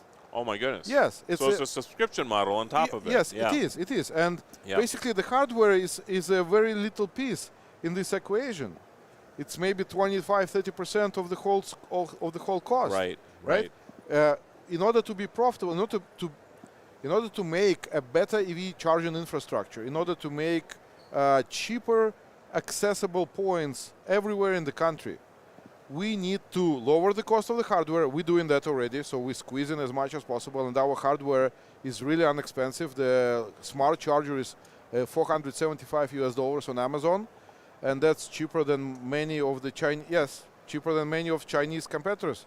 So your charger is $475. Yes, smart charger is $475, and it's OCPP capable and can connect to any OCPP software. So what about the cost of setup, like bringing an electrician out or whatever? Do you have any numbers on that as well? Level 2 chargers usually range between $500 to $1,000 on installation costs. So you're under $2,000 to install this. Yes. That's amazing. Yep. And that's why you can make it affordable and you can make it profitable. Again, the goal is you buy a charger, in 3-year term you need to double your investment, right? This way everybody will do it. Yeah. And when everybody will do it, we'll have what? Triple our infrastructure without any spending from the government, from our taxpayer money into this. So that's pretty impressive. That's what we do. I'm just saying, I think the last person I talked to that had a charger was $40,000. Yeah, well, DC level 3 chargers is a different beast. I understand that. And they have their own problems. Yep. And their main problem is they should be located where there is no power, because they need to be located between the cities. Yes. Right? And between the cities is exactly the place there is no power. And they take a lot of power. Yep. That's a big problem. Yep. So once we figure out level 2, we're going to start figuring out level 3. Yep. Yep. Well, very interesting. How do I find out more information? So you go to grizzly.com, grizzle-e.com, or unitedchargers.com. Grizzle-e.com. Okay. So, gotcha. GRIZZL-E.com. Yeah. And what was your other website? Yeah, and the other website is unitedchargers. Unitedchargers.com. So right now we have promotional price on grizzly.com where you can buy a home a classic unit, which is the best seller on Amazon, for just $349, which is $1 cheaper than Tesla sells their wall box units. Okay, good enough. Okay. It's good to know that. And with our charger, you can charge Tesla and all other vehicles. Okay. With the Tesla charger, you can only charge Tesla. That's true. Yeah. That's true. All right. All right. It's been a pleasure. Thank you Thanks very for much. stopping by. Thank you. Well, there you go. Pretty amazing. So, and made a lot of great points about building an infrastructure that's based on at least making a couple dollars profit, and the value of doing that. So, but yeah, check them out. Grizzly.com, GRIZZL-E.com, or UnitedChargers.com. Either one of them will get you to what we were just talking about as far as if you're driving an EV and are looking for a level 2 charger to install in your place, then you can pick them up relatively easy. He said he had a special going on for $349, and I am getting something to drink right here, as you can tell. And again, my name is Marlo Anderson. I am the founder of National Day Calendar and your guru of geek for the Tech Ranch, merging those two loves of mine together into one day called National Technology Day, which happens to coincide on purpose over CES. So we're coming to you live from CES 2023 this year. Behind me, you can see the upper level of the Sands Venetian Conference Hall.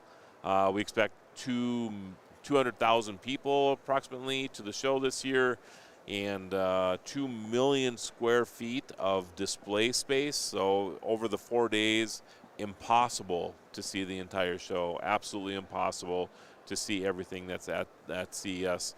200,000 new products will be coming out of the show this year. I think it's about 10,000 media that generally show up, although I think the numbers are still down for media over pre-pandemic times. I heard some numbers the other day that brings it down a little bit, but still one of the world's most attended press events as well. So it's an amazing space to be in, and you're seeing some of this wonderful technology. Make sure you sign up for our wonderful texting platform as well. You can text TECH, T-E-C-H, to 844-829-1524, 844-829-1524, and you'll be in the running for a lot of prizes that we're giving away from CES, as well as future updates from the Tech Ranch and some of the interviews that we're doing here that we'll put out over the next couple of months. So make sure you get over there. Big thank you to Plug Hits and CES Live for allowing us to be in their studio space due to technical difficulties earlier. We hurried up and they were gracious enough to let us use their space. So big thank you to Scott Ertz and Todd Cochran over at Blueberry and TPN, and CES as well for allowing us to be up here in the tower. We had planned to be on the floor for all of this, but internet usage is a little high around here today because of the higher than expected crowd. That would be my theory. So we just didn't have the power to do what we wanted to do on the floor this year. So this is working out well, but unfortunately there's a little transition from where we were going to be to here that some people don't know about. So there's a little time in between some of our guests that were scheduled to be with us. Let's see. Kurt is back. Alante's back. Hey, Alante, you want to chat for a minute or two? I know you like to do that kind of thing.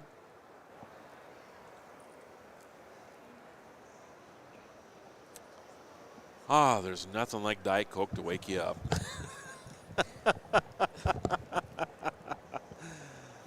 Oh my goodness. Man, you're a trooper. You are a trooper. Oh, it's not my first rodeo. Yeah, yep. I was. How many hours are we into this now? Or we're pushing 3 already here. It's not oh my too bad. Goodness. You're trucking. Yeah. I felt a little bad. I was like, is there a way we can get him just a little bit of food? Oh, you know what? I have one ab. Okay. On purpose. It's for these reasons. Storage, that's right. Storage for when I absolutely need it, and today is one of those days, Good. obviously. Good, Yeah. So what are you thinking? What are your thoughts of the show so far? You know, it's been really interesting. I feel like there's been a combination of like some of the bigger companies, that put on their shows in the beginning. Their like main focus in the beginning was that we're eco-friendly. We want to make sure that the audience knows that we're trying to tackle climate change, and we want to make sure that our devices are made of recycled parts, and even their own recycled devices or other devices. You know, just everything is made out of recycled materials. I think that's kind of cool. And then what was the other? Yeah, I feel like I've been seeing a lot of tech that is not necessarily brand new, but it's like something that's just not been touched for a long time. Like recycled tech. Yeah. I mean, you're in this recycled talk anyway. Yeah, So yeah. Just, you know, I'm trying to remember where I seen this at the other day too, and I was thinking the same thing, that you know, this is technology that we talked about 30 and 40 years ago, that somehow or another, maybe it didn't quite make it back then for whatever reason, and now you're starting to see those ideas reemerge again. Not to go crazy on you here, but go ahead. I'll get back to my crazy thought here in a second.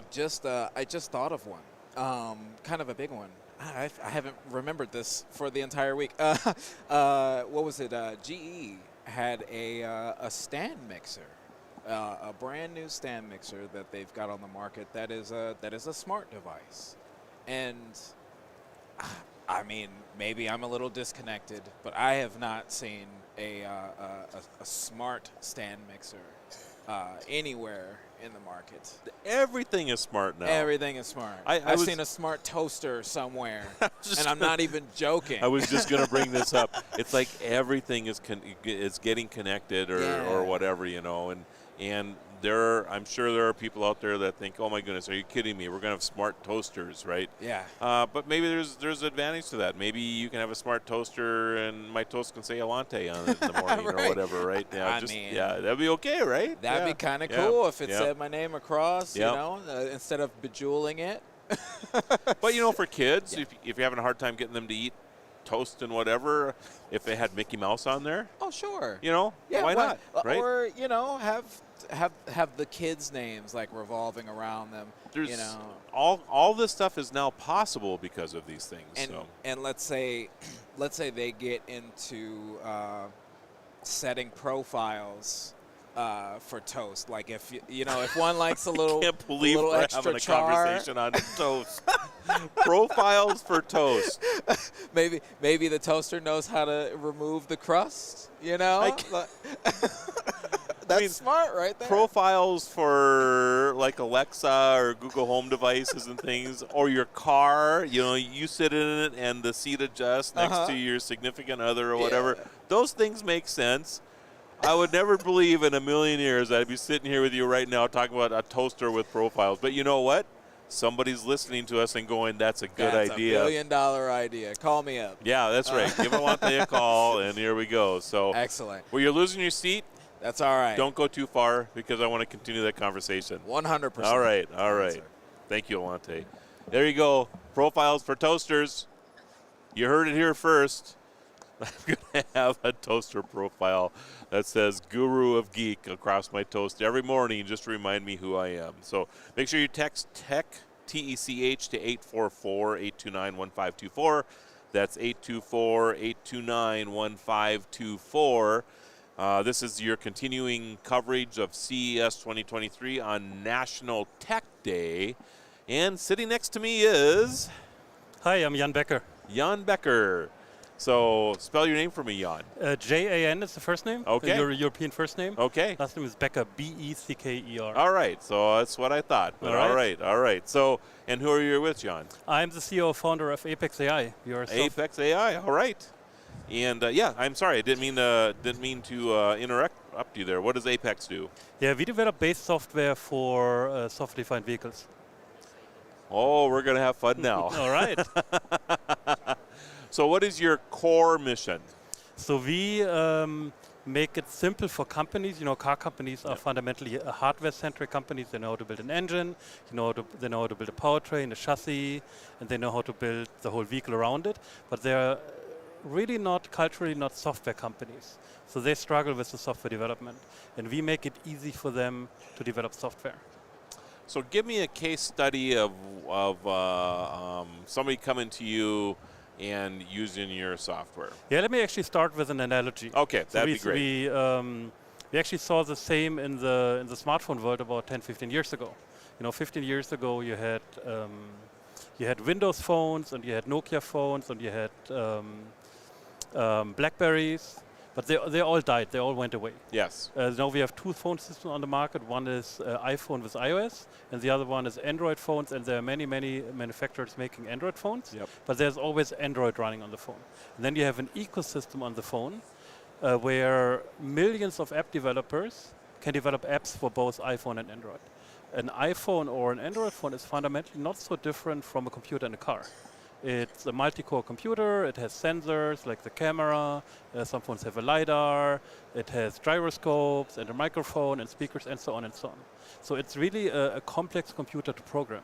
But Android and iPhone have made it actually trivial to develop apps for those devices. My kids can do it. A high school student can do it because there's a tool that is called SDK, Software Development Kit. You can download it from Apple. You can download it from Android. And that makes it trivial to develop software for smartphones. We have developed such an SDK for vehicles and for mobility systems. It's a great analogy. That's really, I've never thought of it that way before. Okay. But you're right. You're absolutely right. The car has a lot of the same features of our devices right now. Exactly. That's crazy. Well, let's actually say the car of the future. So a car that you and I can buy today, there are typically dozens, if not hundreds, of tiny little computers. They're called ECUs, electronic control units, spread out across the vehicle. They have software embedded, but the software is put on the device once when it's manufactured, then it's put in the vehicle and never touched again. So there's really no way to update the software in those devices. Okay. Now, a so-called software-defined vehicle, so a vehicle that we'll be able to buy in a couple of years, will have one or a few larger, more central computers in a vehicle, which will then run a majority of the software. Those computers will be connected to the internet, and those computers will then have the ability to update software if need be every day.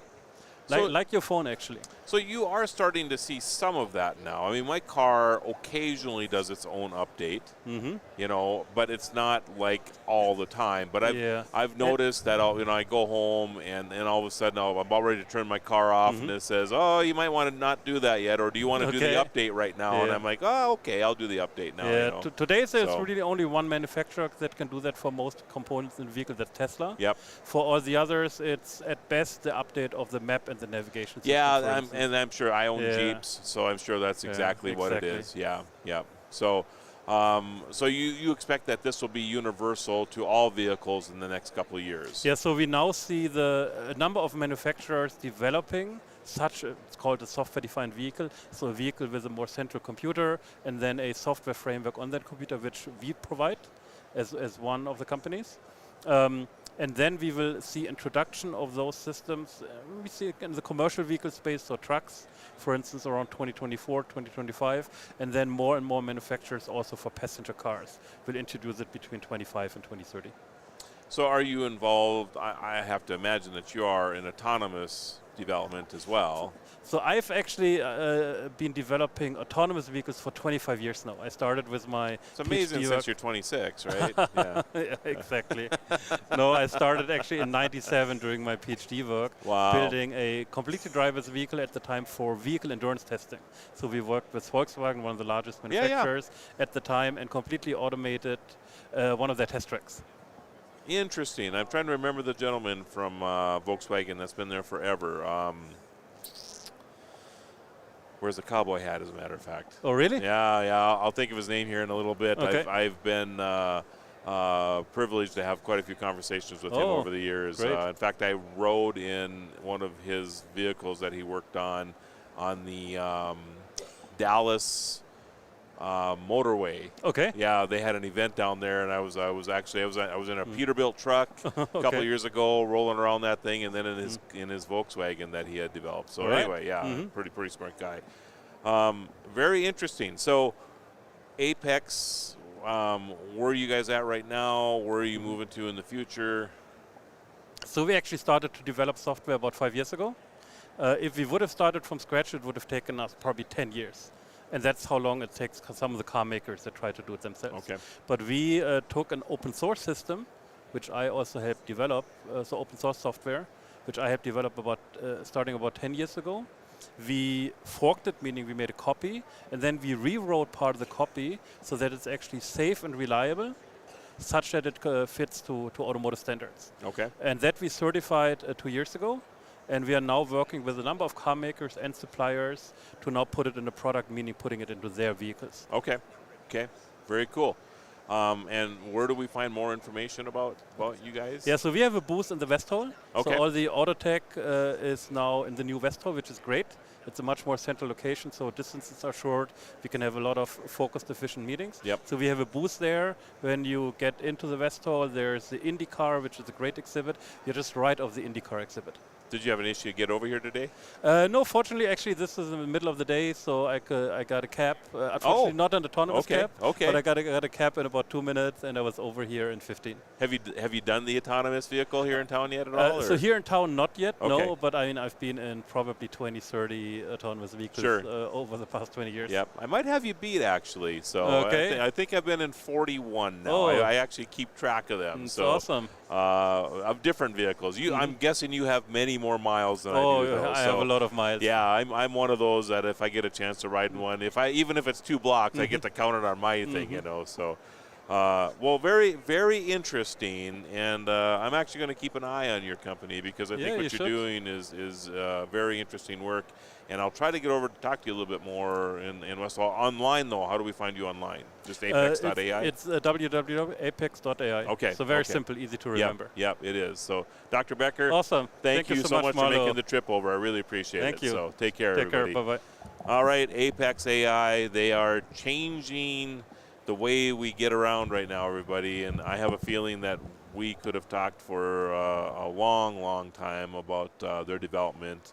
Working with the automotive industry. So, again, get over to, if you want to follow us, maybe win some prizes from CES, head on over, or actually text TECH, TECH, to 844-829-1524, 844-829-1524. We have some great prizes that we're giving away. We also we'll notify you in the future if we have additional or when we have additional stories that come out and that type of thing. So we'd love to have you follow us and at least get in on the prizes we're going to be giving away from some of these great vendors here at CES 2023. And joining me next, how you doing? I'm great. I'm Steve with Shelley. Steve Marlowe. Nice to meet you, Nice to Marlo. meet you. So tell me a little bit about Shelley. Shelley is really an innovative product that will take any electrical circuit and make it smart. One of the things that we do, it's home automation, but our main forte is actually power metering with the ability to actually respond based on power signatures. So rather than just being smart and giving you the capability of turning circuits on and off or putting circuits on a schedule, we now also have the ability to look at the power consumption of individual devices or the entire home, and then use that information to make intelligent decisions. So give me a case study. A great case study, I would say, is if you start with being able to power the entire or monitor the entire power consumption of your home, you now have instantaneous abilities to know how much power your home is using. We had a gentleman that had recently installed our system in his home, and he said that within 20 minutes, he was actually able to reduce his away-from-home power consumption by 40%. And the way he did it was he turned off all of his lights like he was leaving for work, and because of Shelley, he was able to take out his app and actually see that he was still pulling 618 watts of power. And he's getting ready to go to work. And it's like he would have never known without our product. More importantly, it forced him to go back into his house, and sure enough, he had left on a couple of fans, and he was really surprised at how much power his workstation was consuming. Interesting. Yeah, so by turning those off, he was all of a sudden able to now see a real ROI on just knowing that power. And then if you want to kind of expand upon that, what we were able to do for him and said, well, you obviously like fans, which is why they were on. We can take the Shelley, put a relay behind the switch that controls the fan, And then we can bring in a motion sensor. And so that way, every time you walk into your house or into this particular room, the fan kicks on.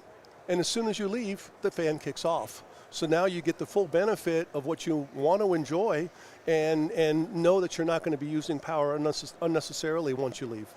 So I want to back up just a little bit because I'm not sure everybody caught what you said originally, including myself, actually. So is this a module that you plug into the wall that you would then plug the fan into? No. Well, it's a combination of both. Okay.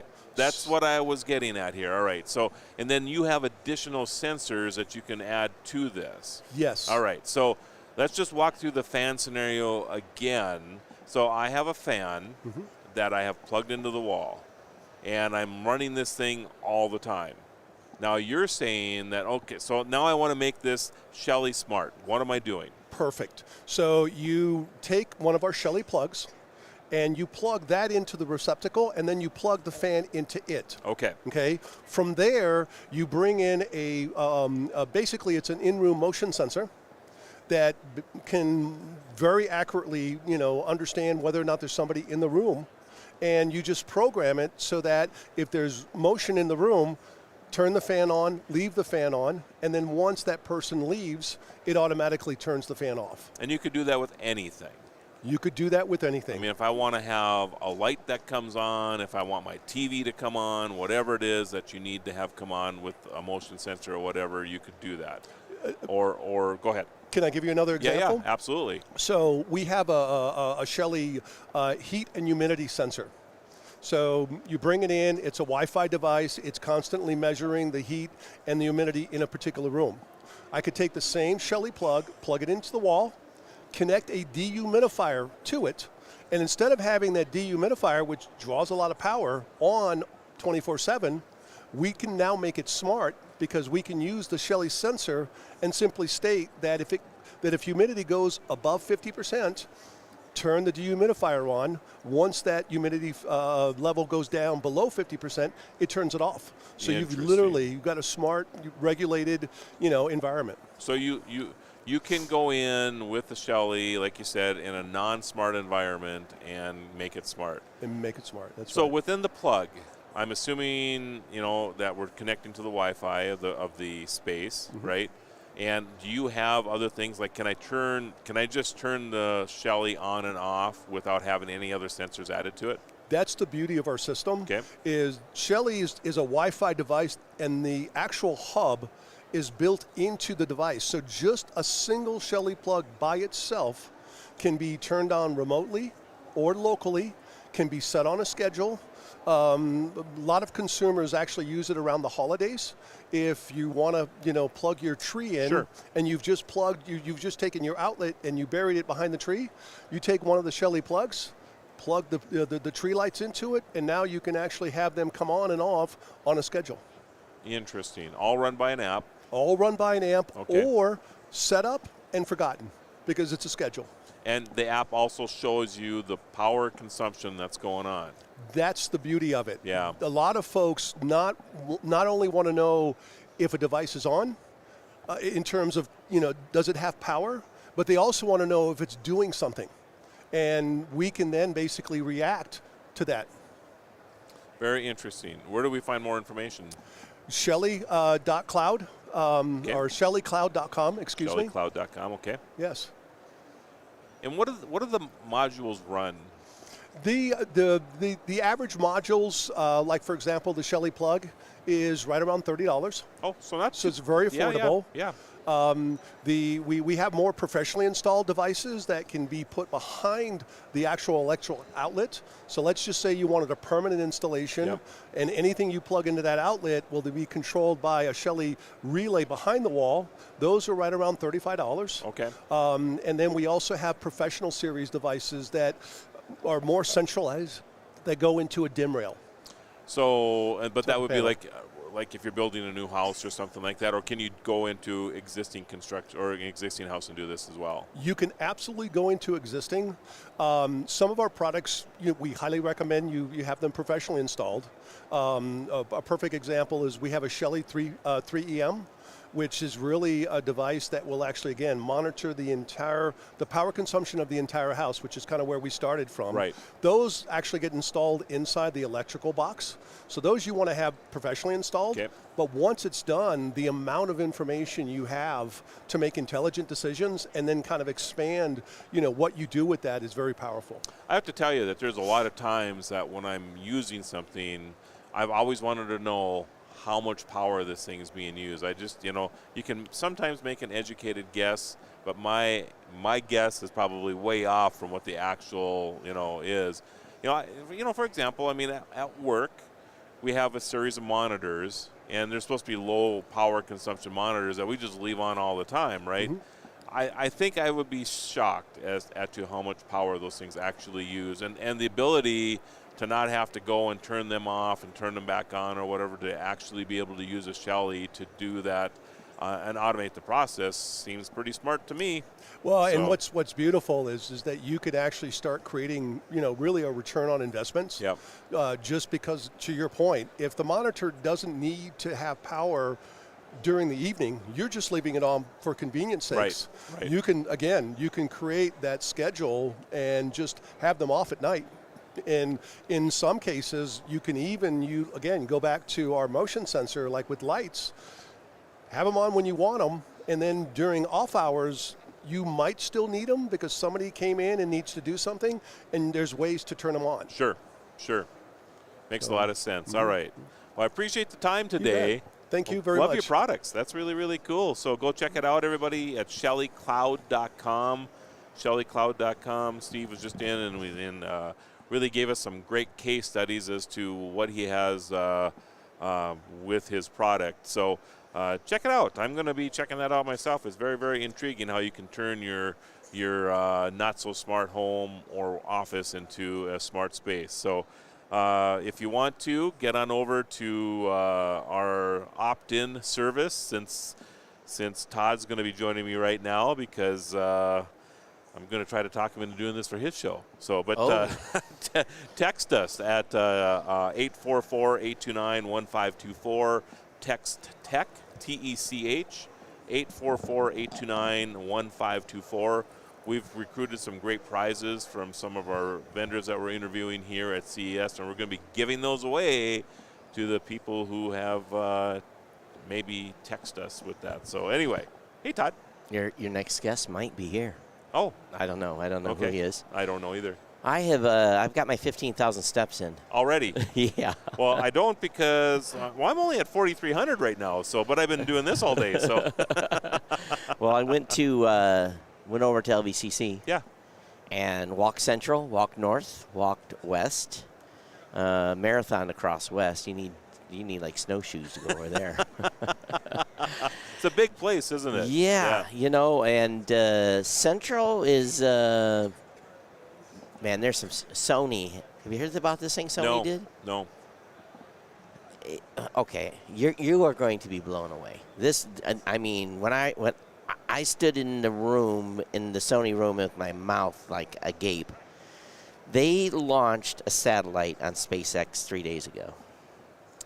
And what they're going to do once they get it set up, they're going to allow consumers to buy time to get non-air breathing pictures from space.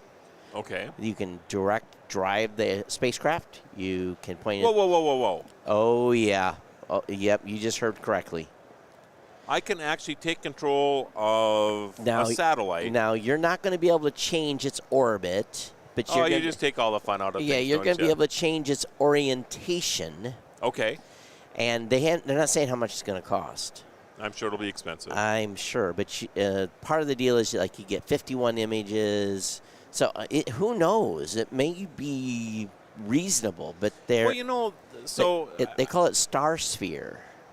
Star Sphere, okay. Yeah. I'm gonna write that down. And and first of all, when I walked in the Sony booth, they had a whole bunch of cameras and pro stuff set up. And I said, this looks more like NAB than CES. And she goes, well, we want consumers to know that you can grow with our product line. You can start here, and then... This is Sony, S-O-N-Y. S-O-N-Y, Sony.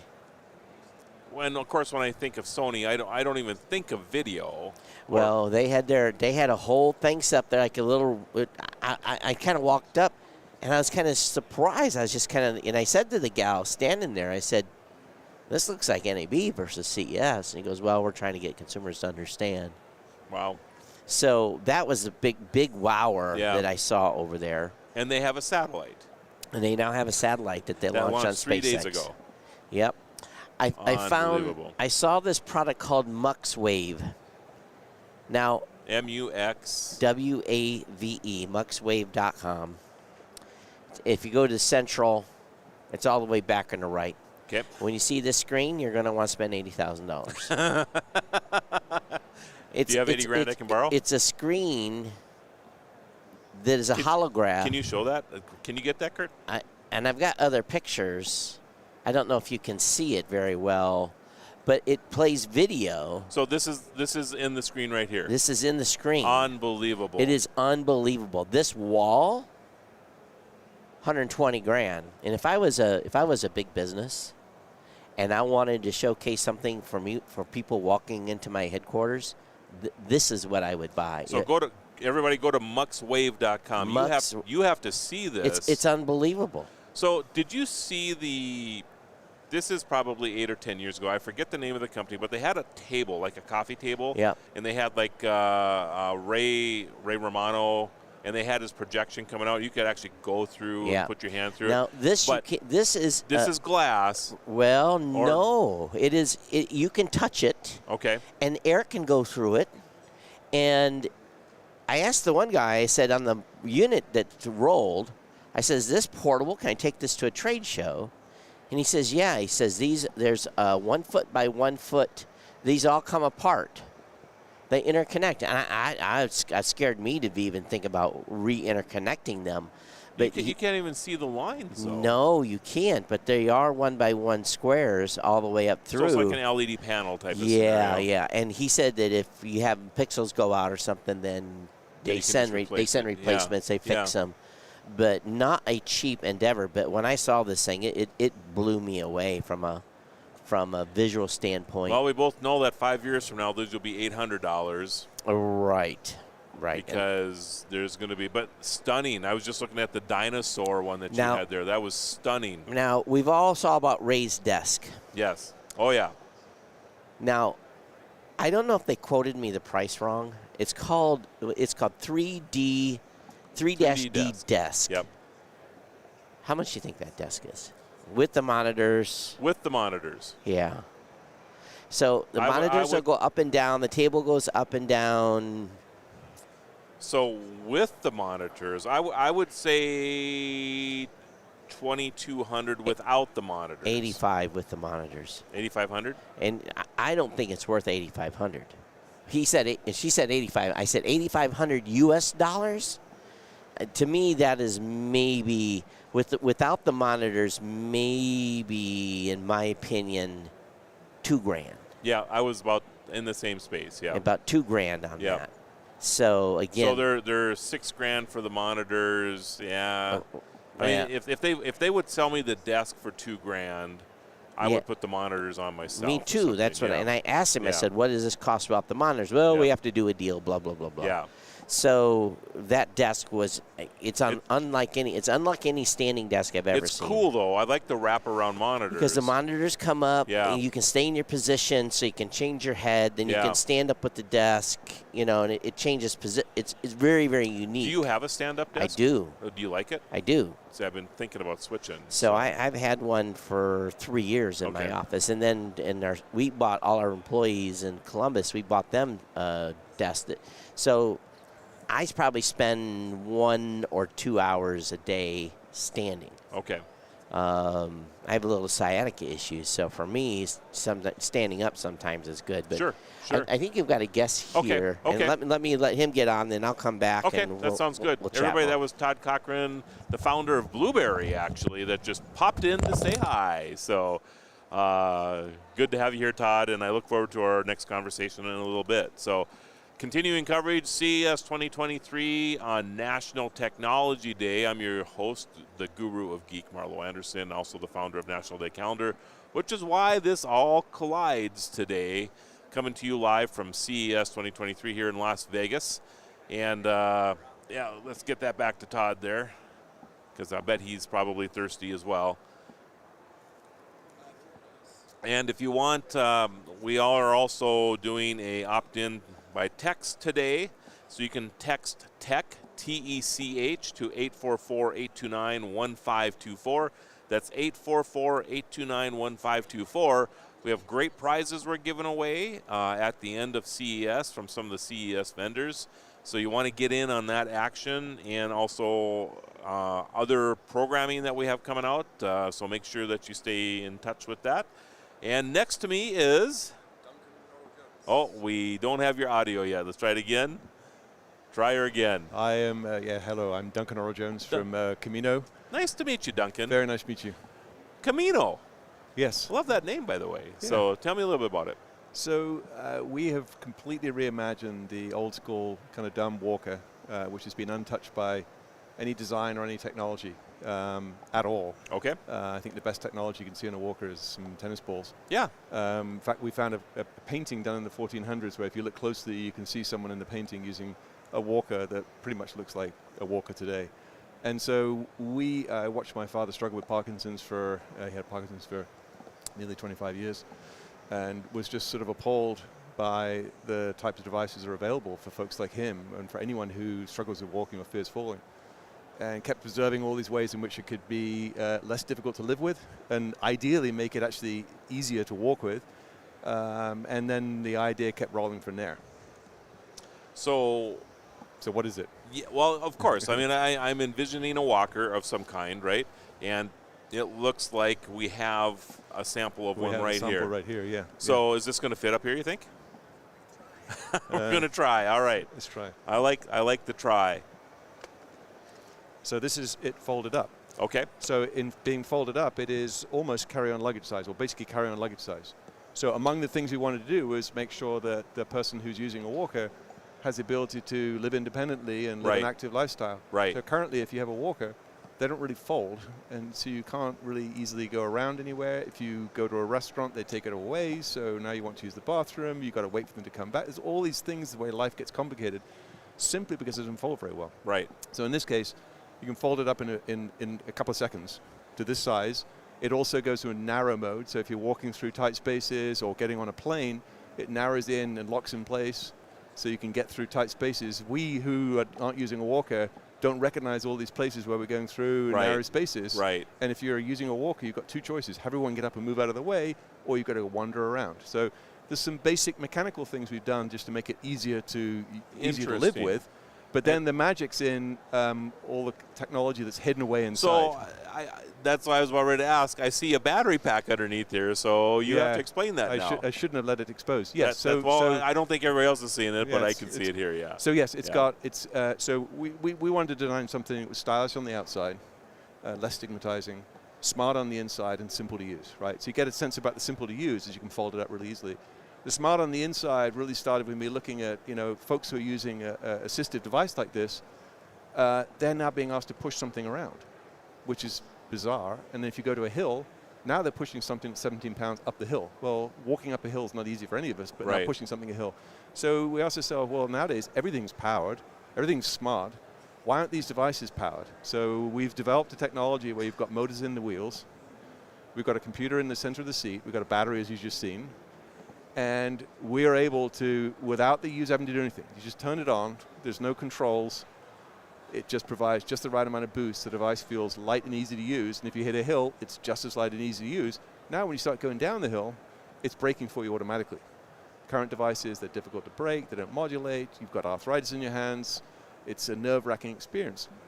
Ours is braking, going down the hill for you. So we hear from users who've used it, it's like, they say crazy things like, "Oh my goodness, I feel like I'm walking different. I can feel, I can move more easily. My hips are moving better. I can look forward and not worry about what I'm looking at on the ground." Well, and you see people who are using these. They're like either they're scooting them along in the tennis balls, or they're lifting them up, right? Yes, yeah. And the more advanced ones in tennis do have 4 wheels. It's not like we invented the wheel, right? But still, it's just bent aluminum wheels. So you could claim that if you want to, so that we, if you want to take that down. Thank so you. we've made it easier to live with, and now easier to walk with because you've had the power assist. There's other things, like you take your hands off the device, the brake's going automatically. Users who are using these devices will surprisingly frequently forget to put the brakes on when they sit down because the brake actuation is strange. You have to push the handles away to brake them. They forget to do it. They sit on it, it slides away, they're on the ground. Brake's gone automatically. It's electrically powered. Yep. They don't have to think about it. Yep. Right? We've taken the thinking away. It's safe because they can sit down, the brake's already on. So those features that, and then on top of that, nighttime, put your hands on the device, lights come on. You're seeing where you go. Gotcha. None of this stuff is super complicated, but it's all integrated with software, taking widely available technologies and integrating all the software to make the device easy to use and easy to walk with. Then the third element was we were thinking about it more and thinking, look, we've got all this interesting data that we're able to get from the fact we know what's going on with the wheels. We've got motors in the wheels. We know exactly how far they've gone. So we really know how far you've walked. We're not guessing like Apple is guessing. Right. What else could we do? So we've integrated in cameras, 2 cameras in the lower part of the device that are looking at your lower legs, so we can actually do gait analytics. It's widely now recognized that gait is sort of the 6th vital sign of geriatrics. Super important and interesting way to observe how someone's health is progressing. And so we said to ourselves again, why wouldn't we be using this device that this population that generally has some health needs? Right. Why aren't we using the device to better understand that? And that unlocks a whole bunch of things, right? It unlocks the ability for the person to take more control over their own health, understand what's going on. They have an ability to assess how they're doing relative to whatever goals they've been given by a physical therapist, by way of example. The physical therapist can get feedback, understanding, what's actually the patient doing, because they say to me, it's like, they leave my office, leave my clinic, I have no idea what they're doing. I'm sure they're going back to doing what they were doing before. Well, now they can get flags going off if the user's actually deviating from what the plan was. So that is a range of things that get unlocked. Ultimately, the aim here is the more proactive we can be in interventions around health issues, the better the health outcomes are going to be, the lower cost of care is going to be. So if a care provider or even a payer, like an insurer, can get signals that maybe someone's activity has gone down or their gait has materially changed, they can actually go knock on the door, call the person up and say, hey, is everything okay? It could be they've got early signs of early stages of a urinary tract infection or something, which can progress to something that's really catastrophic, right? But if you can get it early, it's not a big deal. Right. So the more we can use all this data to inform the healthcare decisions, the user ends up being on a better trajectory from a health standpoint, the providers can give better quality care, and the payers actually are probably paying significantly less money.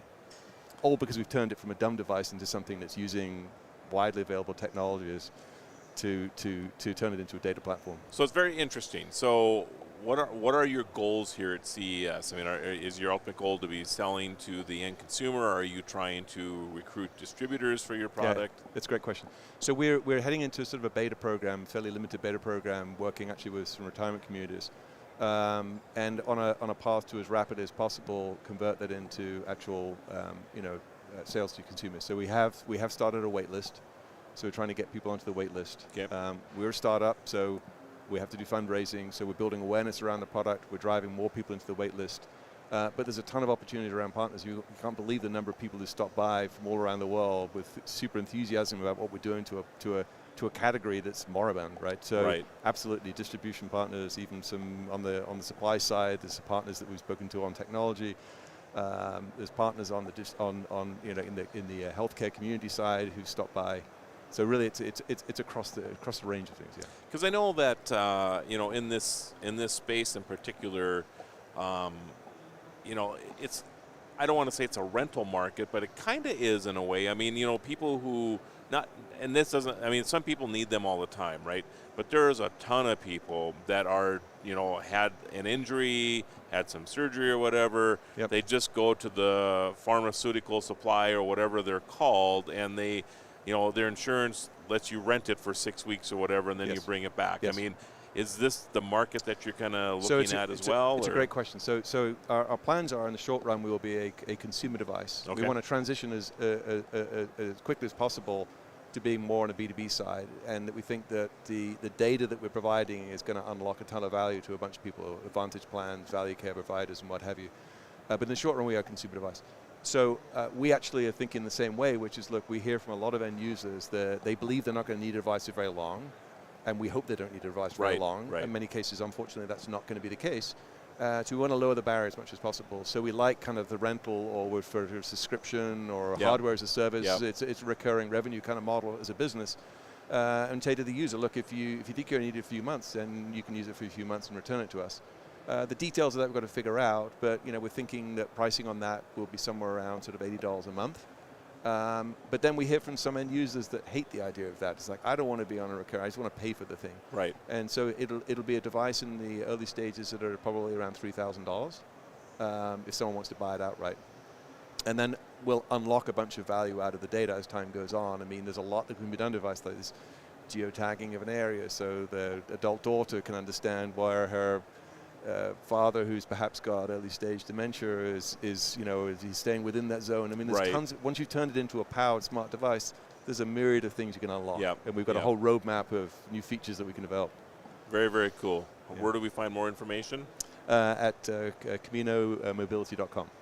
CaminoMobility.com. Yes. Yes. I'm going to jot that down as well.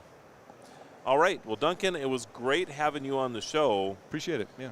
And I look forward to following your company a little bit. I actually have some interest in this, and as you leave, this is you and I need to talk after the show. So because I have maybe some information that I can share with you that I know that I think will help you a little bit. So terrific. So get a card. In fact, I might even have a card.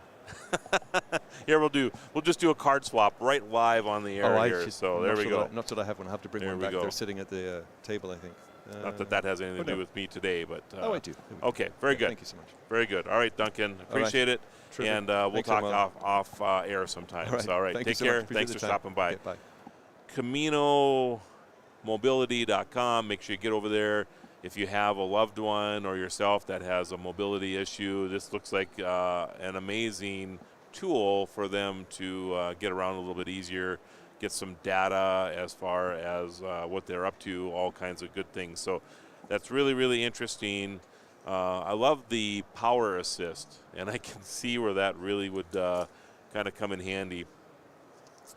And we're at CES 2023. This is your guru of geek, Marlo Anderson. And sitting down next to me, Todd Cochran, the founder of Blueberry and the Tech Podcast Network. What else are you the founder of, by the way? Podcast Awards. Podcast Awards, which I think you're giving away some. No, we're not giving away podcast awards this week, are we? No. We're giving away awards for the show here. For the show, but that is Scott's gig. That's Scott's gig. That's right. He's taking that over. So we get to, what do we get to do? Pick our personal choice? Yeah, I think so. Yeah. Is Sony your choice so far? Or? This is an interesting show so far because I found a few things that were cool. Yep. But I haven't found something I want to take home yet. You and I have different barriers to that, right? I want to buy everything here, And I haven't found the price point this year yet. Every year we usually by this time I'm honed in on the price point, but this year I'm not. Meaning that the $6.99 thing or the $49.99 thing or the or whatever. $249 or whatever, right. but I have not honed in on the price, so that is eluding me. We will work on that. But there was a booth I couldn't get to. I got this is nice. That's they nice. spent some money on this. Yes, it is. It's called Clone Yourself Using AI, and we've seen some of these services out here. They got a CES Innovation Award, and some of these AI services, they have like 40 faces that they use. Yes. This one is your face. So it's not just your voice. You and I were talking about the voice the other day. Right. So this is now you. Yeah. So you stand in front of a myriad of cameras and the booth was so full I barely got room to really? Grab this. So yeah, Ploonet, Ploonet is the. Oh boy, I may have to step out. Your next guest is here. So okay. Ploonet was studio.ploonet.com. Okay. So that was kind of interesting, but I do have some cool stuff to talk about power, specifically Blue Eddy. And, Elon's doing stuff with home power banks. Right. But Blue Eddy's in the game, too, now. And 39 kilowatt hours of total capacity, 9,000 watts of output availability. So in other words, you can pull 9,000 watts at one time, which really isn't that much for a house if you think about it. But I think Tesla's power wall is 5 and 8, right? So I'm not sure. But I think so. So their output power is 9 kilowatt. That's 9,000 watts. Yep. And then maximum input, maximum current. Let's see here. Is this that right? Let me look at this. But anyway, he says this will run a house for 2 days. Well, depending on your house size. Well, of course. So 36. If you think about it from a kilowatt standpoint, do you know how many kilowatts you use at your house a day? I have no clue. I tracked mine pretty hardcore in Hawaii because the price of electricity was so crazy, and when I was planning my solar system, that's about 24 hours for, and that's a non-air conditioned house. And so but you know, the difference is where I live, and I think people are going to be stunned by this. Well, maybe it's maybe not because we produce so much energy, but we pay 8.1 cents a kilowatt hour. Don't tell anybody where you live, because that's incredible. Yeah, I know. I mean, there's only only Idaho has lower than we do at 8.0, and that's not the entire state. Hawaii was 36 cents. Yeah. And I think where I live now is like 13 or 14, so maybe even higher. And the only place in the country that has lower than we do, other than Idaho, is Wenatchee, Washington. They're at 2.9 cents. You want to win a Tesla? Yes, I do. So there's a QR code right there to enter to win a Tesla. Okay. So it's about it's GANFAST powering, power charging. I love the things you bring to the show. Yeah, I walk. The people are handing stuff out, and the lady says, "Win a Tesla," and I kind of did like 4 steps. Everybody, get your phones out. Kurt, can you get that? See if you can scan in on that QR code real quick. Get your phones, everybody, and then you can hit that QR code with your. I don't know if that's going to work because it's finished shining. There's a URL. There we are. We'll just give them the URL. Okay. There's the URL on there? Yeah, we'll just give them the URL. Okay. So let's give them the URL. Very good. www. I don't know why people do that. I don't know either. Dumb. It's like yesterday's stuff. www.ganfast.com / this is easy, win-a-Tesla. There you go. Say that again. It's ganfast.com, GANFAST.com / WIN-A-Tesla. Okay. You have to answer 3 questions. I don't know if you have to give them right, I guess, because I didn't know the answers, but I said I put GAN for number 1, all of the above for C. You'll figure it out. It can't be that difficult. Yeah, get there. You could win a Tesla. Yeah, that would be great. Yeah, that'd be great. Wouldn't that be cool if one of our audience members scored that? Wouldn't that be great? That's hilarious. Say, how did you hear about this? You weren't even at CES when we were watching CES live. There you go. All right. Thanks for the check-in again, Todd. We're coming to you live, CES 2023. This is part of National Technology Day. I'm your guru of geek, Marlo Anderson. And speaking of other contests, we actually have our own as well. Text TECH, TECH, to 844-829-1524. That's 844-829-1524. Text TECH there. We're giving away all kinds of great prizes from our CES friends as well. Thanks for joining us today, everybody. We are continuing our live coverage of CES, and we're geared up and ready to go with our next guest. And you are? I'm Chad Gerber. Chad? I am Chad Gerber. You are Chad Gerber. That's You're me. with Mellowscene. I am with Mellowscene. I'm the founder and creator of Mellowscene. So, well, let's just start right there. What is Mellowscene? So Mellowscene is a virtual reality music platform. Okay. So what we want to do is, as my background and my career is all music. Okay. What we're running into is that nobody in the metaverse can play music.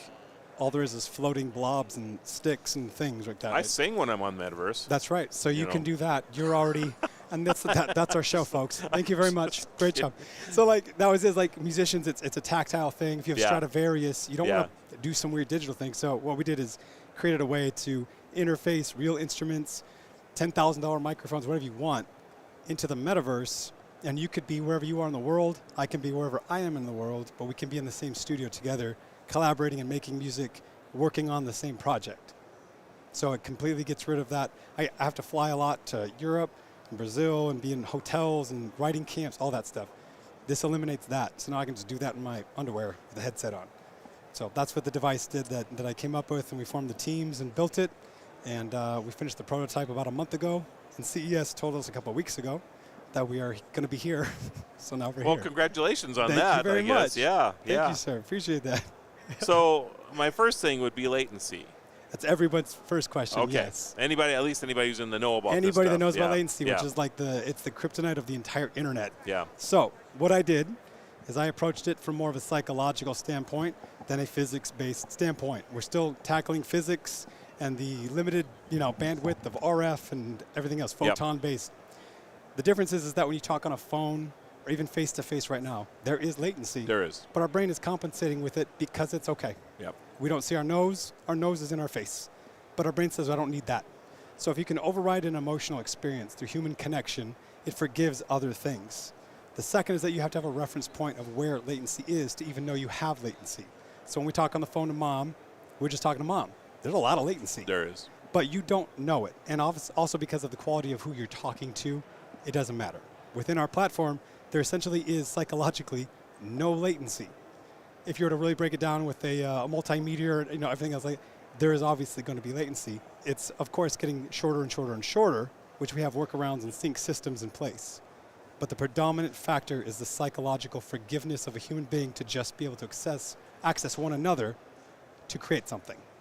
And then all of it goes out the window. Your brain completely does not care. And again, you have no reference point to understand that any latency is taking place. And that's sort of the main piece, and then attach a bunch of other weird things to it. But that was my foundational piece of figuring this out, is how much can we forgive? Our speech is delayed, but we forgive it. Right. How much can we do? Okay. So that was sort of the first piece. All right. Next one, I'm sure you hear all the time too. Yeah.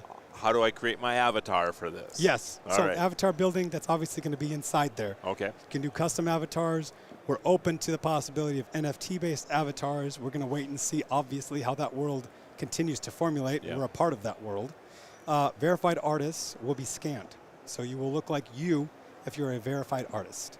Now, if you want to look like you, but look like Gene Simmons, you could also do that as well and get a licensing deal with that, and so you could be Kiss if you want. Or you could be a panda with a huge That's bass great. guitar. Yep. But you have options for it. We're keeping it on brand with what does not take away from that emotional and creative connection between the people. So I've been in a lot of different programs, and they're all amazing, right? But if somebody's a giraffe and somebody's a crazy creature and stuff like that, it's fun. But at some point, it's distracting, and it's getting at some point you want to be able to be together. Yep. So that's the balancing point, is how much is too much, how much is not enough. But the verified artists, at least, they will get scanned in if they want to be scanned. But you can still show up as a purple person if you want. Is there a level that you would be a verified artist? I mean, do you have to be published? Do you play in a band? I mean, how does this work? So that's the sort of thing, I'm really anti-algorithm, especially with art, because you know how that is. You just get shoved this stuff by the labels, and I work with labels. So it's just this balance of finding it. When it comes down to verification, I think it's just, for me anyways, and I've had to do this process as a musician, the people who have that determination, drive, and fire earn it. There's a lot of people that just get it, handouts, obviously. But it's more about that just contribution to the platform, the creativity, the social connection, that stuff that we value. We don't value a cat video. We don't value posturing, look how amazing I am. It's about authentic, culture building, relationship building. So it's going to come down to more of a balance of actual human things. If you're a good person at the community center involved and helping out, you're going to have more opportunities for you. And that's gone on social media and two-dimensional internet. We're trying to bring that back to reward people for being kind, creative, contributing to things. If you want to be a troll, by all means do it, but you have to do it face-to-face. So there's going to be a lot of different factors, but the last thing we want to do is just get it into another influencer cyclical thing of verification. So I do a lot of, personally, I do a lot of remote recording. Yeah. Not as an artist. Right. I mean, just of as course. radio, television, whatever, right? So I find this fascinating, personally. And so is there a space in there for my team when we're recording Yes. a radio show. Yeah, podcasters are already jumping all over this. So the difference is this show, we could have an audience of people from all over the world here with us. And we're in here, in the Yep. space, in the real world. It's, it's not just, we all use VR now, but it will never be just VR. It's always, at some point, it'll be just mixed reality. Whether it's fully immersive or mixed reality, Yep. that's where it's going. Yep. But yeah, the whole team could be in here along with an entire audience that could participate, ask questions. Like, that's what we're facilitating is that. So yes. And I think it's the difference between like you and I having this conversation now compared to me looking at you on a screen Right. and having a conversation. It's two different things. It Absolutely. really is, Yep. So if you and I can be immersed together somehow Right. or another, right, in a metaverse situation, Yeah. where I feel like we're in the same room, the conversation I feel like would come Yes. back to how you and I are talking right now. Yes, and that is a fundamental piece of being a human. We are non-verbal communicators. Majority of our communication is non-verbal. Any musician will tell you this, that in the studio, we're not hashing over the details of what's going on. We're just playing. Right. We have to be in the room to see the person grooving, what we have going on. Exactly. But you can take that back to any level. We created writing and text and all these things later, and that's this much of our communication. It's voice and non-verbal communication. It's just like, like right now we're talking and we neither one of us can stop using our hands, Yeah, right? like it's yeah. just, you can't do this. You're human. I record a television piece, a 1 day or a 1 minute daily piece for National Day Calendar, and I'm like standing right here. I mean, it's almost like they have to take ropes and tie my hands to my legs. Exactly. It drives me so crazy. That's what we've been condensed into. Yeah. For internet's amazing, obviously. Yeah. Humans do not communicate through emojis and texts. That's amazing. It contributes to our existence. Humans are meant to communicate without words. I mean, how many people would prefer a nice hug from a loved one versus a I love you in a text? Right. We're human. And so Yeah. that doesn't exist in traditional internet and all that. Not to slam internet because, it's still here. Yeah. That's what we're doing is we're using music to facilitate this connection, to bring artists, musicians, their fans coming in, but to kind of reopen the ability to go to the after party after your performance in the social space, try new ideas, converse, stop sending mean political posts to each other. In here, you have to talk. Right. And so that's the kind of the formula is like whatever we can do to facilitate creativity, connection across the globe for the first time. So that's and music is the glue to get it started. Interesting. So am I able to hop into my headset now and Man, we finished our alpha prototype last month. 2 weeks ago, CES said that we're coming to CES. So not yet. We're now going through, we have some different partners. I'm a Gibson artist, so we're doing some stuff with Gibson and figuring things out. We're hoping that we get to the beta build. So I'm hoping, I have high hopes for this fall or spring of 2024 for the available version to come out. So we've been scrambling and just trying to keep up. But yeah, we just got the alpha prototype, and now I'm able to do sessions across the globe, and it's phenomenal. But we still have to go to the next section. Sure. Can we follow you somewhere? Do you have a Please, website or yes. anything? So meloscene.com. And that's MELOSCENE.com. That's it. So there, and obviously Instagram, Meloscene. If you want to connect and talk and ask me questions, Woodrow Gerber or Chad Gerber Instagram, I'm there. Okay. So I'll talk to whoever. Woodrow Gerber? Yeah, that's my. So I do my normal. The bigger stuff is Chad Gerber. Okay. But my underground passion is underground electronic music, and it's a tour. It's a tour name I got back early in my career. Somebody said I was with these rappers, and they brought me in to play guitar on a tour, and they said, "Look at this dude's teeth. They're so straight. They look wooden." And they got these two guys, like that one president. Who's that one president with the wooden teeth? And they go, Woodrow Wilson. I'm like, it's George Washington. And I will call you Woodrow. Let's call you Woodrow. So it's stuck. And now you use it yourself. I love yeah. it. So I was That's like, funny. you know what? It was my first real credit on an album. Yep. It said Woodrow. Yeah. So I was like, I guess that's what we got. That's it. Well, Chad, we'll follow the progress. Mellowscene.com, and thank you. Thank you for having me on. Join us next year. I want to hear your progress, and maybe we can even do a little demo or something. Yeah, with if what I you got survive going on, CES and my voice comes back, I'm in. That will not happen no, it ever. Won't. That's what Look at us. So I'm drinking all these Powerades. This is what you're going to look like after a couple of years of CES, right here. I feel like that now. That is me. That's me. And if you mean like a nice golden seasoned look, yes, I'm in. Yeah, I okay, want it. fair enough. I want it. You're being way too kind. So, Chad, it's a pleasure. Thank you so much. Thank you so much. Take care of yourself. Thank you. All right, check that out, everybody. Mellowscene.com. Keep up with Chad's development in his platform in the metaverse, especially for musicians. So, sounds like a lot of fun, and hopefully next year we'll see a little more progress on that. So, continuing coverage, CES 2023 for National Technology Day. I'm your host, the guru of geek, Marlo Anderson, and the founder of National Day Calendar, which is why National Technology Day is a mashup for me. Excited to be here, and we continue to bring all this amazing tech right here at CES. And joining me, as Todd's prepared here, he just shows me his name tag. Oh, I probably shouldn't do that because people could scan that right now. That's Todd. fine. Reach out to me. Yeah. That's the old AT&T thing, yeah. isn't it? Yeah, absolutely. Yeah. Reach out and touch do you want someone. Me to sing No, don't sing. Okay. Well, we could duet if you want. Okay. Yeah. Reach out and touch someone. someone. All right. Oh, that's pretty good, All right, actually. So let's change our jobs right now. Kurt's going, please stop singing.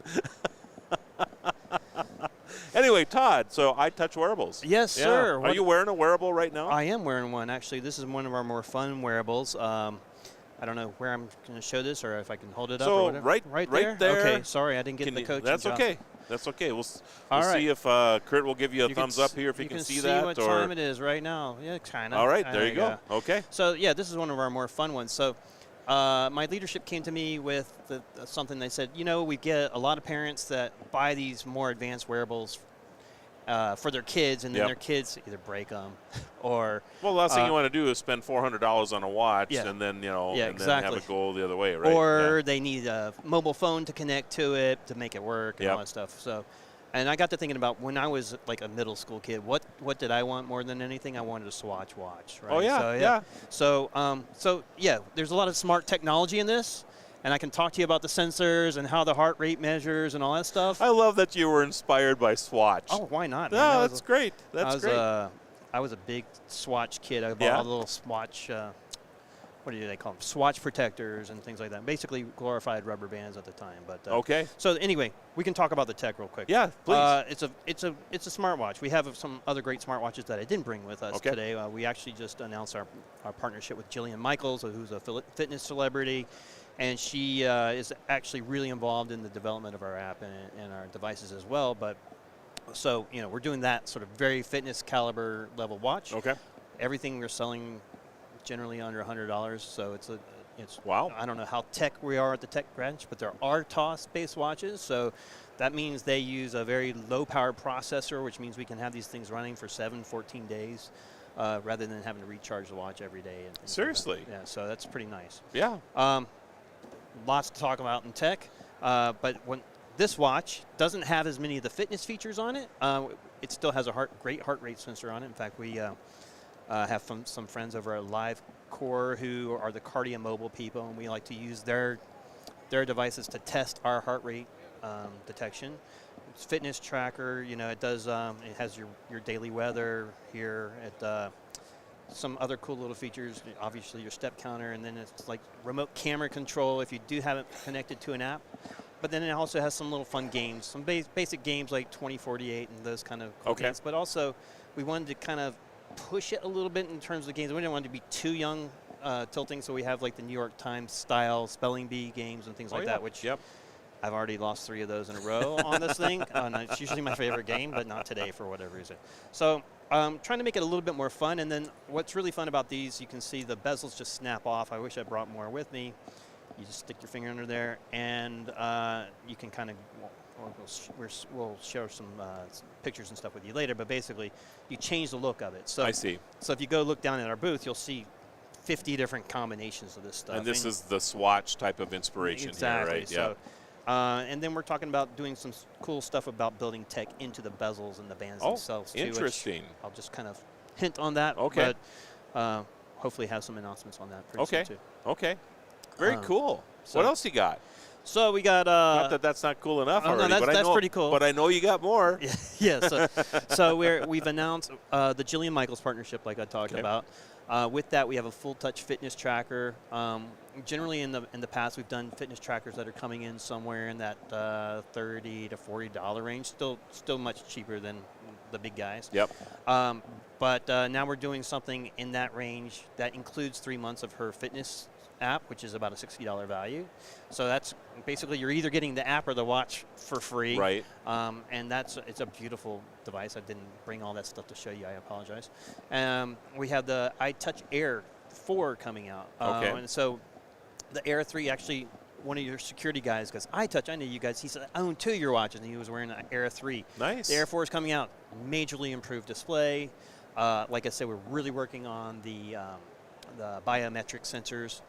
So really accelerated the technology behind the heart rate sensing and all of that. And then massively improved UIs.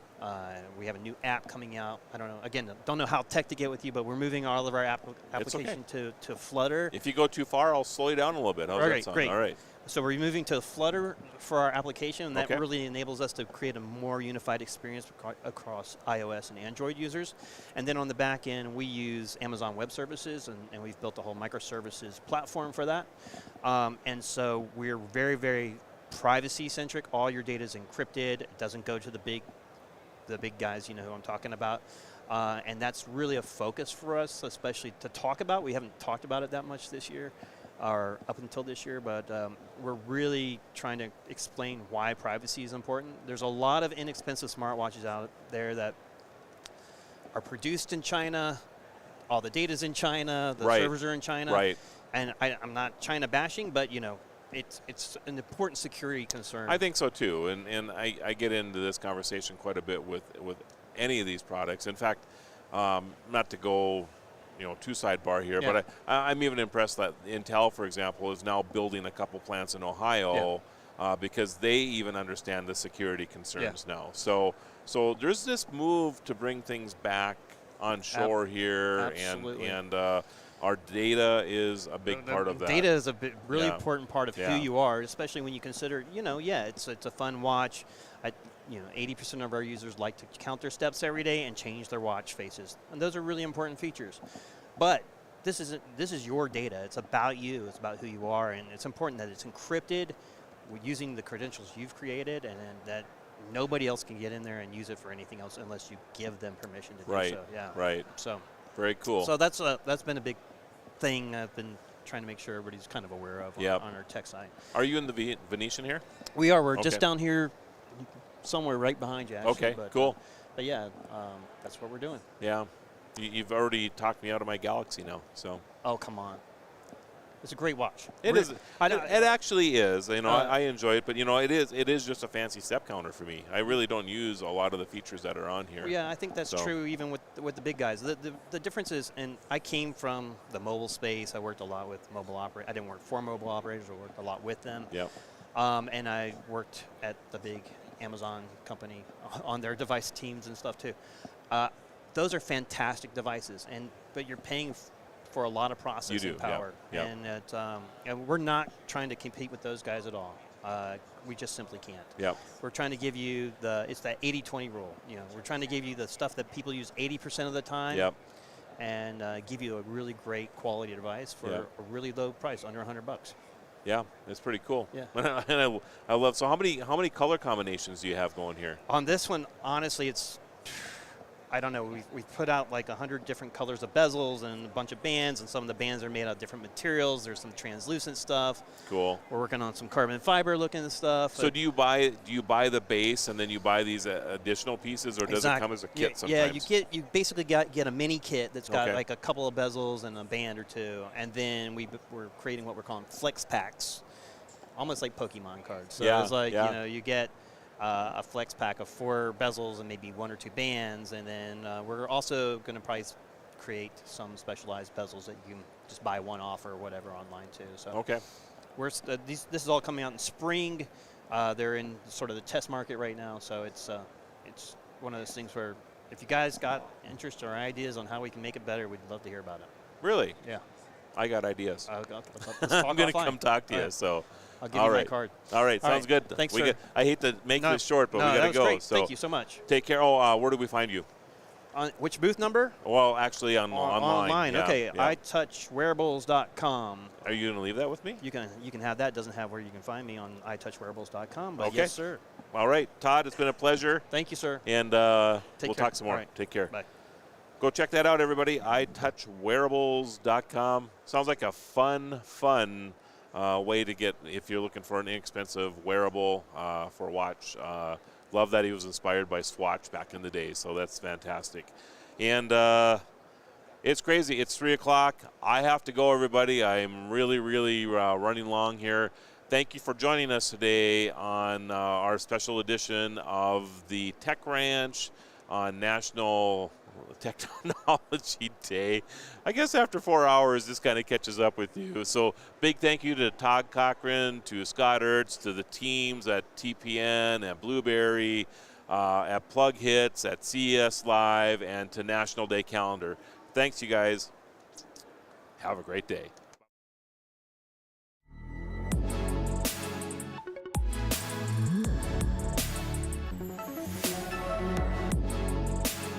Help support our coverage using Blueberry, the community that gives creators the ability to make money, get detailed audience measurements, and host their audio and video. Get 30 days to try out the service using promo code Blueberry004. That's BLUBRRY004.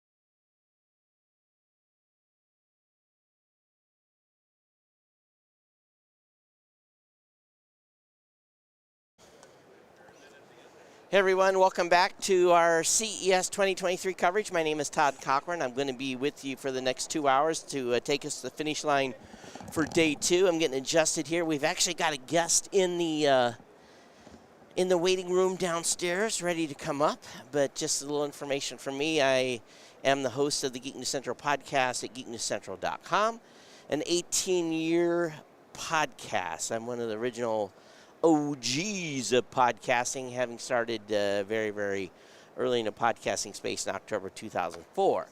But got a lot to talk about. I've been wandering for the last 5 or 6 hours, and lots to share today with you today. So it's looking forward to having those conversations. So I'm going to make sure that our Twitter stream is still up, because I know that, and hopefully it's logged into the right account. We can bring him on.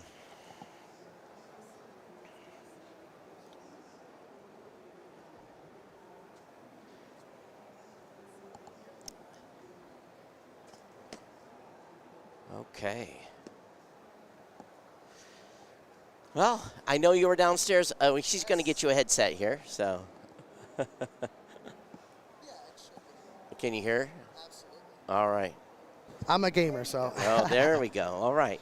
So I know you guys were waiting downstairs patiently. Thanks for being patient. Thank Go ahead you. and introduce yourself and tell us about what you're doing here at CES. Yeah, so my name is Jose Santiago. I'm the CEO and founder of Reboot Imagine.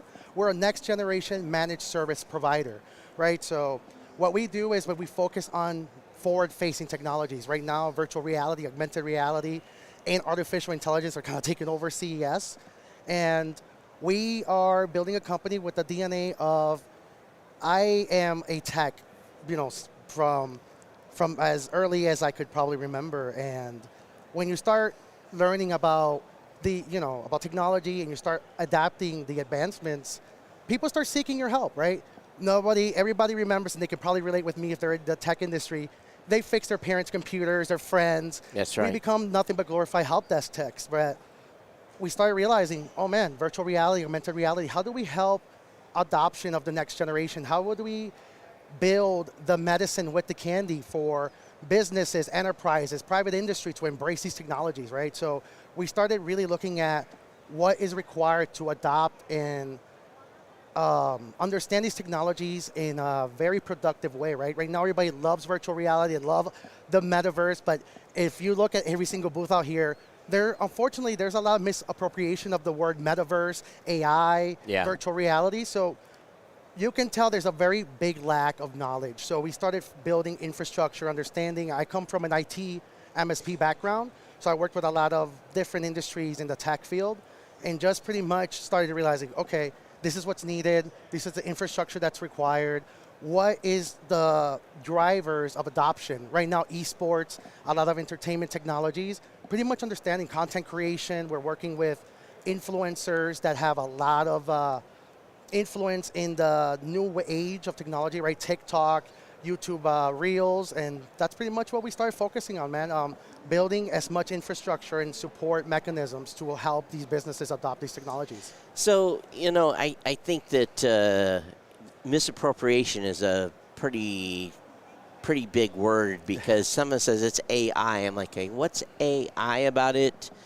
Is it really AI, or have you just programmed some It's a pre-allocated word. Yeah, and so, unless you can really look under the hood, you really don't know if they're actually doing something that is, truly adaptive. But so I guess the question then is, when you go in and talk with clients, what is the kind of the conversation you have with a company? The first conversation is, what is your understanding? What has you prepared for the next generation, right? We know AI is coming, virtual reality is coming, spatial computing is almost here, and people immediately, when they think of spatial computing, they immediately think of virtual reality. They think of Minority Report.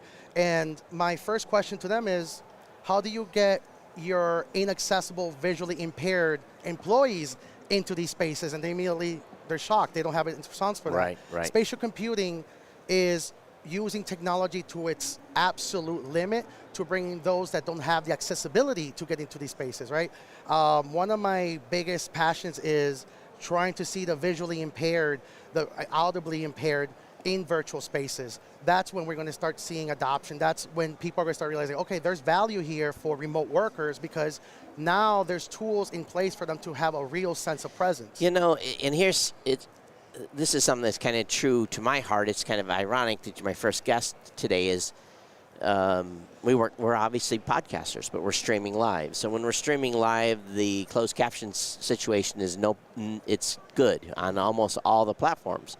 But for many, many years, when we would put up a podcast as a audio medium, there was no closed caption to go along. So one of the things my personal company did last year was put in place to have closed caption within podcasts. So when people was watching on a web player, they could follow along. Now they could always read a transcript. We don't have emotion and that stuff yet. It's kind of raw, but it's a start. And here we've been all these years having helping the visual impaired consume content on the web, and then the audio folks have been left behind. As a matter of fact, I was talking with someone yesterday that has a speech impairment. The metaverse can, if people think about, I think about the metaverse. It's kind of funny. Is like the original metaverse was like Second Life. Yeah. Back in the day. So how, if that was 15 years ago, whatever it was, the Second Life came out, which is still online. Mm-hmm. How do we actually get vision impaired people into that? That's going to be very, very difficult to navigate. And that's the exciting part, right? Because there's so much technology now that's being born, right? Augmented reality, artificial intelligence, right? There's a lot of voids and gaps that are being created. You mentioned speech impairments and the ability for let's think of autotune, right? Autotune is actually a tool that kind of it's filling in the gaps and it's adjusting your voice. There's going to be tools that will be able to facilitate conversations, even for those that have the inability to speak a specific language or have the ability to communicate. that's the value. It's building that conversation, having people understand. Don't you think those would be the first tools where, I know a smattering of Spanish, but don't you think that'll be the first tools where we're both on Bluetooth and I'll speak English, whoever I'm talking to will hear it in Spanish and vice versa? I think, those are the types of things that I think we need as a tech community, stuff that just makes us closer. Yes. And makes us able to work together. So I'm hoping that continues to evolve along with, what they're technically terming the metaverse. I'm a big believer in the metaverse is nothing but the pre-beginnings of us trying to figure out the word to define universal language, right? Because accessibility is nothing for us having the ability to build bridges for us to communicate, understand, and have the empathy in order for us to connect it with each other. And that's the value of all of these technologies kind of like getting into a position where they're turning into building blocks, and now we just need to create, okay, what is required for me to communicate with this side, and what is required for us to build around it and for us to collaborate. That's what the metaverse is. I love one of my biggest, a lot of people use Second Life as an example of the metaverse, but I'll give you a more fun one, the Macy's Day Parade, right? You're seeing all types of IPs in floats and blimps. You see so much branding and advertising, communication, but you're also interacting with the performers on the streets. You have a sense of presence, but you feel like you're part of something bigger. You know it's being broadcasted all across the world, and that's the value of building the blocks for that. It's the next forum. It's the next library. Yeah. It's very exciting that we're building that. And I think there is many definitions of metaverse, and it'll probably work its way out within the next 3 to 5 years and figure out where it's going. Most definitely. Well, again, give people information on where they can reach you. Yes. And check you out. Yeah, so my company's called Reboot Imagine. You can definitely Google me as Jose the VR Tech. I kind of carved myself some SEO there, but I'm very active on Twitter, Instagram. I'm part of the F Reality podcast, so I'm very involved in the technology space. I love talking about this.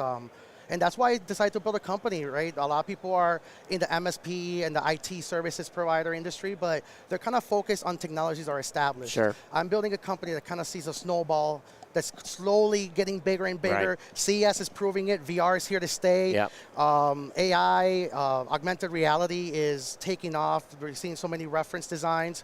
Glasses are getting better. We're at the glasses form factor stage now. So now it's just building the building blocks to adopt the next generation. So once again, Reboot Imagine, Jose the VR Tech. Thank you much for coming on. Thank you. Have a great show. Thank you as well. Thank you. Awesome. Awesome stuff here. Here's the thing about CES. Everything under the sun is being talked about here. And I'm going to talk about some of that between guests if I have the ability to do so today. Okay, so I'm trying to log into something because I know that the live is not running at the moment. Of course, I have to go to this app. It never fails. You can bring on the next guest. Yeah, that's fine.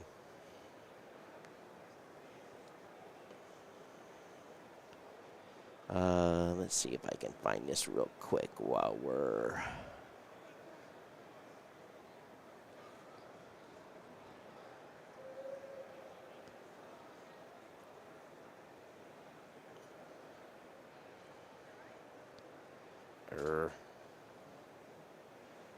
Okay, so almost ready here. Let's see if this is the right, whoops.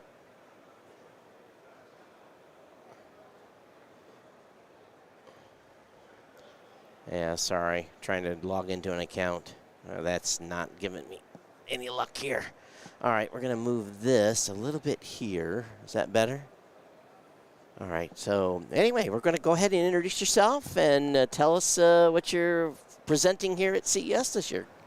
Yeah, nice to meet you. My name is Rick Schulte. I'm the founder, CEO of Sorama. Sorama, okay. And we're specialized in creating insights into sound. So we can see sound with our acoustic cameras.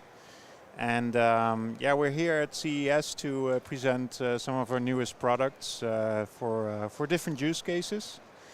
So one of them is creating healthier buildings by identifying acoustic leaks or even energy leaks in building facades, as well as the acoustic performance of your office, for example. You know, I have an actual recording studio that's been all sound conditioned professionally by a company, and I would never have imagined when we were doing our first test, because we did like this. He had some sort of test he did and recorded it, and then came back later and did that same test again. And it was like dynamically different. Buildings do leak, I guess is the best word. Not only heat, but they heat. You know, it depends on how the build, I'm sure, from room to room, right? So is that where your tech comes in, is looking at isolation between room to room, or? Yeah, so if you have like your meeting room or your studio and you're sitting in the other room and you can just almost literally hear the conversation going, that's typically not what you want to have in a studio or in an office. And with this tool we have right here, the acoustic camera, we in the one room you put a loudspeaker, and in the other room you use the tool. And it's very easy. You kind of see like, it shows a bit like a thermal imaging camera, so you see a heat map over a visual image. And you literally see that heat map on the locations where the audio is leaking through the sites. Wow. You know, I did 25 years in the military. That could be, you ever talk to DOD about this? You know, be honest with you, though, there is from if you're in a building where you have other companies in the building that are next to you, you definitely want to make sure that your information is not making it across those barriers. Yep. What are you primarily finding that companies are looking to do with this? What are the most use cases? I mean, it's especially if you're in an open office area, for example. You can imagine people coming back from COVID to the office, and you get distracted by your colleagues. Well, those are situations where you can utilize the acoustic camera to see if there's reflective surfaces, or you need to put a barrier somewhere to improve those conditions so you have less stress in the workplace, but definitely also with rooms that you want to have isolated with information from talks that you don't want to get out. Those are also important use cases. I don't think a lot of people realize how sound travels. I know that when you have a monitor in front of you and you're doing a Zoom call, or maybe you're not even on a headset, but your voice hits that monitor and bounces right back at you, and there's that reflected energy that comes at you. It can add, if you have 10 people in a Zoom call, that can add to the distortion level of that call. So depending on the mics, of course, that people are using. So I could see where I understand the value of soundproofing then. So do you take the information you're getting from this and then work with third parties to come up with solutions to deaden that leakage, or? Yeah, so I mean, this product is really focused on the construction companies during themselves. The construction. So what normally happens if they build a pod, or they build some of the rooms, is that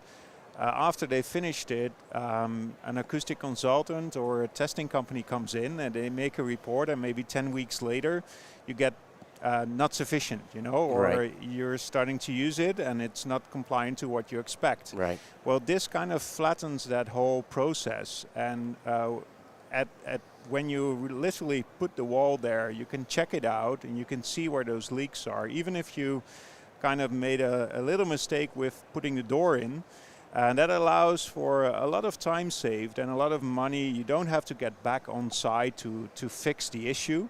You can just deliver a building or a site the way you promised to, without all the hassle with the reports and stuff. And some of that mitigation can be easy, especially during construction. Maybe it's just filling an area with foam, or I'm sure there's it can be that easy. Sometimes it's even, we missed a strip near the ceiling, or part of the door is not really fitting right in, and you just have to tune it a little bit. So you don't. Typically, 80% of those cases are a quick fix to hugely improve it. On the other hand, we also have a whole network of solution providers. So if the situation is more complex, or it really doesn't doesn't suffice, then yeah, we can always introduce a solution provider. So we're kind of like the middleman, so to speak, to create those insights to where you can really fix it. Most of the time you can fix it right away, and if it's more complex, we can help you with that.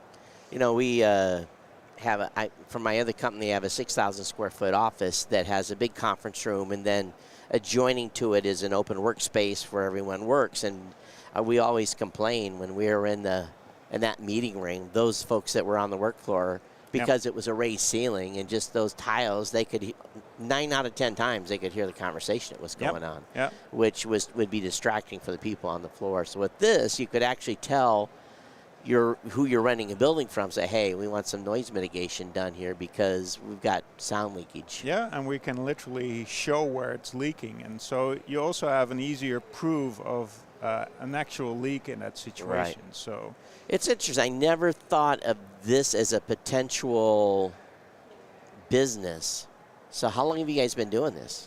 Yeah, so we started already back in 2009 as a spin-off of the Technical University of Eindhoven, where we focused first on product development, acoustic design, sound design. That's still a business for us.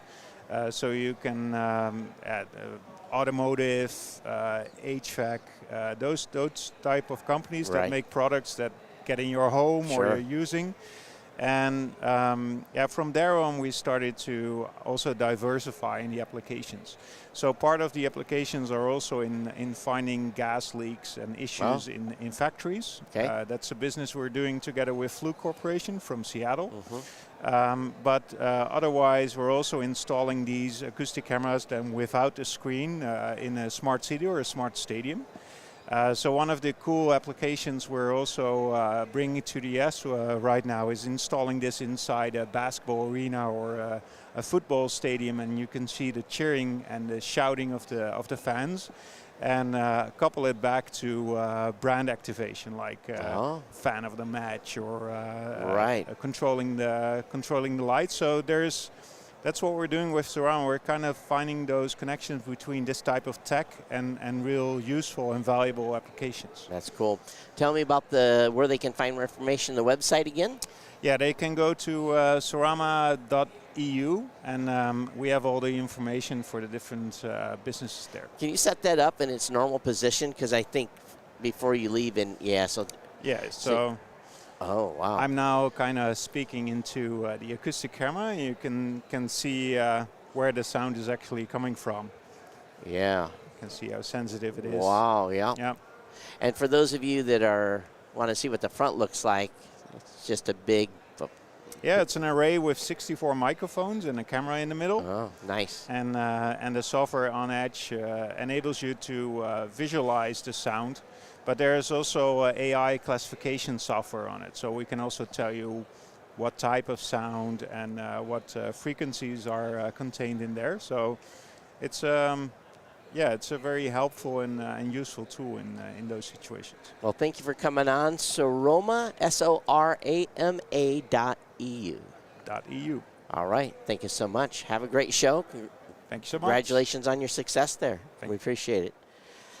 I tell you, you learn something new every day. I would have not, for my life, had any idea that this type of tech existed in that factor at all. I really would not have known this. I know I wasn't getting my password earlier. I was copying the wrong one. All right, maybe I can get in here now. All right, let's put that in there.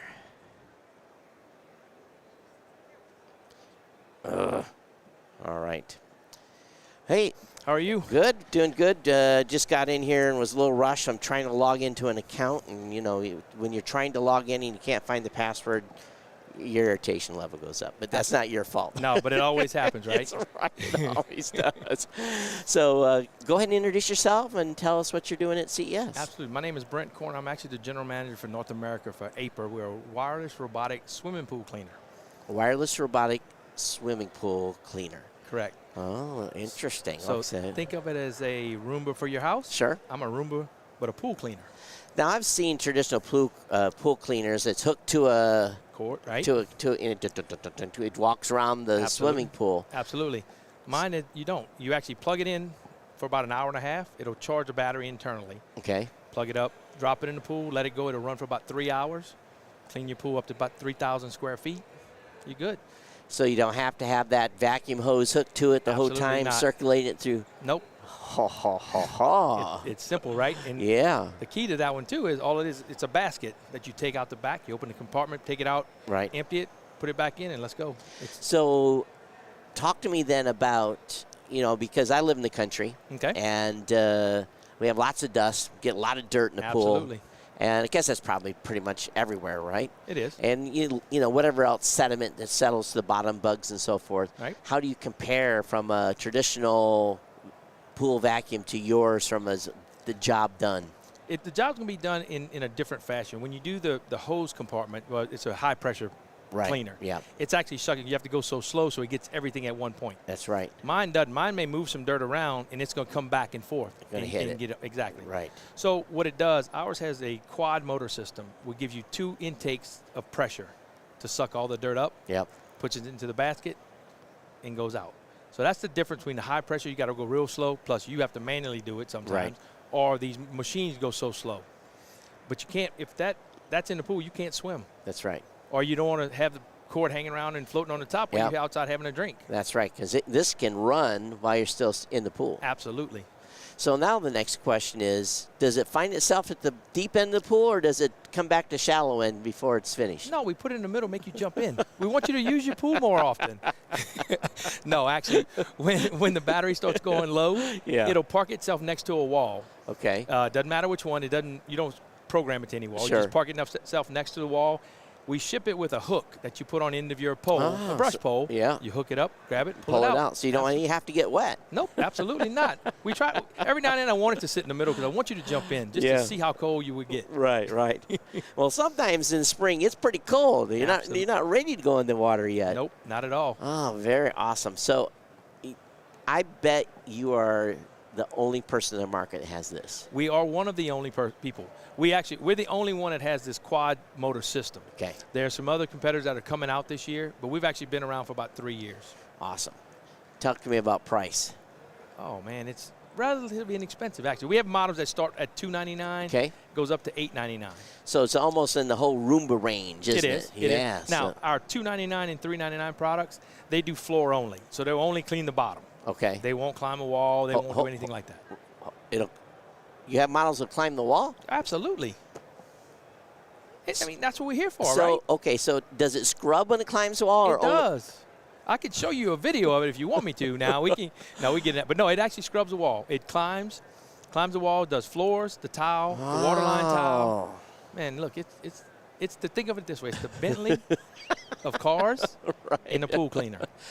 What are the limitations on types of pools? Will it work in, some of these folks have the ones that are above ground, soft side. Yep. Works okay with those? Absolutely. We won't use that one in that pool. You actually use one of our other models, the $299 or $399 model, because they only do the floor. They'll run around and clean it. Okay. It's our Seagull. We have a complete line. It's called the Seagull series. Yep. We have the SE, we have the Plus, and we have the Pro.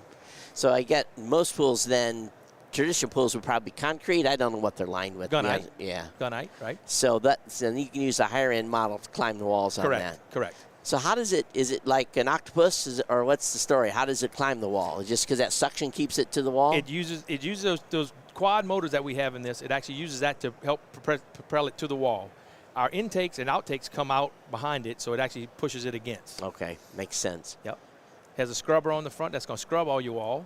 Then it also has it funnels everything down into the collection basket. It sounds to me like we're close to replacing the pool dude. So, next thing you need to do is chemical distribution in this thing too. You laugh. We actually have one that does it, but we took it out because chemical is so corrosive. It's true. It's just hard to keep that moving. So we have that idea. That was an idea to do it, but it's just the corrosive part of it. It just didn't work. Because you're out there dipping the pool, doing the test, pour some in. Absolutely. Can't be in the pool for the next hour. Yep. No. This one you can. That's the benefit to this device we have. Yeah. Think about in the olden days, you had a cord that came from a wall. That's right. It goes across your deck. Yeah. So if I want to go out and have a cocktail with some friends, I got to remove it. And it's out there. You can hear it. Exactly. This one doesn't. This one just sits there and moves on.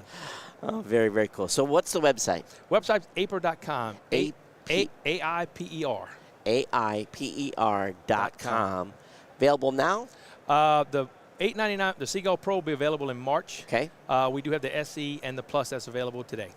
Awesome. I have a brother-in-law that is probably going to, I'm going to turn this because he hates going out there and cleaning that pool. Absolutely. You know, our favorite say cleaning's for the birds, right?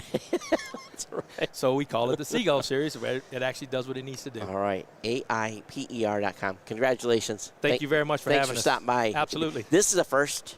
I can tell you, of all the years we've been doing this show, this is the first time we've talked about essentially, and I don't want to call it that because it's the apron to clean your pool. Thank you. Very, very cool. You know, my brother-in-law cleans his pool. I don't have to clean the pool, but I use his pool. I use his pool a lot, matter of fact. Kurt, you ever had to clean a pool? Nope. Yeah, it's, you know, that's why everyone hires pool guys. Yep, that's me.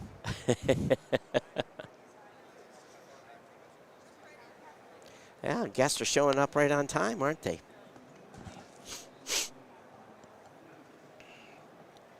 All right. Again, you're listening to our CES 2023 coverage. My name is Todd Cochran from Geek News Central, geeknewscentral.com. We got our next guest with us. Go ahead and introduce yourself and tell us about your company. Yeah, hello everybody. I'm Eric Acella. I'm from Italy, but I have a company based in Switzerland. Okay. And we are in the digital health world. I'm a physiotherapist, and we developed a solution for the patients because we have a big problem because the patients don't do the exercises at home. And so what happens, I have a little story to tell you. So basically we're talking about physical therapy at home, right? Yeah, right. Okay. Correct. Okay. What happened with our company? I'm a physiotherapist, and one of our co-founders was suffering from a severe back pain. Right. And so I assigned him some exercises to do at home, but he wasn't comfortable to do them alone at home because he was scared to do something wrong. So we had to find a solution. And so we developed this application. It's an app that you can download on your smartphone or computer or any device. And how does it work? Just with the camera of your smartphone or computer, it can track your movement, and it can correct you live while you are exercising. Well, that's interesting. So it actually watches you, and it knows the exercise you're supposed to be doing. Yeah. So if you're laying on the floor, I had a very bad back injury in 2004 and was lucky to continue to be able to walk. But my physical therapy in clinic was only 6 weeks, but then for like 2 years I did my own physical therapy. And a lot of it was on the floor. So how does the app, if the person's on the floor, or if because sometimes maybe they're going to be on a ball or whatever it may be. Yeah. So how do you work those different scenarios? So it works like this. You run the app, okay, and you start a live session, and there is a calibration with the gyroscope of your phone, and so you need to tilt your phone. And when you reach the right inclination, you put on the floor, and just with the camera, without any additional equipment, it can track you. And if you have a ball to do some exercises for the back, it's okay, because we trained the artificial intelligence for specific diseases. Like now, for example, we are working with chronic low back pain, right? And we did many exercises for this problem, and so you put your phone on the floor and it sees you, and you can enjoy, and you can exercise. So do you do this in conjunction then with your physical therapist to set which exercises you're doing, or is it a broad spectrum of exercises that are specifically for lower back pain? So it works like this. we have 3 lines of products. We have one product dedicated to physiotherapists, and we have 2 interfaces. One interface is for physiotherapists, so they can choose the right exercises for you. Yep. And then they will send to your application, and you will find the right. The list, right? Yeah.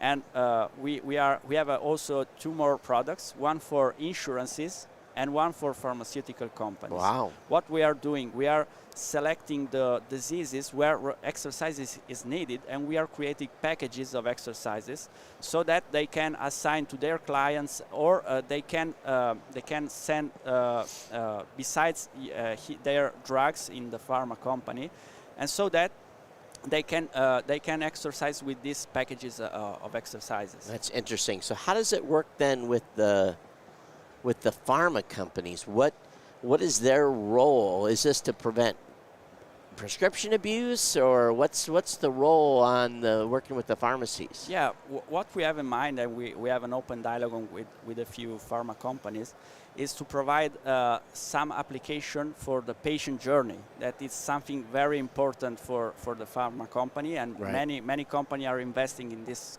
sort of solution. And so what we would like to do with the pharma company, we would like to send them a few datas to understand if they are taking their drugs, and so that they can monitor what is happening with the patient. But we are doing this not with personal data, but what we would like to do is to send just anonymous code, so that they knows that for that drugs they are taking more boxes, and they are taking drugs, and they are using it. So we would like to give to the patient something very useful, but also something very useful for the pharma companies. Interesting. Yeah, that's a tricky one though, isn't it? Yeah. Yeah, it's a little bit, but I do like the ability for, because normally, I think if I remember correctly, I was sent home with like 3 sheets of paper. Yeah. You know, with here, it showed you the position you're supposed to do for each exercise, and the motion you're supposed to do. And I think I remember that. I think I probably lost that paper within a week. Yeah. So that's probably, Yeah, I can show sure. Maybe a screen of the application. So it works like this.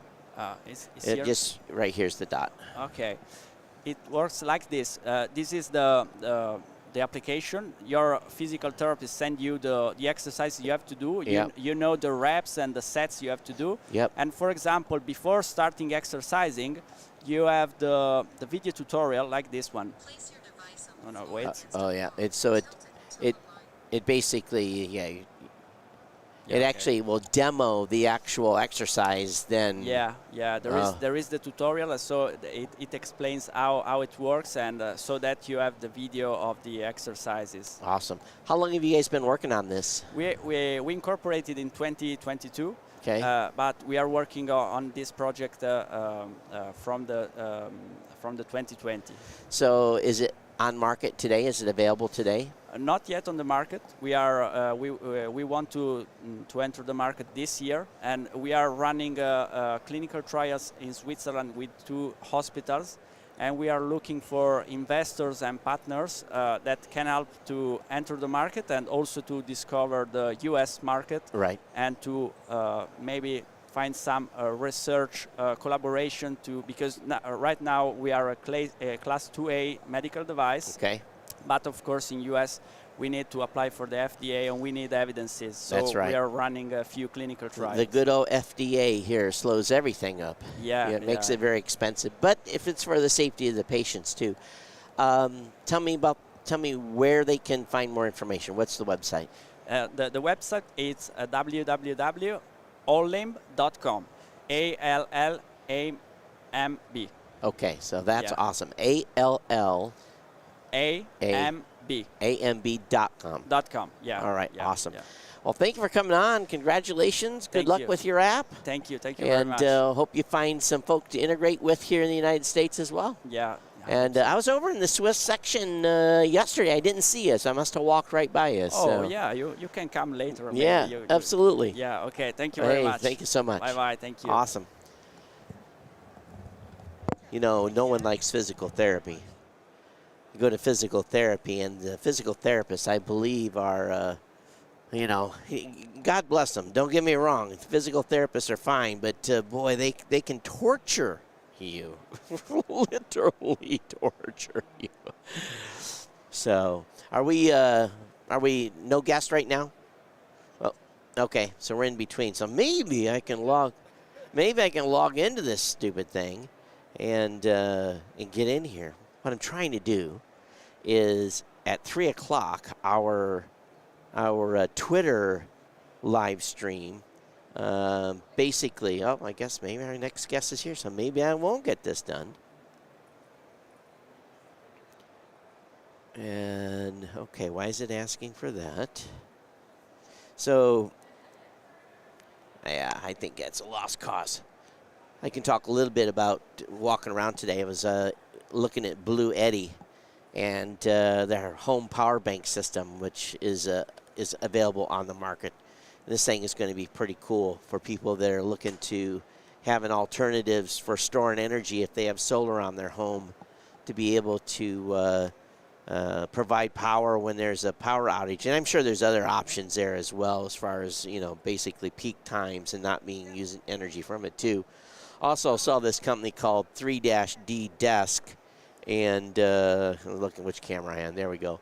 3D-Desk. This thing was a little bit out of the price range I thought it should be, but this was the most advanced stand-up desk I've ever seen, to be quite frank with you. It had like 18 different positions you could put everything in, so we'll see if they find a vendor to work with here in the United States.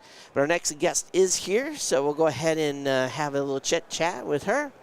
Hi, go ahead and introduce yourself and your company and tell us what you're doing here at CES. Okay, hi.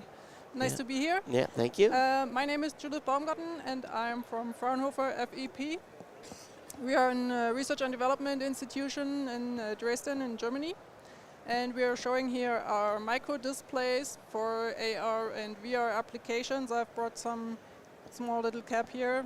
Don't know whether we have a cam to show. Well, we've got the ability to show the hat. So what it looks like from here is just looks like a hat, but you've got a camera here on the bottom of it, and that's not too intrusive. So tell me what are we doing with the applications with this? Yeah, for example, you can use it for sports applications. So let's say a navigation app that you can see, or for vital signs, for your heart rate, for example, if you're jogging around. Sure. So then you can see there your vital signs, the length that you have jogged so far and stuff. And you can also use the display for other applications in combination with a thermal sensor, for example. You can have a thermal imager here.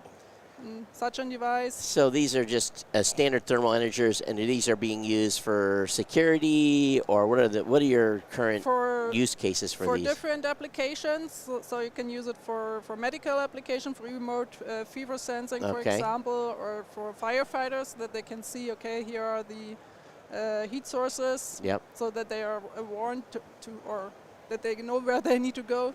And other applications as well. You know, it's interesting. I used to travel to Japan a lot, and as you were heading towards immigration, they'd have a camera pointed at everybody, and a gal sitting at a table, and if she was looking for anyone with a temperature, and if anyone had a temperature, you got pulled aside for a medical clearing. Yeah. So, and I'm sure probably for businesses now and making sure employee health is safe with COVID and everything, it's going on. Probably there's more. Someone's running a fever. Maybe they should have stayed home that day. So it'd be a way to see if you have a healthy workforce too. Yeah, for example, it was a project we had until COVID, and we introduced this demonstrator in this time. Okay. What else are the other devices you have for us? Just my, my sorry. personal belongings. We have different micro displays here with us at our booth in Hall D at the German Pavilion. You mentioned that you're doing VR work, so talk about the VR work you're doing. So we are mainly producing the micro displays that are used in VR headsets. Okay. So you can have a rather high frame rate, so you need a high refresh rate. Yes, when you're moving your head, you need to ensure that the image is changing seamless, fast enough so that you don't get dizzy. What is the typical frame rate they're using in VR headsets? 120 hertz. 120. Yeah. So, and most people's monitors are either 30 or 60. So that tells you the difference of the refresh rate. Because it's true, if you turn your head, it has to stay seamless, or else there's a blurred line or something, and it's not as good of an experience. Yep. So is this are these the new products then for this year, or is this? It looks to me like maybe this is still a prototype. Yeah. So we are a research and development institution. So we are just for partners that are using our micro displays and integrate them into their products. So we have research labs here in the United States as well. So is it similar type of an arrangement in Germany where you've come up with all these great ideas and innovation, and then look for partners to do the integrations with, right? Yeah, of course. Yeah, that's the best way. That's fun work to do, because you get to go out there and do kind of like deep and cool stuff. You don't have to be so restrictive of worrying about profit and immediately. You want to be able to make good development stuff. So tell me about. Is this the actual website? Is it Fraunhofer? Is that just, what is the name of the company again? Fraunhofer FEP. So it's Fraunhofer FEP. FEP. Yeah, we have 70 institutes and all do different stuff. So it's important to know the abbreviation behind Fraunhofer. So the website is www.fep.fraunhofer.de. Okay, awesome. I flew through Frankfurt just for the first time ever a few months ago. Had a good visit for the short time I was in Germany. Next time maybe I'll get to stay for a few days. But come to Dresden. It's a nice city. Yeah. Well, thank you so much for coming in and showing this off. We appreciate it. And everyone, make sure you get over to fep.fraunhofer.de. Outstanding. Thank you so much. Thank you so much. Yeah, thank you for coming. So, in the United States, we have, I worked a lot when I was in government, worked with national labs. And the national labs are always coming up with cool ideas and innovative stuff and stuff that they would experiment on. And I think every country is doing this. And I don't know how the economics works in Germany for that organization, but definitely VR and optics and all that stuff today is huge. And I think as I've been walking around, I've probably seen 30 or 40 companies that have VR headsets where people are actually demonstrating them, and they're standing in booths. And matter of fact, sometimes they're in a little cage because they don't want people falling down. But VR is big. It's growing, and I think it's going to continue to grow over the years. One thing also too was that I talked about this when Marla was on, was this clone yourself AI from studio.ploonet.com. That was, I didn't get to, there were so many people around the booth, I did not get to actually talk to folks, but this is where you actually make your clone. It's not like you're using one of the 40 or 50 avatars they have. You actually train the system to be able to allow yourself to be a chat AI. Maybe it's something for your tech company. I do want to talk about some of the things I saw today. As I was walking around, I journeyed over to Las Vegas Convention Center. For those of you watching this show, we are at the Venetian, where basically all the innovation booths are at downstairs. As you've seen over the shoulder here, we have a lot of global companies that are here. But when I walked over to, or didn't walk over, took the bus over to Las Vegas Convention Center, and let me just talk about some of the stuff I saw that I thought was cool. And there was a lot of people there, very hard to get interviews per se. But let me go ahead and scroll through, and I'll talk about those items that I saw today. The biggest thing, well, let me back up here. We'll talk about just the sheer size. Down here, most of the booths, probably the biggest is 40 by 40. Down there, they're massive. They're massive booths. Panasonic takes up like a quarter of a floor. But one thing I kept seeing a lot of is, and we've seen these all over the country, are these little hand scooters. And, and honestly, they're kind of annoying because people rent them and they leave them laying all over the place, and people trip over them, and they have teams that go fish them out of the water and everything else. But there's just a huge number of electric scooters, electric motorcycles, stuff that would be used for those that live in cities to be able to get around.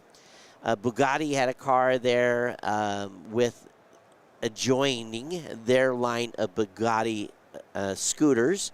So I thought that was kind of interesting. And the Bugatti scooters do not have the same beautiful design as an actual Bugatti vehicle at all.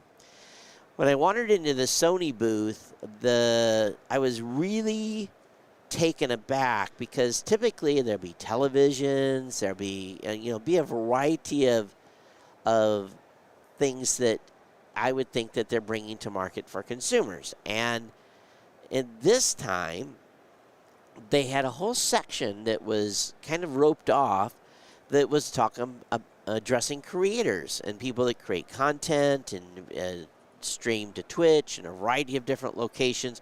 And it was more kind of had this NAB, National Association of Broadcasters, show feel. And I asked the lady that was standing next to, I said, why are you showing this at CES? And she basically said what they wanted to represent was the ability for a consumer to start with a low-end camera, then over time upgrade, and there's a whole path to get all the way up into cinematic. Now, I don't think most people are going to start basic and then graduate to cinematic type of gear, but that was something that they were showing off. And a whole line of different cameras. And one of the things they're proud about their cameras, too, is a lot of them now are being built from recycled material and using less plastic. But probably the coolest thing I've seen at the show so far was from Starsphere, which is, I believe, now a subsidiary of Sony. Sony put a satellite into orbit with SpaceX 3 days ago, and the goal later this year is that consumers and professionals will be able to rent time on that spacecraft to be able to image certain areas or views, or you basically order up what you want imaged. And it's not, my understanding is let's say I want to order up imaging of my home, if I want a satellite view of my home. And he said that this is not that level of optics. You're going to see a fuzzy area of your home. So it's really not designed, to be able to take an image, like a super spy picture of your home. They're hoping that creators are going to be able to drive and readjust the positioning of the satellite to be able to take beautiful pictures, panoramic pictures from space. So we'll see what happens there. And I have close-up pictures of the actual replica of the spacecraft and what they launched on SpaceX. So the size of it is 6U. 1U is 1.75 inches, so about 10 inches or so. It has a orbital attitude between 500 and 600 kilometers. It has a camera lens. It's a 28 by 135 with an f4 stop. Has a star tracker to measure altitude, antenna for communication, sun sensor to measure attitude against the sun's position. Camera and lens were made by Sony's, capable of shooting 4K video and still images. It has a computer on board. It has thrusters with water as a propellant to raise orbit orbital altitude in order to extend the satellite's lifetime. It has a solar array wings generating power for the satellite and a GPS antenna to measure the satellite's position. So I don't know what the lifetime of this is going to be, but they say that you're going to be able to capture images remotely of the Earth and outer space from space, shooting 4K video and high sensitivity image footages, intuitive operation use simulator, Reserve shooting with a preset shooting, location, subject, time, etc. Real-time shooting and live linkage only when passing over a ground station. So they're going to have a premium shooting service. Reserve shooting charting on orbit for one orbit. Users can control the detailed setting of the camera and sequences. You get up to 10 minutes of free operation of the satellite. Approximately 50 still images or up to 30-second movies are available, which can be selected from thumbnails. So that's the description of what they're doing. Also ran into a lot of companies that are taking advantage of what has happened because of the pandemic. Everyone's got a camera for your desktop. This is the best time ever to be looking for 4K, IP-based cameras that are really, really, really good. There's just a huge plethora of companies coming out with these because they know people are working from home and they want to look sharp when they're doing their online meetings. One of the companies that I ran into was called Emmet, E-M-E-E-T, and they have some collaboration cameras as well, so if you're in a group meeting, you can move back and forth. Also ran into a company I was very, very familiar with that has a lot of NDI cameras on the market, which, I lost my place here, which I was surprised to see them at this show. Again, it was one of those situations where you're like, what are you doing here? But again, this demand for all of these new high-end cameras is really making them come to the consumer market versus coming to CES, which I thought was interesting. I ran into a company called Muxwave, MUXWAVE.com. They have an incredible LED screen that's see-through. It's a LED holographic screen. Incredible price tag as well. But I'll have some videos up at some point later on the YouTube channel to show this screen off. I think I posted some of the images already on our live blog, which you can find at techpodcast.com or geeknewscentral.com as well. But again, a holographic LED screen that was beyond remarkable. I was really, really amazed. Talked about the 3D desk already a little bit. See what else. And then I trekked over to the North Hall. Everything was in Central. And I ran into Jackery. Jackery is one of the companies that has power banks. And they've got a whole line of new power banks, and these are the big storage banks that you can go glamping for a weekend and be able to have power and not have to worry about having enough juice to keep your stuff recharged. But they also had a prototype of, it's called Jackery Air, and it's a windmill. A 200-watt output power, has a dual motor design. It's compact, light, and a packageable design. Environmental friendly as well. So a way to create energy from wind. They obviously have the ability at Jackery already to connect solar panels to your power banks. But I was truly amazed to see this prototype that they have available at the show. Later this year, this will be available for market. No idea what the price is going to be at this point, but that was something cool that I saw. I already talked a little bit about Blue Eddy. I don't need to re-go over that, as well as some high-end stuff.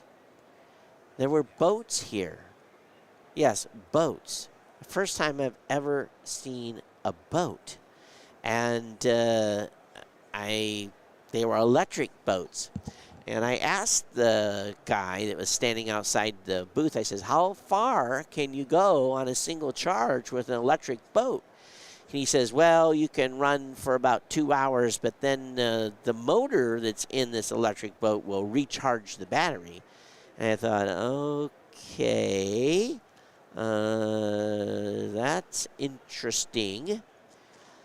Ran into some robots here. I don't know if you can actually see on that that demo screen Yeah, probably can't with the glare. But all kinds of little robots running around, people walking. Again, electric bicycles as well. So lots of electric bicycles, and so not bicycles, motorcycles, bicycles, scooters. Da Vinci was a company I was looking at. Looks pretty high-end. Looks like something that typical, I call them crotch rockets, but I guess if that's the proper word for them. That was coming out with some electric ones there. Did not get into the booth to find out the top speed. Let's see if I can, top speed of one of them was 124 miles per hour. I think that's probably fast enough. Also, I walked in and saw some prototype vehicles. We can bring them up anytime. They're cleaning we're bringing home appliances on the show. And so we're going to get to be able to see we can bring them up when they're ready. Yeah, we do them one at a time. Yeah. And then we just switch them out. So Applied EV had prototype vehicles. It's all about remote controlled vehicles, or remote. So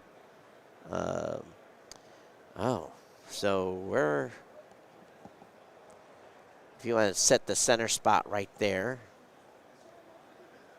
And well, let's see here. Let's set this here, and then put her on the side so that she can be seen. Yeah, so we can see her face when she comes in. I think, okay, that's from that camera's good position. Yeah. Huh? Oh, it's okay. That camera's fine. Yeah. Yeah, that's fine, and we can talk about it. Okay.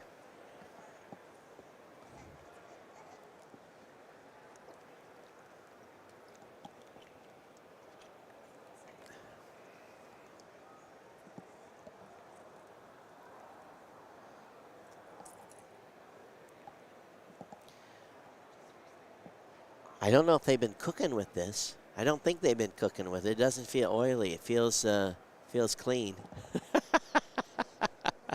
Haven't been cooking with it? No. I was just joking, obviously. Okay, all right. So, first of all, thanks for coming. And I always love when people bring gadgets. It's always fun because you can actually see this one.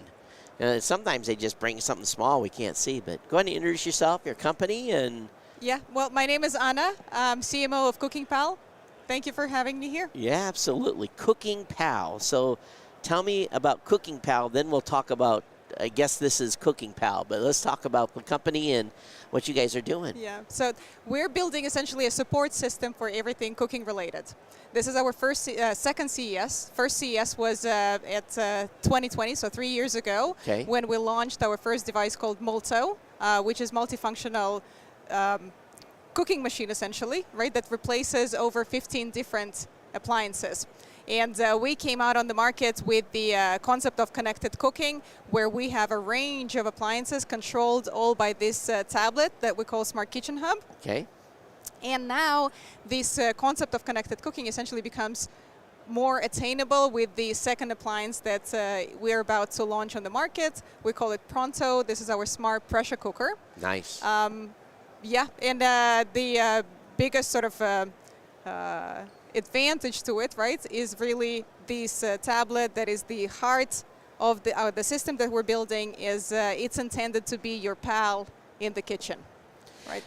So, I've got a device in my home. Does this only do pressure cooking, but is this also an air fryer too, or? Correct. Yeah, so it's a little bit different from what currently is available on the market, right? So from the hardware perspective, it has certain features like auto pressure release, right? So you've got sensors, so you don't need to move that valve with your hands. That's right, and get the hot air blowing on you, Correct, right? So then also the steam release, right? It's got a steam diverter, so it gently releases sort of sideways instead of shooting right up. Oh, nice. It also has a built-in scale.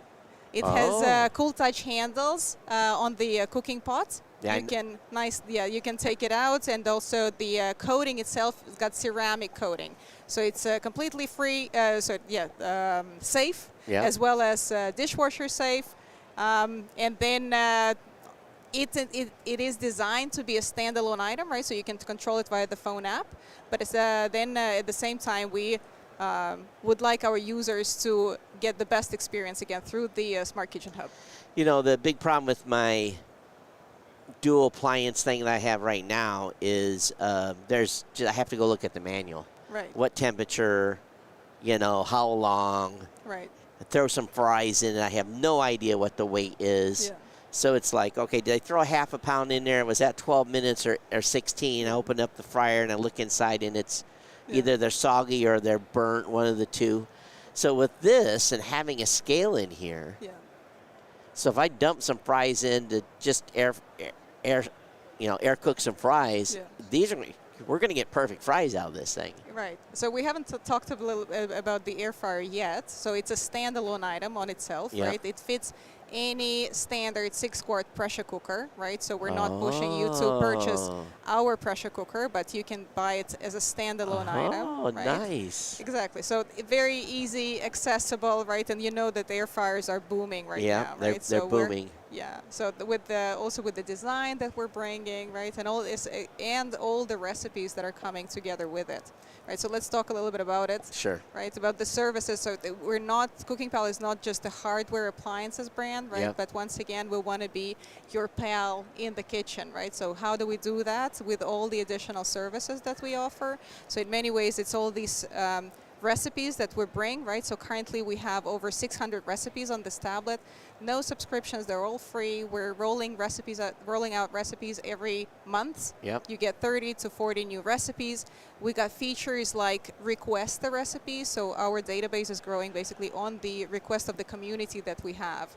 If you don't find your favorite recipe, you can ask us to add it in. We're going to test cook it for you. We're going to do all the photos and videos that the recipe comes with, right? So essentially we're bringing the guesswork out of cooking, right? So with us, you get inspirations, you get step-by-step guides if you don't know how to cook, but also we provide you then with the tools of how to cook it. Yeah. I noticed in there that you had a recipe for spaghetti. Yeah. Is that designed to be cooked in this device? It can be.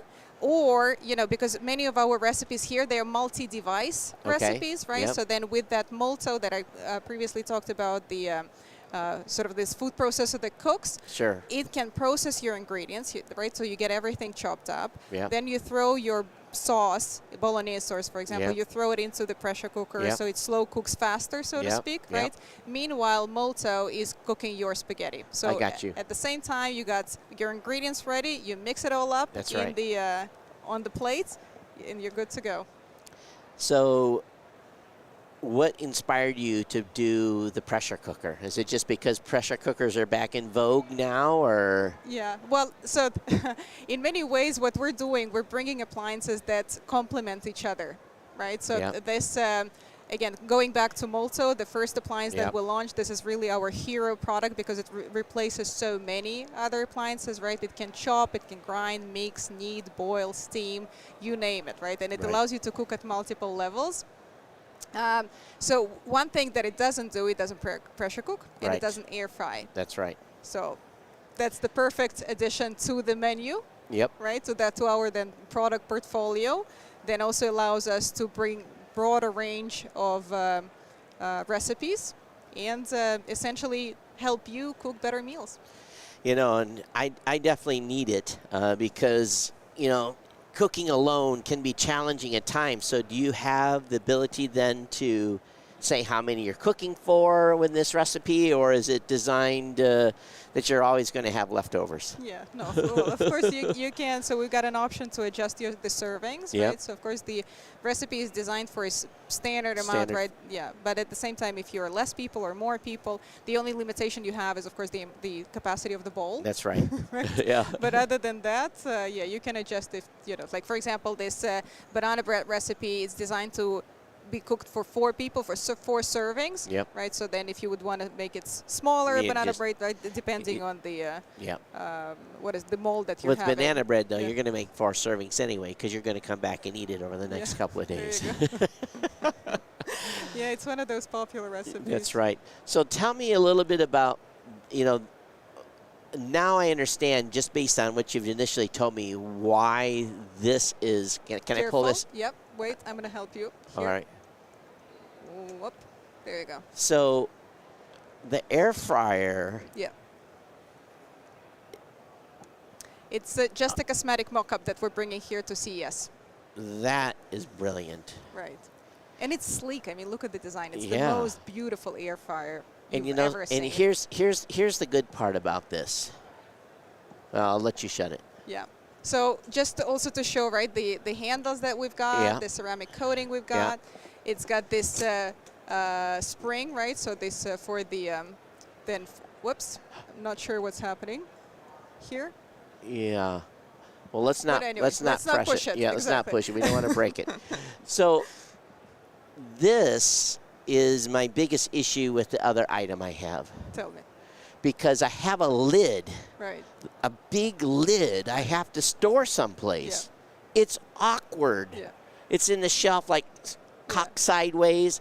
This, man, I get this right away. And for those of you that are kind of neat freaks that like stuff organized, this you don't have to have the lead. Yeah, you don't have to change the lid. You just use that. Yeah. Yeah, very, very, very, very smart. No, our design team is doing a great job. Our appliances receive various awards like Molto. I invite you to go to cookingpal.com to see how it looks like, or the booth. We're here at CES at the booth 53517. 53517. So you can visit us, see the full range, and see the full sort of like the design language that our appliances speak. It's all very simple lines, efficient with very efficient ergonomic design, clean. Right. So talk to me about price. What is the universal air fryer going to go for? So the air fryer is going to launch at $119. 119? 19. What about your pressure cooker? Pressure cooker is going to retail at $279. $279. Correct. What about your tablet? What is that? So tablets, it's going to launch a little bit later as its own standalone item, right? We still need to make sure that we offer the best experience to our users, right? So we need to optimize that experience, right, with all the UX UI that we're offering.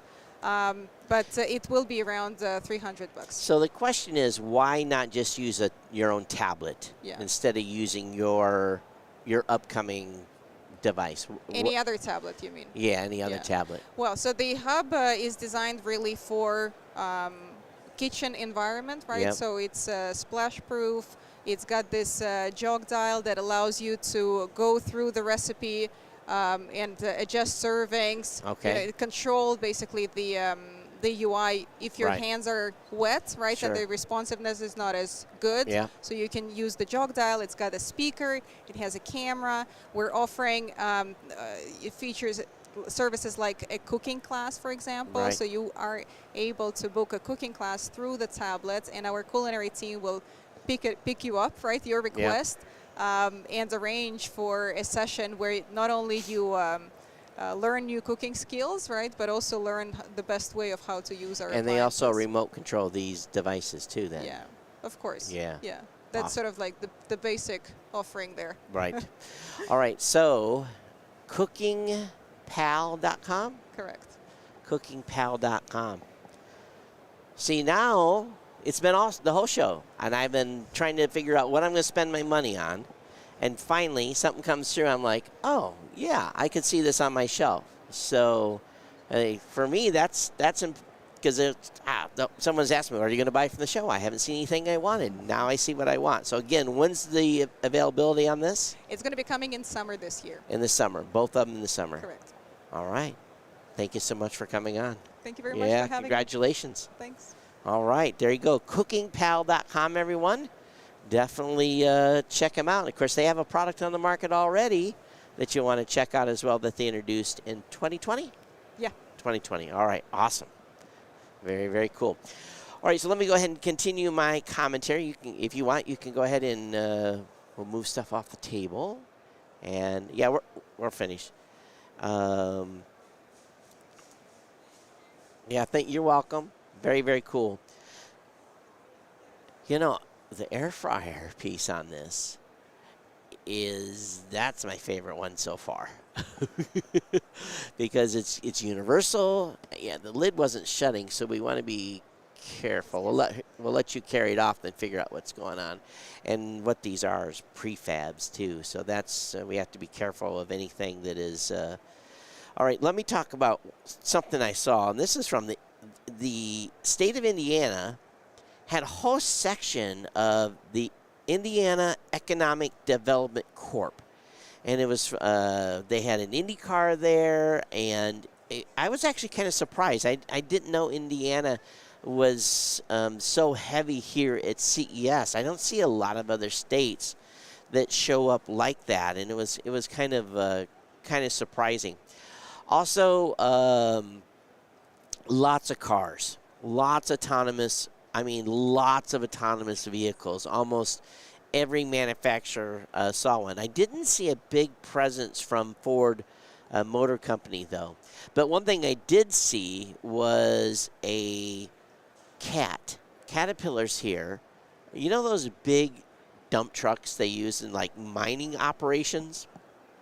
Well, they had a Cat inside the West Hall, one of those big dump trucks with decked out with all of the extra new features, autonomous features, and all that stuff. So that was something that I saw.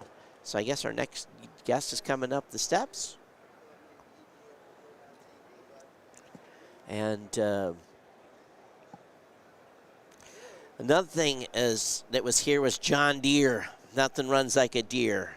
And John Deere had a sprayer. They were talking about how the technology that they're using in spraying now allows them to hit exact spots within different rows to be able to get a better kill without spraying too much and being able to saving from putting too much spray on the field. So it was pretty interesting in itself. And they had some farmers that were there that were talking about their utilization of this particular sprayer.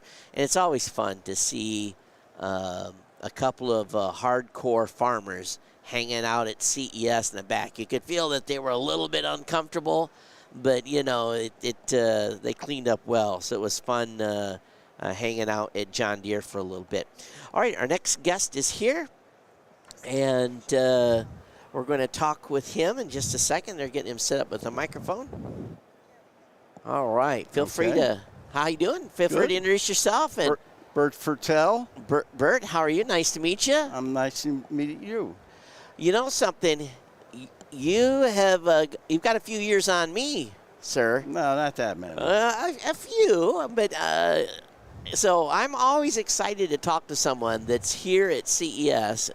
And I think I may have heard something earlier about what you're bringing to market. Why don't you talk about your company and what you're doing here? Okay, first of all, I do have to say that I think, I can't guarantee it, but I think I'm the show's oldest exhibiting inventor here. Years before, there was a couple that came here that was inventors as well, but they never had a booth. They were always walking around the show floor.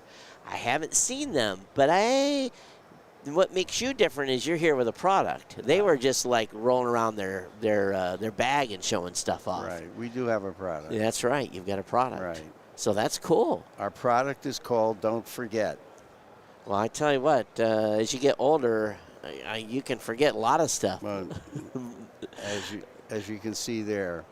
Well, it's more not for older people forgetting things, although we all forget things. That's right. And you don't even have to be old to forget things. That's right. But what happened was I was forgetting my cell phone in my car.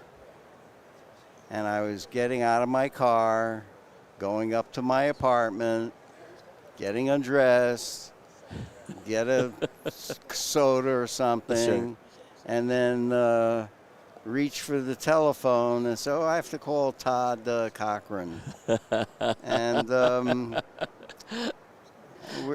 shoot, I left the phone in the car. I got to put on a pair of pants, put on some slippers, you know, look in case I bumped into somebody in the elevator. That's right. So, and I'd go get my phone. Yep. And this was happening 2-3 times a week. I have one of those cup holders with a little square thing on it, and the phone fits right into it. Sure. I forget it all the time. Just leave it there, right? So I said, you dummy, what a dummy. Why doesn't somebody invent something to remind you? To remind me. Right. So I said, I'm going to invent something. So I went to a patent attorney in Florida, and of course, they say, well, there's some things out there, but yours may be unique. And $10,000 later, I found out that I now have a patent that's pending. Okay. And then you have to apply for a... So what is my patent, what is my invention called? Don't forget. I almost forgot. That's right. What does my patent call for? It calls for, because I found out later on a more serious note, that many, many babies die every year in hot cars. That's right. And even more dogs die in cars. That's right. In hot cars. Yep. So here I am now. I started this venture I remember on January 4th, 20, shows you where I'm at. Sure.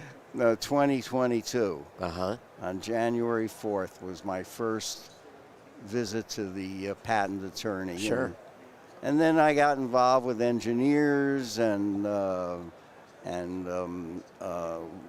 makers and website people and all of that stuff. All that stuff. So here we are now. We have a actual product on apps. We have actual apps that do just that. You download, whether it's an Android or an Apple app, you download it, you pay a monthly fee. It's not very expensive. It's $5.95 a month. Okay.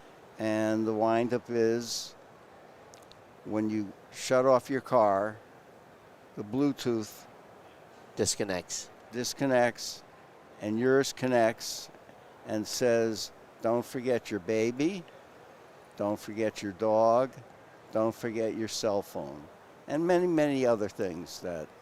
So it's primarily designed then when you're leaving the car. That's the key. Not necessarily when you're leaving the house. Well, we got something else. Okay. So, thinking along those lines, I said, well, this is all well and good when you're in the car, you shut off the car and it's telling you not to forget your dental appointment or stuff like that. What about your house? So in that case, we came up with an idea of a motion detector right at the front door. As you walk by it, it'll say things like, don't forget to turn off your coffee maker. Don't forget to take your credit cards and cash. Yep. Don't forget to take your laptop. Yep. We have a myriad of things. Don't forget to take your keys. Your keys. Yep. Your wallet. Things that you would normally walk out with. You get the car and you're like, oh, left the wallet in the house. Right. Yeah. So that's cool. So are you going to, is this launched? Is it available? Are you looking for investors? What's the... Well, the app itself is available today. Okay. We just got approval last week for Apple. Awesome. About 2 or 3 weeks before that, we were approved by Android. So it is available. There's still some kinks to work out. Of course, yep. You know, as usual, and you know, but we're all set on that. As far as the devices go, I'm a little too old to want to get involved with manufacturing parts or even contract manufacturing parts, getting people, putting them together, getting a warehouse. All that stuff, yeah. Packaging, advertising, and then selling. So basically, you're looking for a partner. So I'm looking to license somebody that's already geared up to do things like this. Sure. And that's basically where we're at. But we do have 2 items. We have the home motion detector, and then we have what's called a device that plugs into your OBD2 port underneath the dashboard of the car. Right. That's the little port where the mechanics, when you bring it into the service station, they put in the for diagnostics. And there's like little prings of sticks out. Right. I don't know how to explain it. Well, there is a port that you can plug into. But there's an off and on switch. And when you plug it in, when the car turns off, the message then gets sent again. Don't forget your baby, your dog, your... So it's sent not only on the app, but it's sent by the car as well. Right, which has... The app and the car have nothing to do with each other. So you can run one without the other. Right. Awesome. Right. That's smart. Yeah. Yeah. So, and that would be my idea. That would be my idea, would be to sell 2 of the car devices and 1 of the home devices, and to have a company like Costco, Walmart, Target, Amazon, whoever may be, would handle something like that. Yeah. Well, I don't even know what it would sell for. I have no idea. Yeah, I've seen some of those plug-in sensors before. Yeah. I don't know. You don't know what you're looking at either, but that's what your partner will find out. Yeah. Yeah, they'll figure out what the price point is going to be. And if you save just 1 kid, save 1 baby, it'll be worth everything. Well, that's true. But figure this out as far as who would use this. There's over 4 million babies born every year in the United States. That's right. There are over 70 million dog owners in the United States. Yep. And there's well over 300 million cell phone users in the United States. Yep. So you got a big market here. I wouldn't even know. I keep saying, if I only got 1% of that. That's right. That's right. So the website is, don't forget? DF. It's the initials DF for don't forget. Yeah. DFDon'tForget.com. Awesome. No apostrophe. Okay. No apostrophe. Awesome. And again, it's a verbal alert system.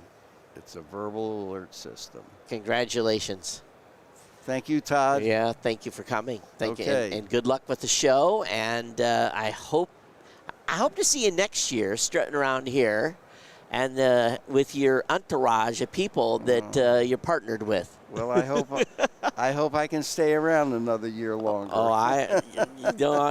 I'm quite sure you will be here. So thank you, sir. Okay, thank you. We appreciate it. I love it. I absolutely love it. I love to see the entrepreneurial spirit and such a simple idea, but for something that, if you think about it, it's true. How many, people say, how could you leave your kid in the car? Well, it happens. It happens a lot. And peace of mind, I think, would be wonderful from a, this makes a good baby shower. I'll give you one of my cards. Hey, yeah, you can give me one of my cards. Yeah. So it's you just really, really simple idea, but really makes sense. All right, so we are at 4:30. We got about another 30 minutes of coverage here at CES. We talked about John Deere before our latest guest. They also had an excavator in the building. I don't know why they brought an excavator. Then AEVA, A-E-V-A, car manufacturer, was here, along with another company called VinFast, which is another car manufacturer, all prototypes. But I will say something about the displays this year. I walked into a company called Mobileye, and the graphics that they did for their projection wall was off the chart. Not only that, the floor, I've never seen anything like it in a booth, and there was like a plastic covering almost. It was the weirdest floor I've ever worked on, but it gave this visual effect that was just, wow. And one thing's for sure, the people that work in that booth are not going to have sore feet, because had this huge amount of padding in it to get this effect. It was, I have no idea what they used on the floor. Again, it's durable, shiny, black, spongy. It was pretty impressive, and I took some video of it just because I'd never seen a floor like that before. So our next guest is here, and we're going to bring them on and take a shot of H2O here.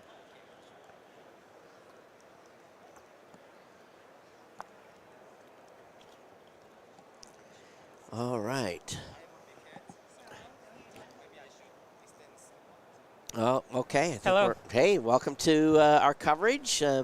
Please, so you've got a shirt on that says HITS. Yes. So tell me about HITS and what you're doing here at CES. Yes. Hello, everyone. I'm from HITS, and first of all, my name is Sang-Yeon Hwang. I am an AI scientist in HITS, and HITS is an AI drug discovery startup based in Korea. It's a drug discovery? Yeah. If you are confused, you can understand it as a medicine discovery. Oh, okay. Yeah, All sure. right. We are basically we are developing and serving AI models which predicts the right compounds when you are to discover the new medicines. Oh. So I'm as an AI scientist, I developed the AI models which is necessary in the whole drug discovery processes. You know, drugs are evolving very, very quickly now, and so I find this curious that you're using AI to essentially come up with new compounds. What does the science take to, first of all, just to program that, to get that AI, the ability to do that type of, to do that type of discovery? What kind of inputs does it need? You mean the input is required by our product? Yeah. Yeah. Well, basically, we are at CES. We are introducing our first SaaS product named One Platform. Okay. It's a web-based platform, and the input requires the two things. The first thing is the protein structure that you want to target. So to treat most of the disease, you basically need to target the protein's dynamics. Okay. And the controlling the protein dynamics is done by some small compounds, chemical compounds. Right. So what you need to do is to discover the right chemical compound, which eventually becomes a drug or medicine. Right. Yeah. So the first input I said was the protein structure, and the second input is the chemical structure that you are interested in. And if you give those two inputs, then our AI model predicts how much effective your compound is, corresponding to those protein structures. Those particular protein structures. Yes. Because you probably have some history already knowing from previous drugs what happens with the use of certain chemical compounds against certain proteins. So there's a little bit of a knowledge base there already. Yes. So do you expect this then to be sold to pharmas, or who do you think your users are going to be? Do you think it's going to be the pharmaceutical companies? That's a very good question. Your main target is the researchers in the pharmaceutical companies, or broader sense pharmaceutical community. Right. And we hope that using our one platform, let me show you in shortly. It is just one screen of our product. I don't know if the screen can be seen. If you put it here. Yeah. Yeah. And this is just our leaflet. Let me hit cancel. It's trying to connect to the Wi-Fi. Oh, yeah. You don't have to connect, I think. Maybe. Yeah, there we go. Yeah. Basically, it is one of our screens, or one of our screen of the product. It shows the results of our AI prediction, which predicts the binding structures between your compound and the protein. So using this kind of results, the researchers can, by themselves, using the AI models, they can predict the results of their experiments before doing it in reality. Wow. So that they can reduce the time and the monetary cost. Right. That is our hope. Yeah. So in short, the main market is the researchers. The researchers. The pharmaceutical community. So before, because the process is very expensive. At least here in the United States, I don't know how it is in South Korea, but I know here that they have to have the drug compound review. They have to test on usually on mice or different, and then it maybe progresses to human test, and it's very expensive and takes a long time. You know very very well, I think. Well, this is something that's pretty well known. I think most people understand it could take 10 years maybe for something. Exactly. Actually, what we repeat in this CES is that to discover one medicine, on average, it takes about 10 to 15 years. Yeah. And it costs about $3 billion. So do you think then, what do you predict that this is going to shorten, because they're going to have to run multiple scenarios. Exactly. So do you think this is going to allow them to cut their research time by 1 year, 2 years? What is the cost? What is the time? Because that's what they're going to say is how much time is this going to save? Of course, what we are mostly focusing on is somewhat relatively earlier part of the whole drug discovery process. In the earlier part, our purpose is to discover some candidate compound which deserve to enter into some preclinical and clinical or something. Right. So, and those part takes about it can take as long as 10 years alone. Right. But during our past projects with other major pharmaceutical companies in Korea, we confirmed that we can reduce that period by less than a quarter. Wow. Yeah, and so we believe that, so we confirmed our model's accuracy by the co-work, and then in this one platform, we are now we've implemented those models into a web platform so that the researchers by themselves can use can recur the predictions easily. So you're a pretty smart guy. So HITS do you have a team that helped you build this, or are you a startup? Did you get funding? How did you fund this whole project? Oh, we've actually in the early last year we've finished our Series A funding. Okay. And well, based on funding, and we have an AI research team, and together with the team colleagues, we develop the models required in the drug discovery processes. So do you have a biology background as well, or just purely the AI side?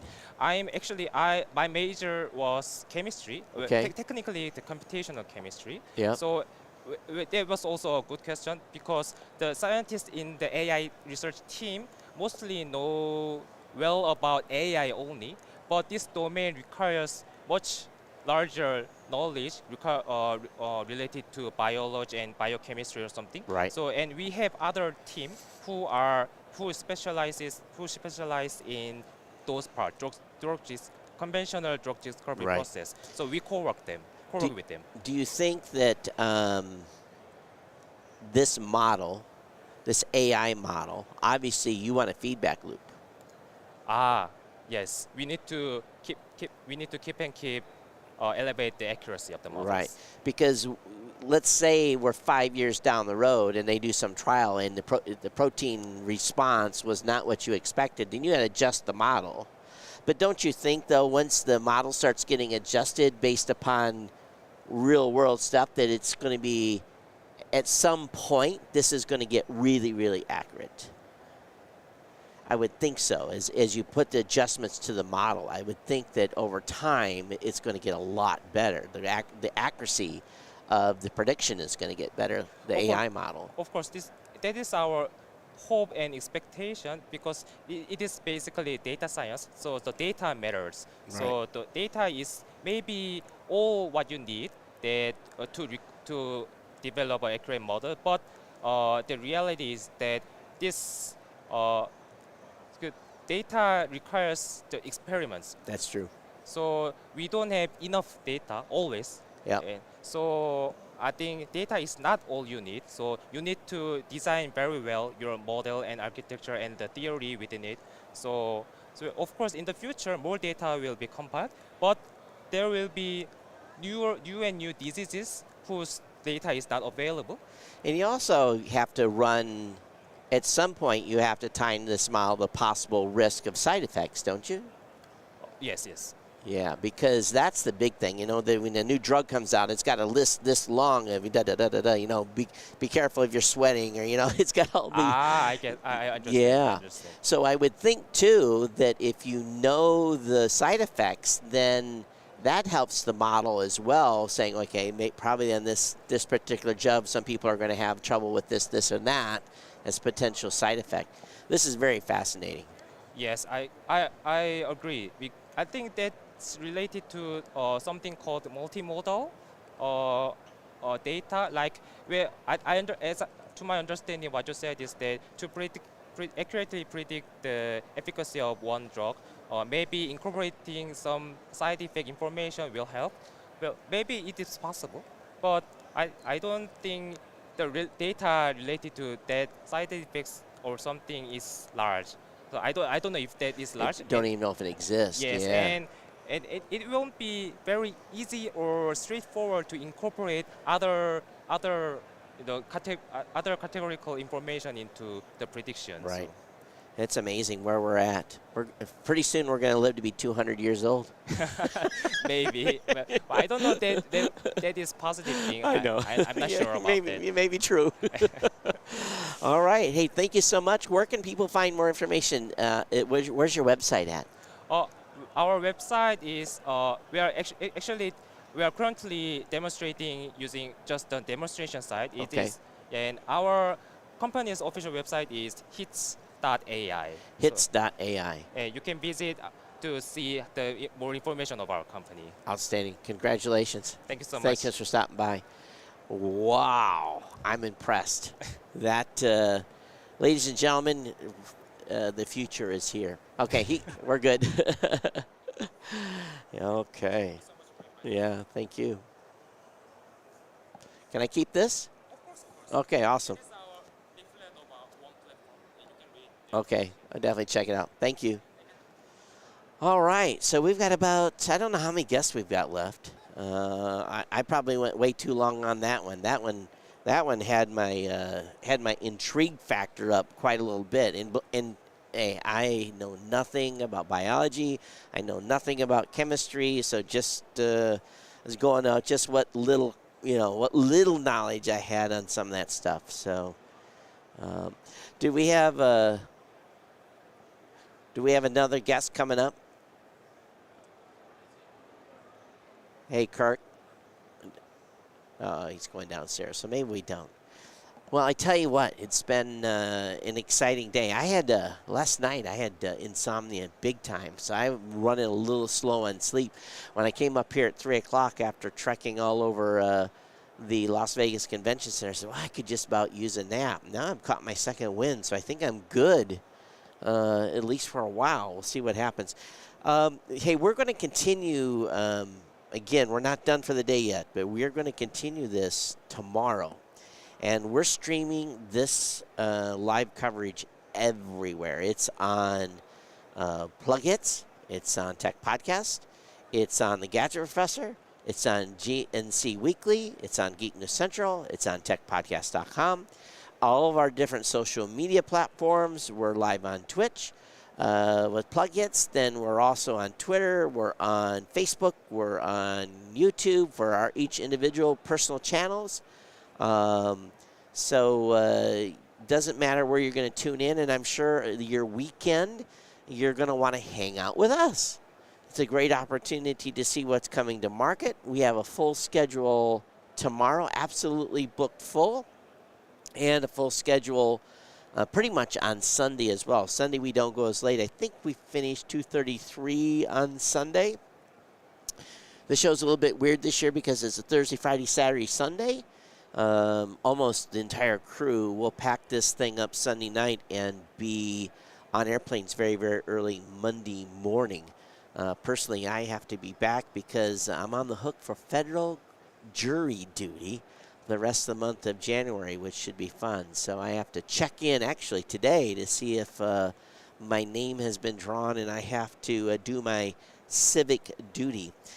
Talk a little bit about some of the other things I've seen here at the show, just kind of back up a little bit.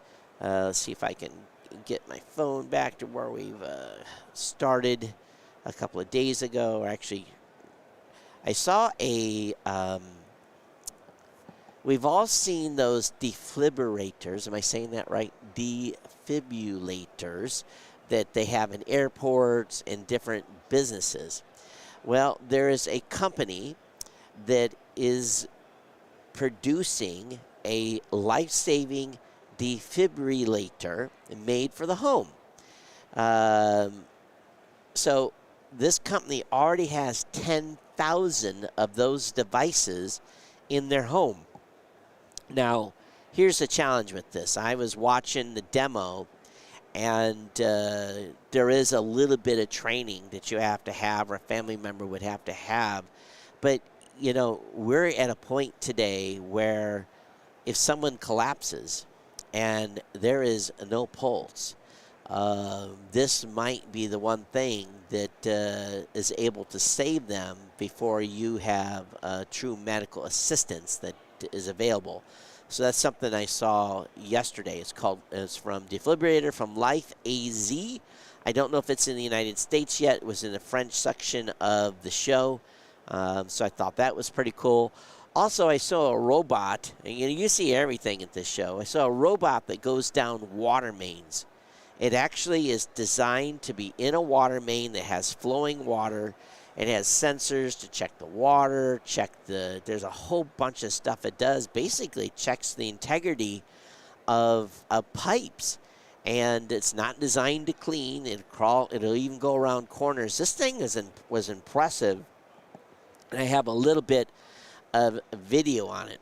One of the things I didn't fully understand was, and it was actually kind of creepy, and it's in our live blog, it's from a company called All Life. They had a robot with a human mannequin head on top of it. It's just a little bit on the creep zone available. Another company that I've been waiting for a long time to actually be able to buy a product from is a company called Quista, Q-I-S-T-A, and they have a device that you put in your yard. You manually install it. You would have to probably pour a little concrete pad for it and tie it down and set it in, run power to it. It is a mosquito destroyer. And for those of you that live in mosquito areas and don't like those little buggers biting you when you're out enjoying a spring or summer evening, this is a product that potentially could be for you if they ever are available to get it here in the United States. Also, believe it or not, Ukraine is here. Ukraine has about 10 companies and there was really nothing that I was interested in talking to their team about. I looked at each of the tables, but Ukraine is here with a small delegation. The Swiss, I spent quite a bit of time in the Swiss venue yesterday. and did some interviews in there. The Swiss ambassador to the United States and Gary Shapiro was speaking. I was able to catch a little bit of video. Of course, Gary Shapiro is the president of the CTA here. But the biggest section, or the biggest thing I think was cool coming out of the Swiss area, was a wheelchair, get this, that climbs stairs, and quite steep stairs. I was very impressed with this particular wheelchair. They are currently only in Europe. They're not in the United States yet. It's going through the FDA situation. But those that are wheelchair bound, once they see this video, they're going to like, how do I get one of these? It is very, very unique. And again, designed to climb stairs. It's from a company called Scewo, S-C-E-W-O.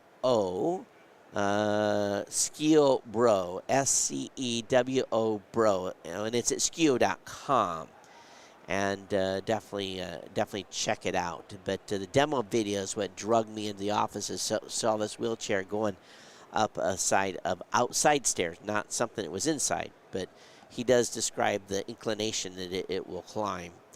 There was another device that was a advanced mobility device, not necessarily a wheelchair, but something that can help people get around in. There was in the Japanese section, they had an exoskeleton that people were trying on. People were amazed. It seems to be a pretty robust product, but again, it's the Novell Eco-Skeleton from a company called Archelius, A-R-C-H-E-L-I-S Incorporated, out of the Japanese pavilion. Also, out of the, which pavilion was I in? See if I can figure out. I think it was the Netherlands pavilion. They have a sensor that you can run across avocados, strawberries, and it will tell you whether or not the avocado is ripe, whether it needs to sit out a couple of more days before you cut into it. All of us have cut into an avocado that wasn't quite ready, but this is a device that it tells you if the fruit is actually ripe and ready. Now, strawberries is pretty easy to see, but they're also using this to determine sugar content and be able to use this in a commercial operation, which I thought was pretty slick in itself. It's called 1/3. They were CES Innovation Award winner, and they said 1/3 is the first to predict shelf life of fresh produce such that better and more dynamic decisions can be made in the food supply chain, resulting in higher efficiency, lower cost, and less food waste. Kind of a novel thing that I found was from a company called Power One, and they basically had a power pack to charge your AirPods attached to your phone, which is, kind of a cool little product. Nano AR was another augmented reality glass that I saw. It wasn't as cool as the other one, though. Comes from a company called FolioPhotoonics.com. So I saw that. Also, for those of you that are gun owners, there was a product from a company called My Gun's Been Moved, and it has the ability, and again, for those of you that are gun owners, most gun owners keep when you're in your home, they keep your firearm locked up, especially if you have children. It's often required by law. But this specific device was basically a pad that a firearm would be set on, and then an alarm would be sounded if the gun was moved at all on the pad, which, again, I think mileage is going to vary by municipality and what your requirements are for securing your weapon. I think that is just about everything that I have seen to date. And getting in this morning was not an issue. We were able to, they fixed the security issue that was plaguing everyone yesterday. Let's see if I can find what else I may have missed that I can chit-chat about. Because he did do some interviews, so I was able to capture some stuff here that will be processed and I'll be able to put online. Did spend a little time on Fremont Street last night, just for a little while. Went out and had a cocktail. But again, it's been a pretty full, attendance-wise, CES. If we look at the screenshot of the hallways, the traffic's down a little bit, but we're getting close to the end of the show day.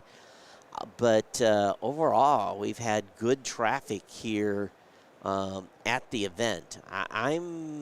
We were talking about it earlier. I was predicting probably over 150, 160,000 people here. Both Central and North Hall were very, very busy. Anyways, it's been fun. All right, a little bit of detail for you. I am the founder of Blueberry Podcasting at blueberry.com. Blueberry without the E's, because we couldn't afford the E's.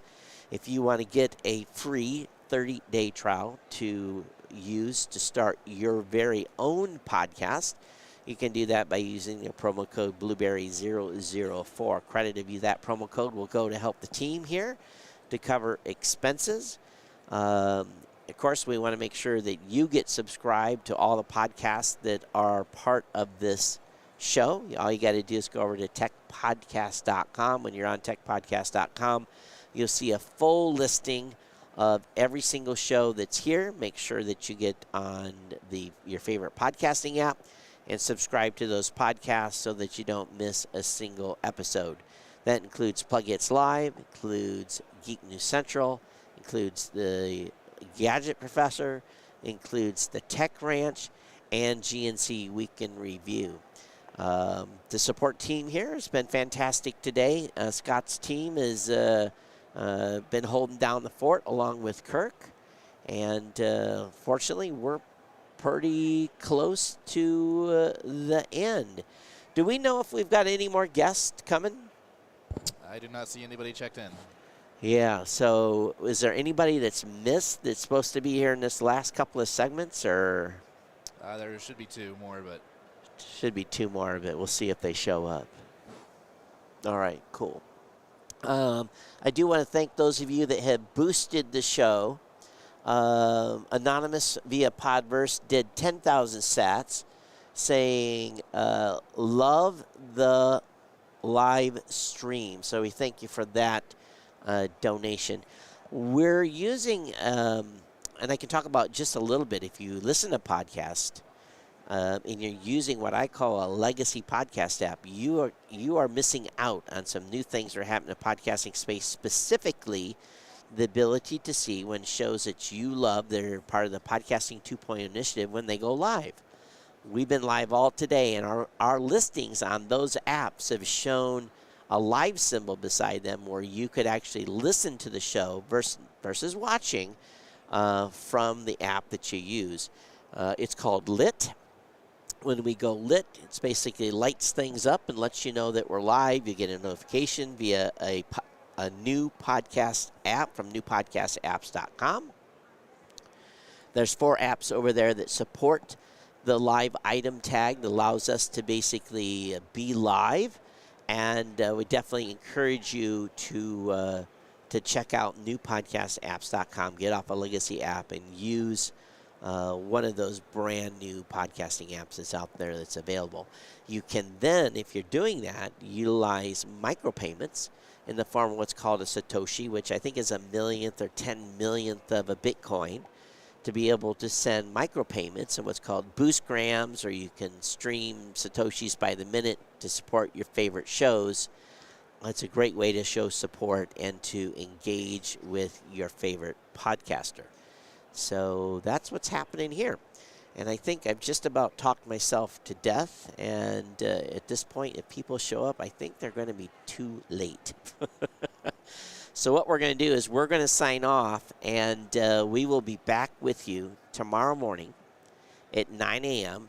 Don Main, the Gadget Professor, will be here for the first 2 hours. I don't know how the lineup works the rest of the day, but we do have, again, a full lineup of companies to talk with us.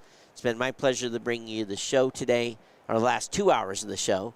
And, of course, Marlo Anderson handled 4 hours of the segment today that he specifically scheduled for some of his guests. And Don Main had kicked it off with us today as well. So we'll be back with you tomorrow. Set your clocks, 9 a.m. Pacific. We'll see you tomorrow for CES Day 3 coverage here for the Tech Podcast Network coverage at CES 2023. We'll see you later. Take care. Bye-bye.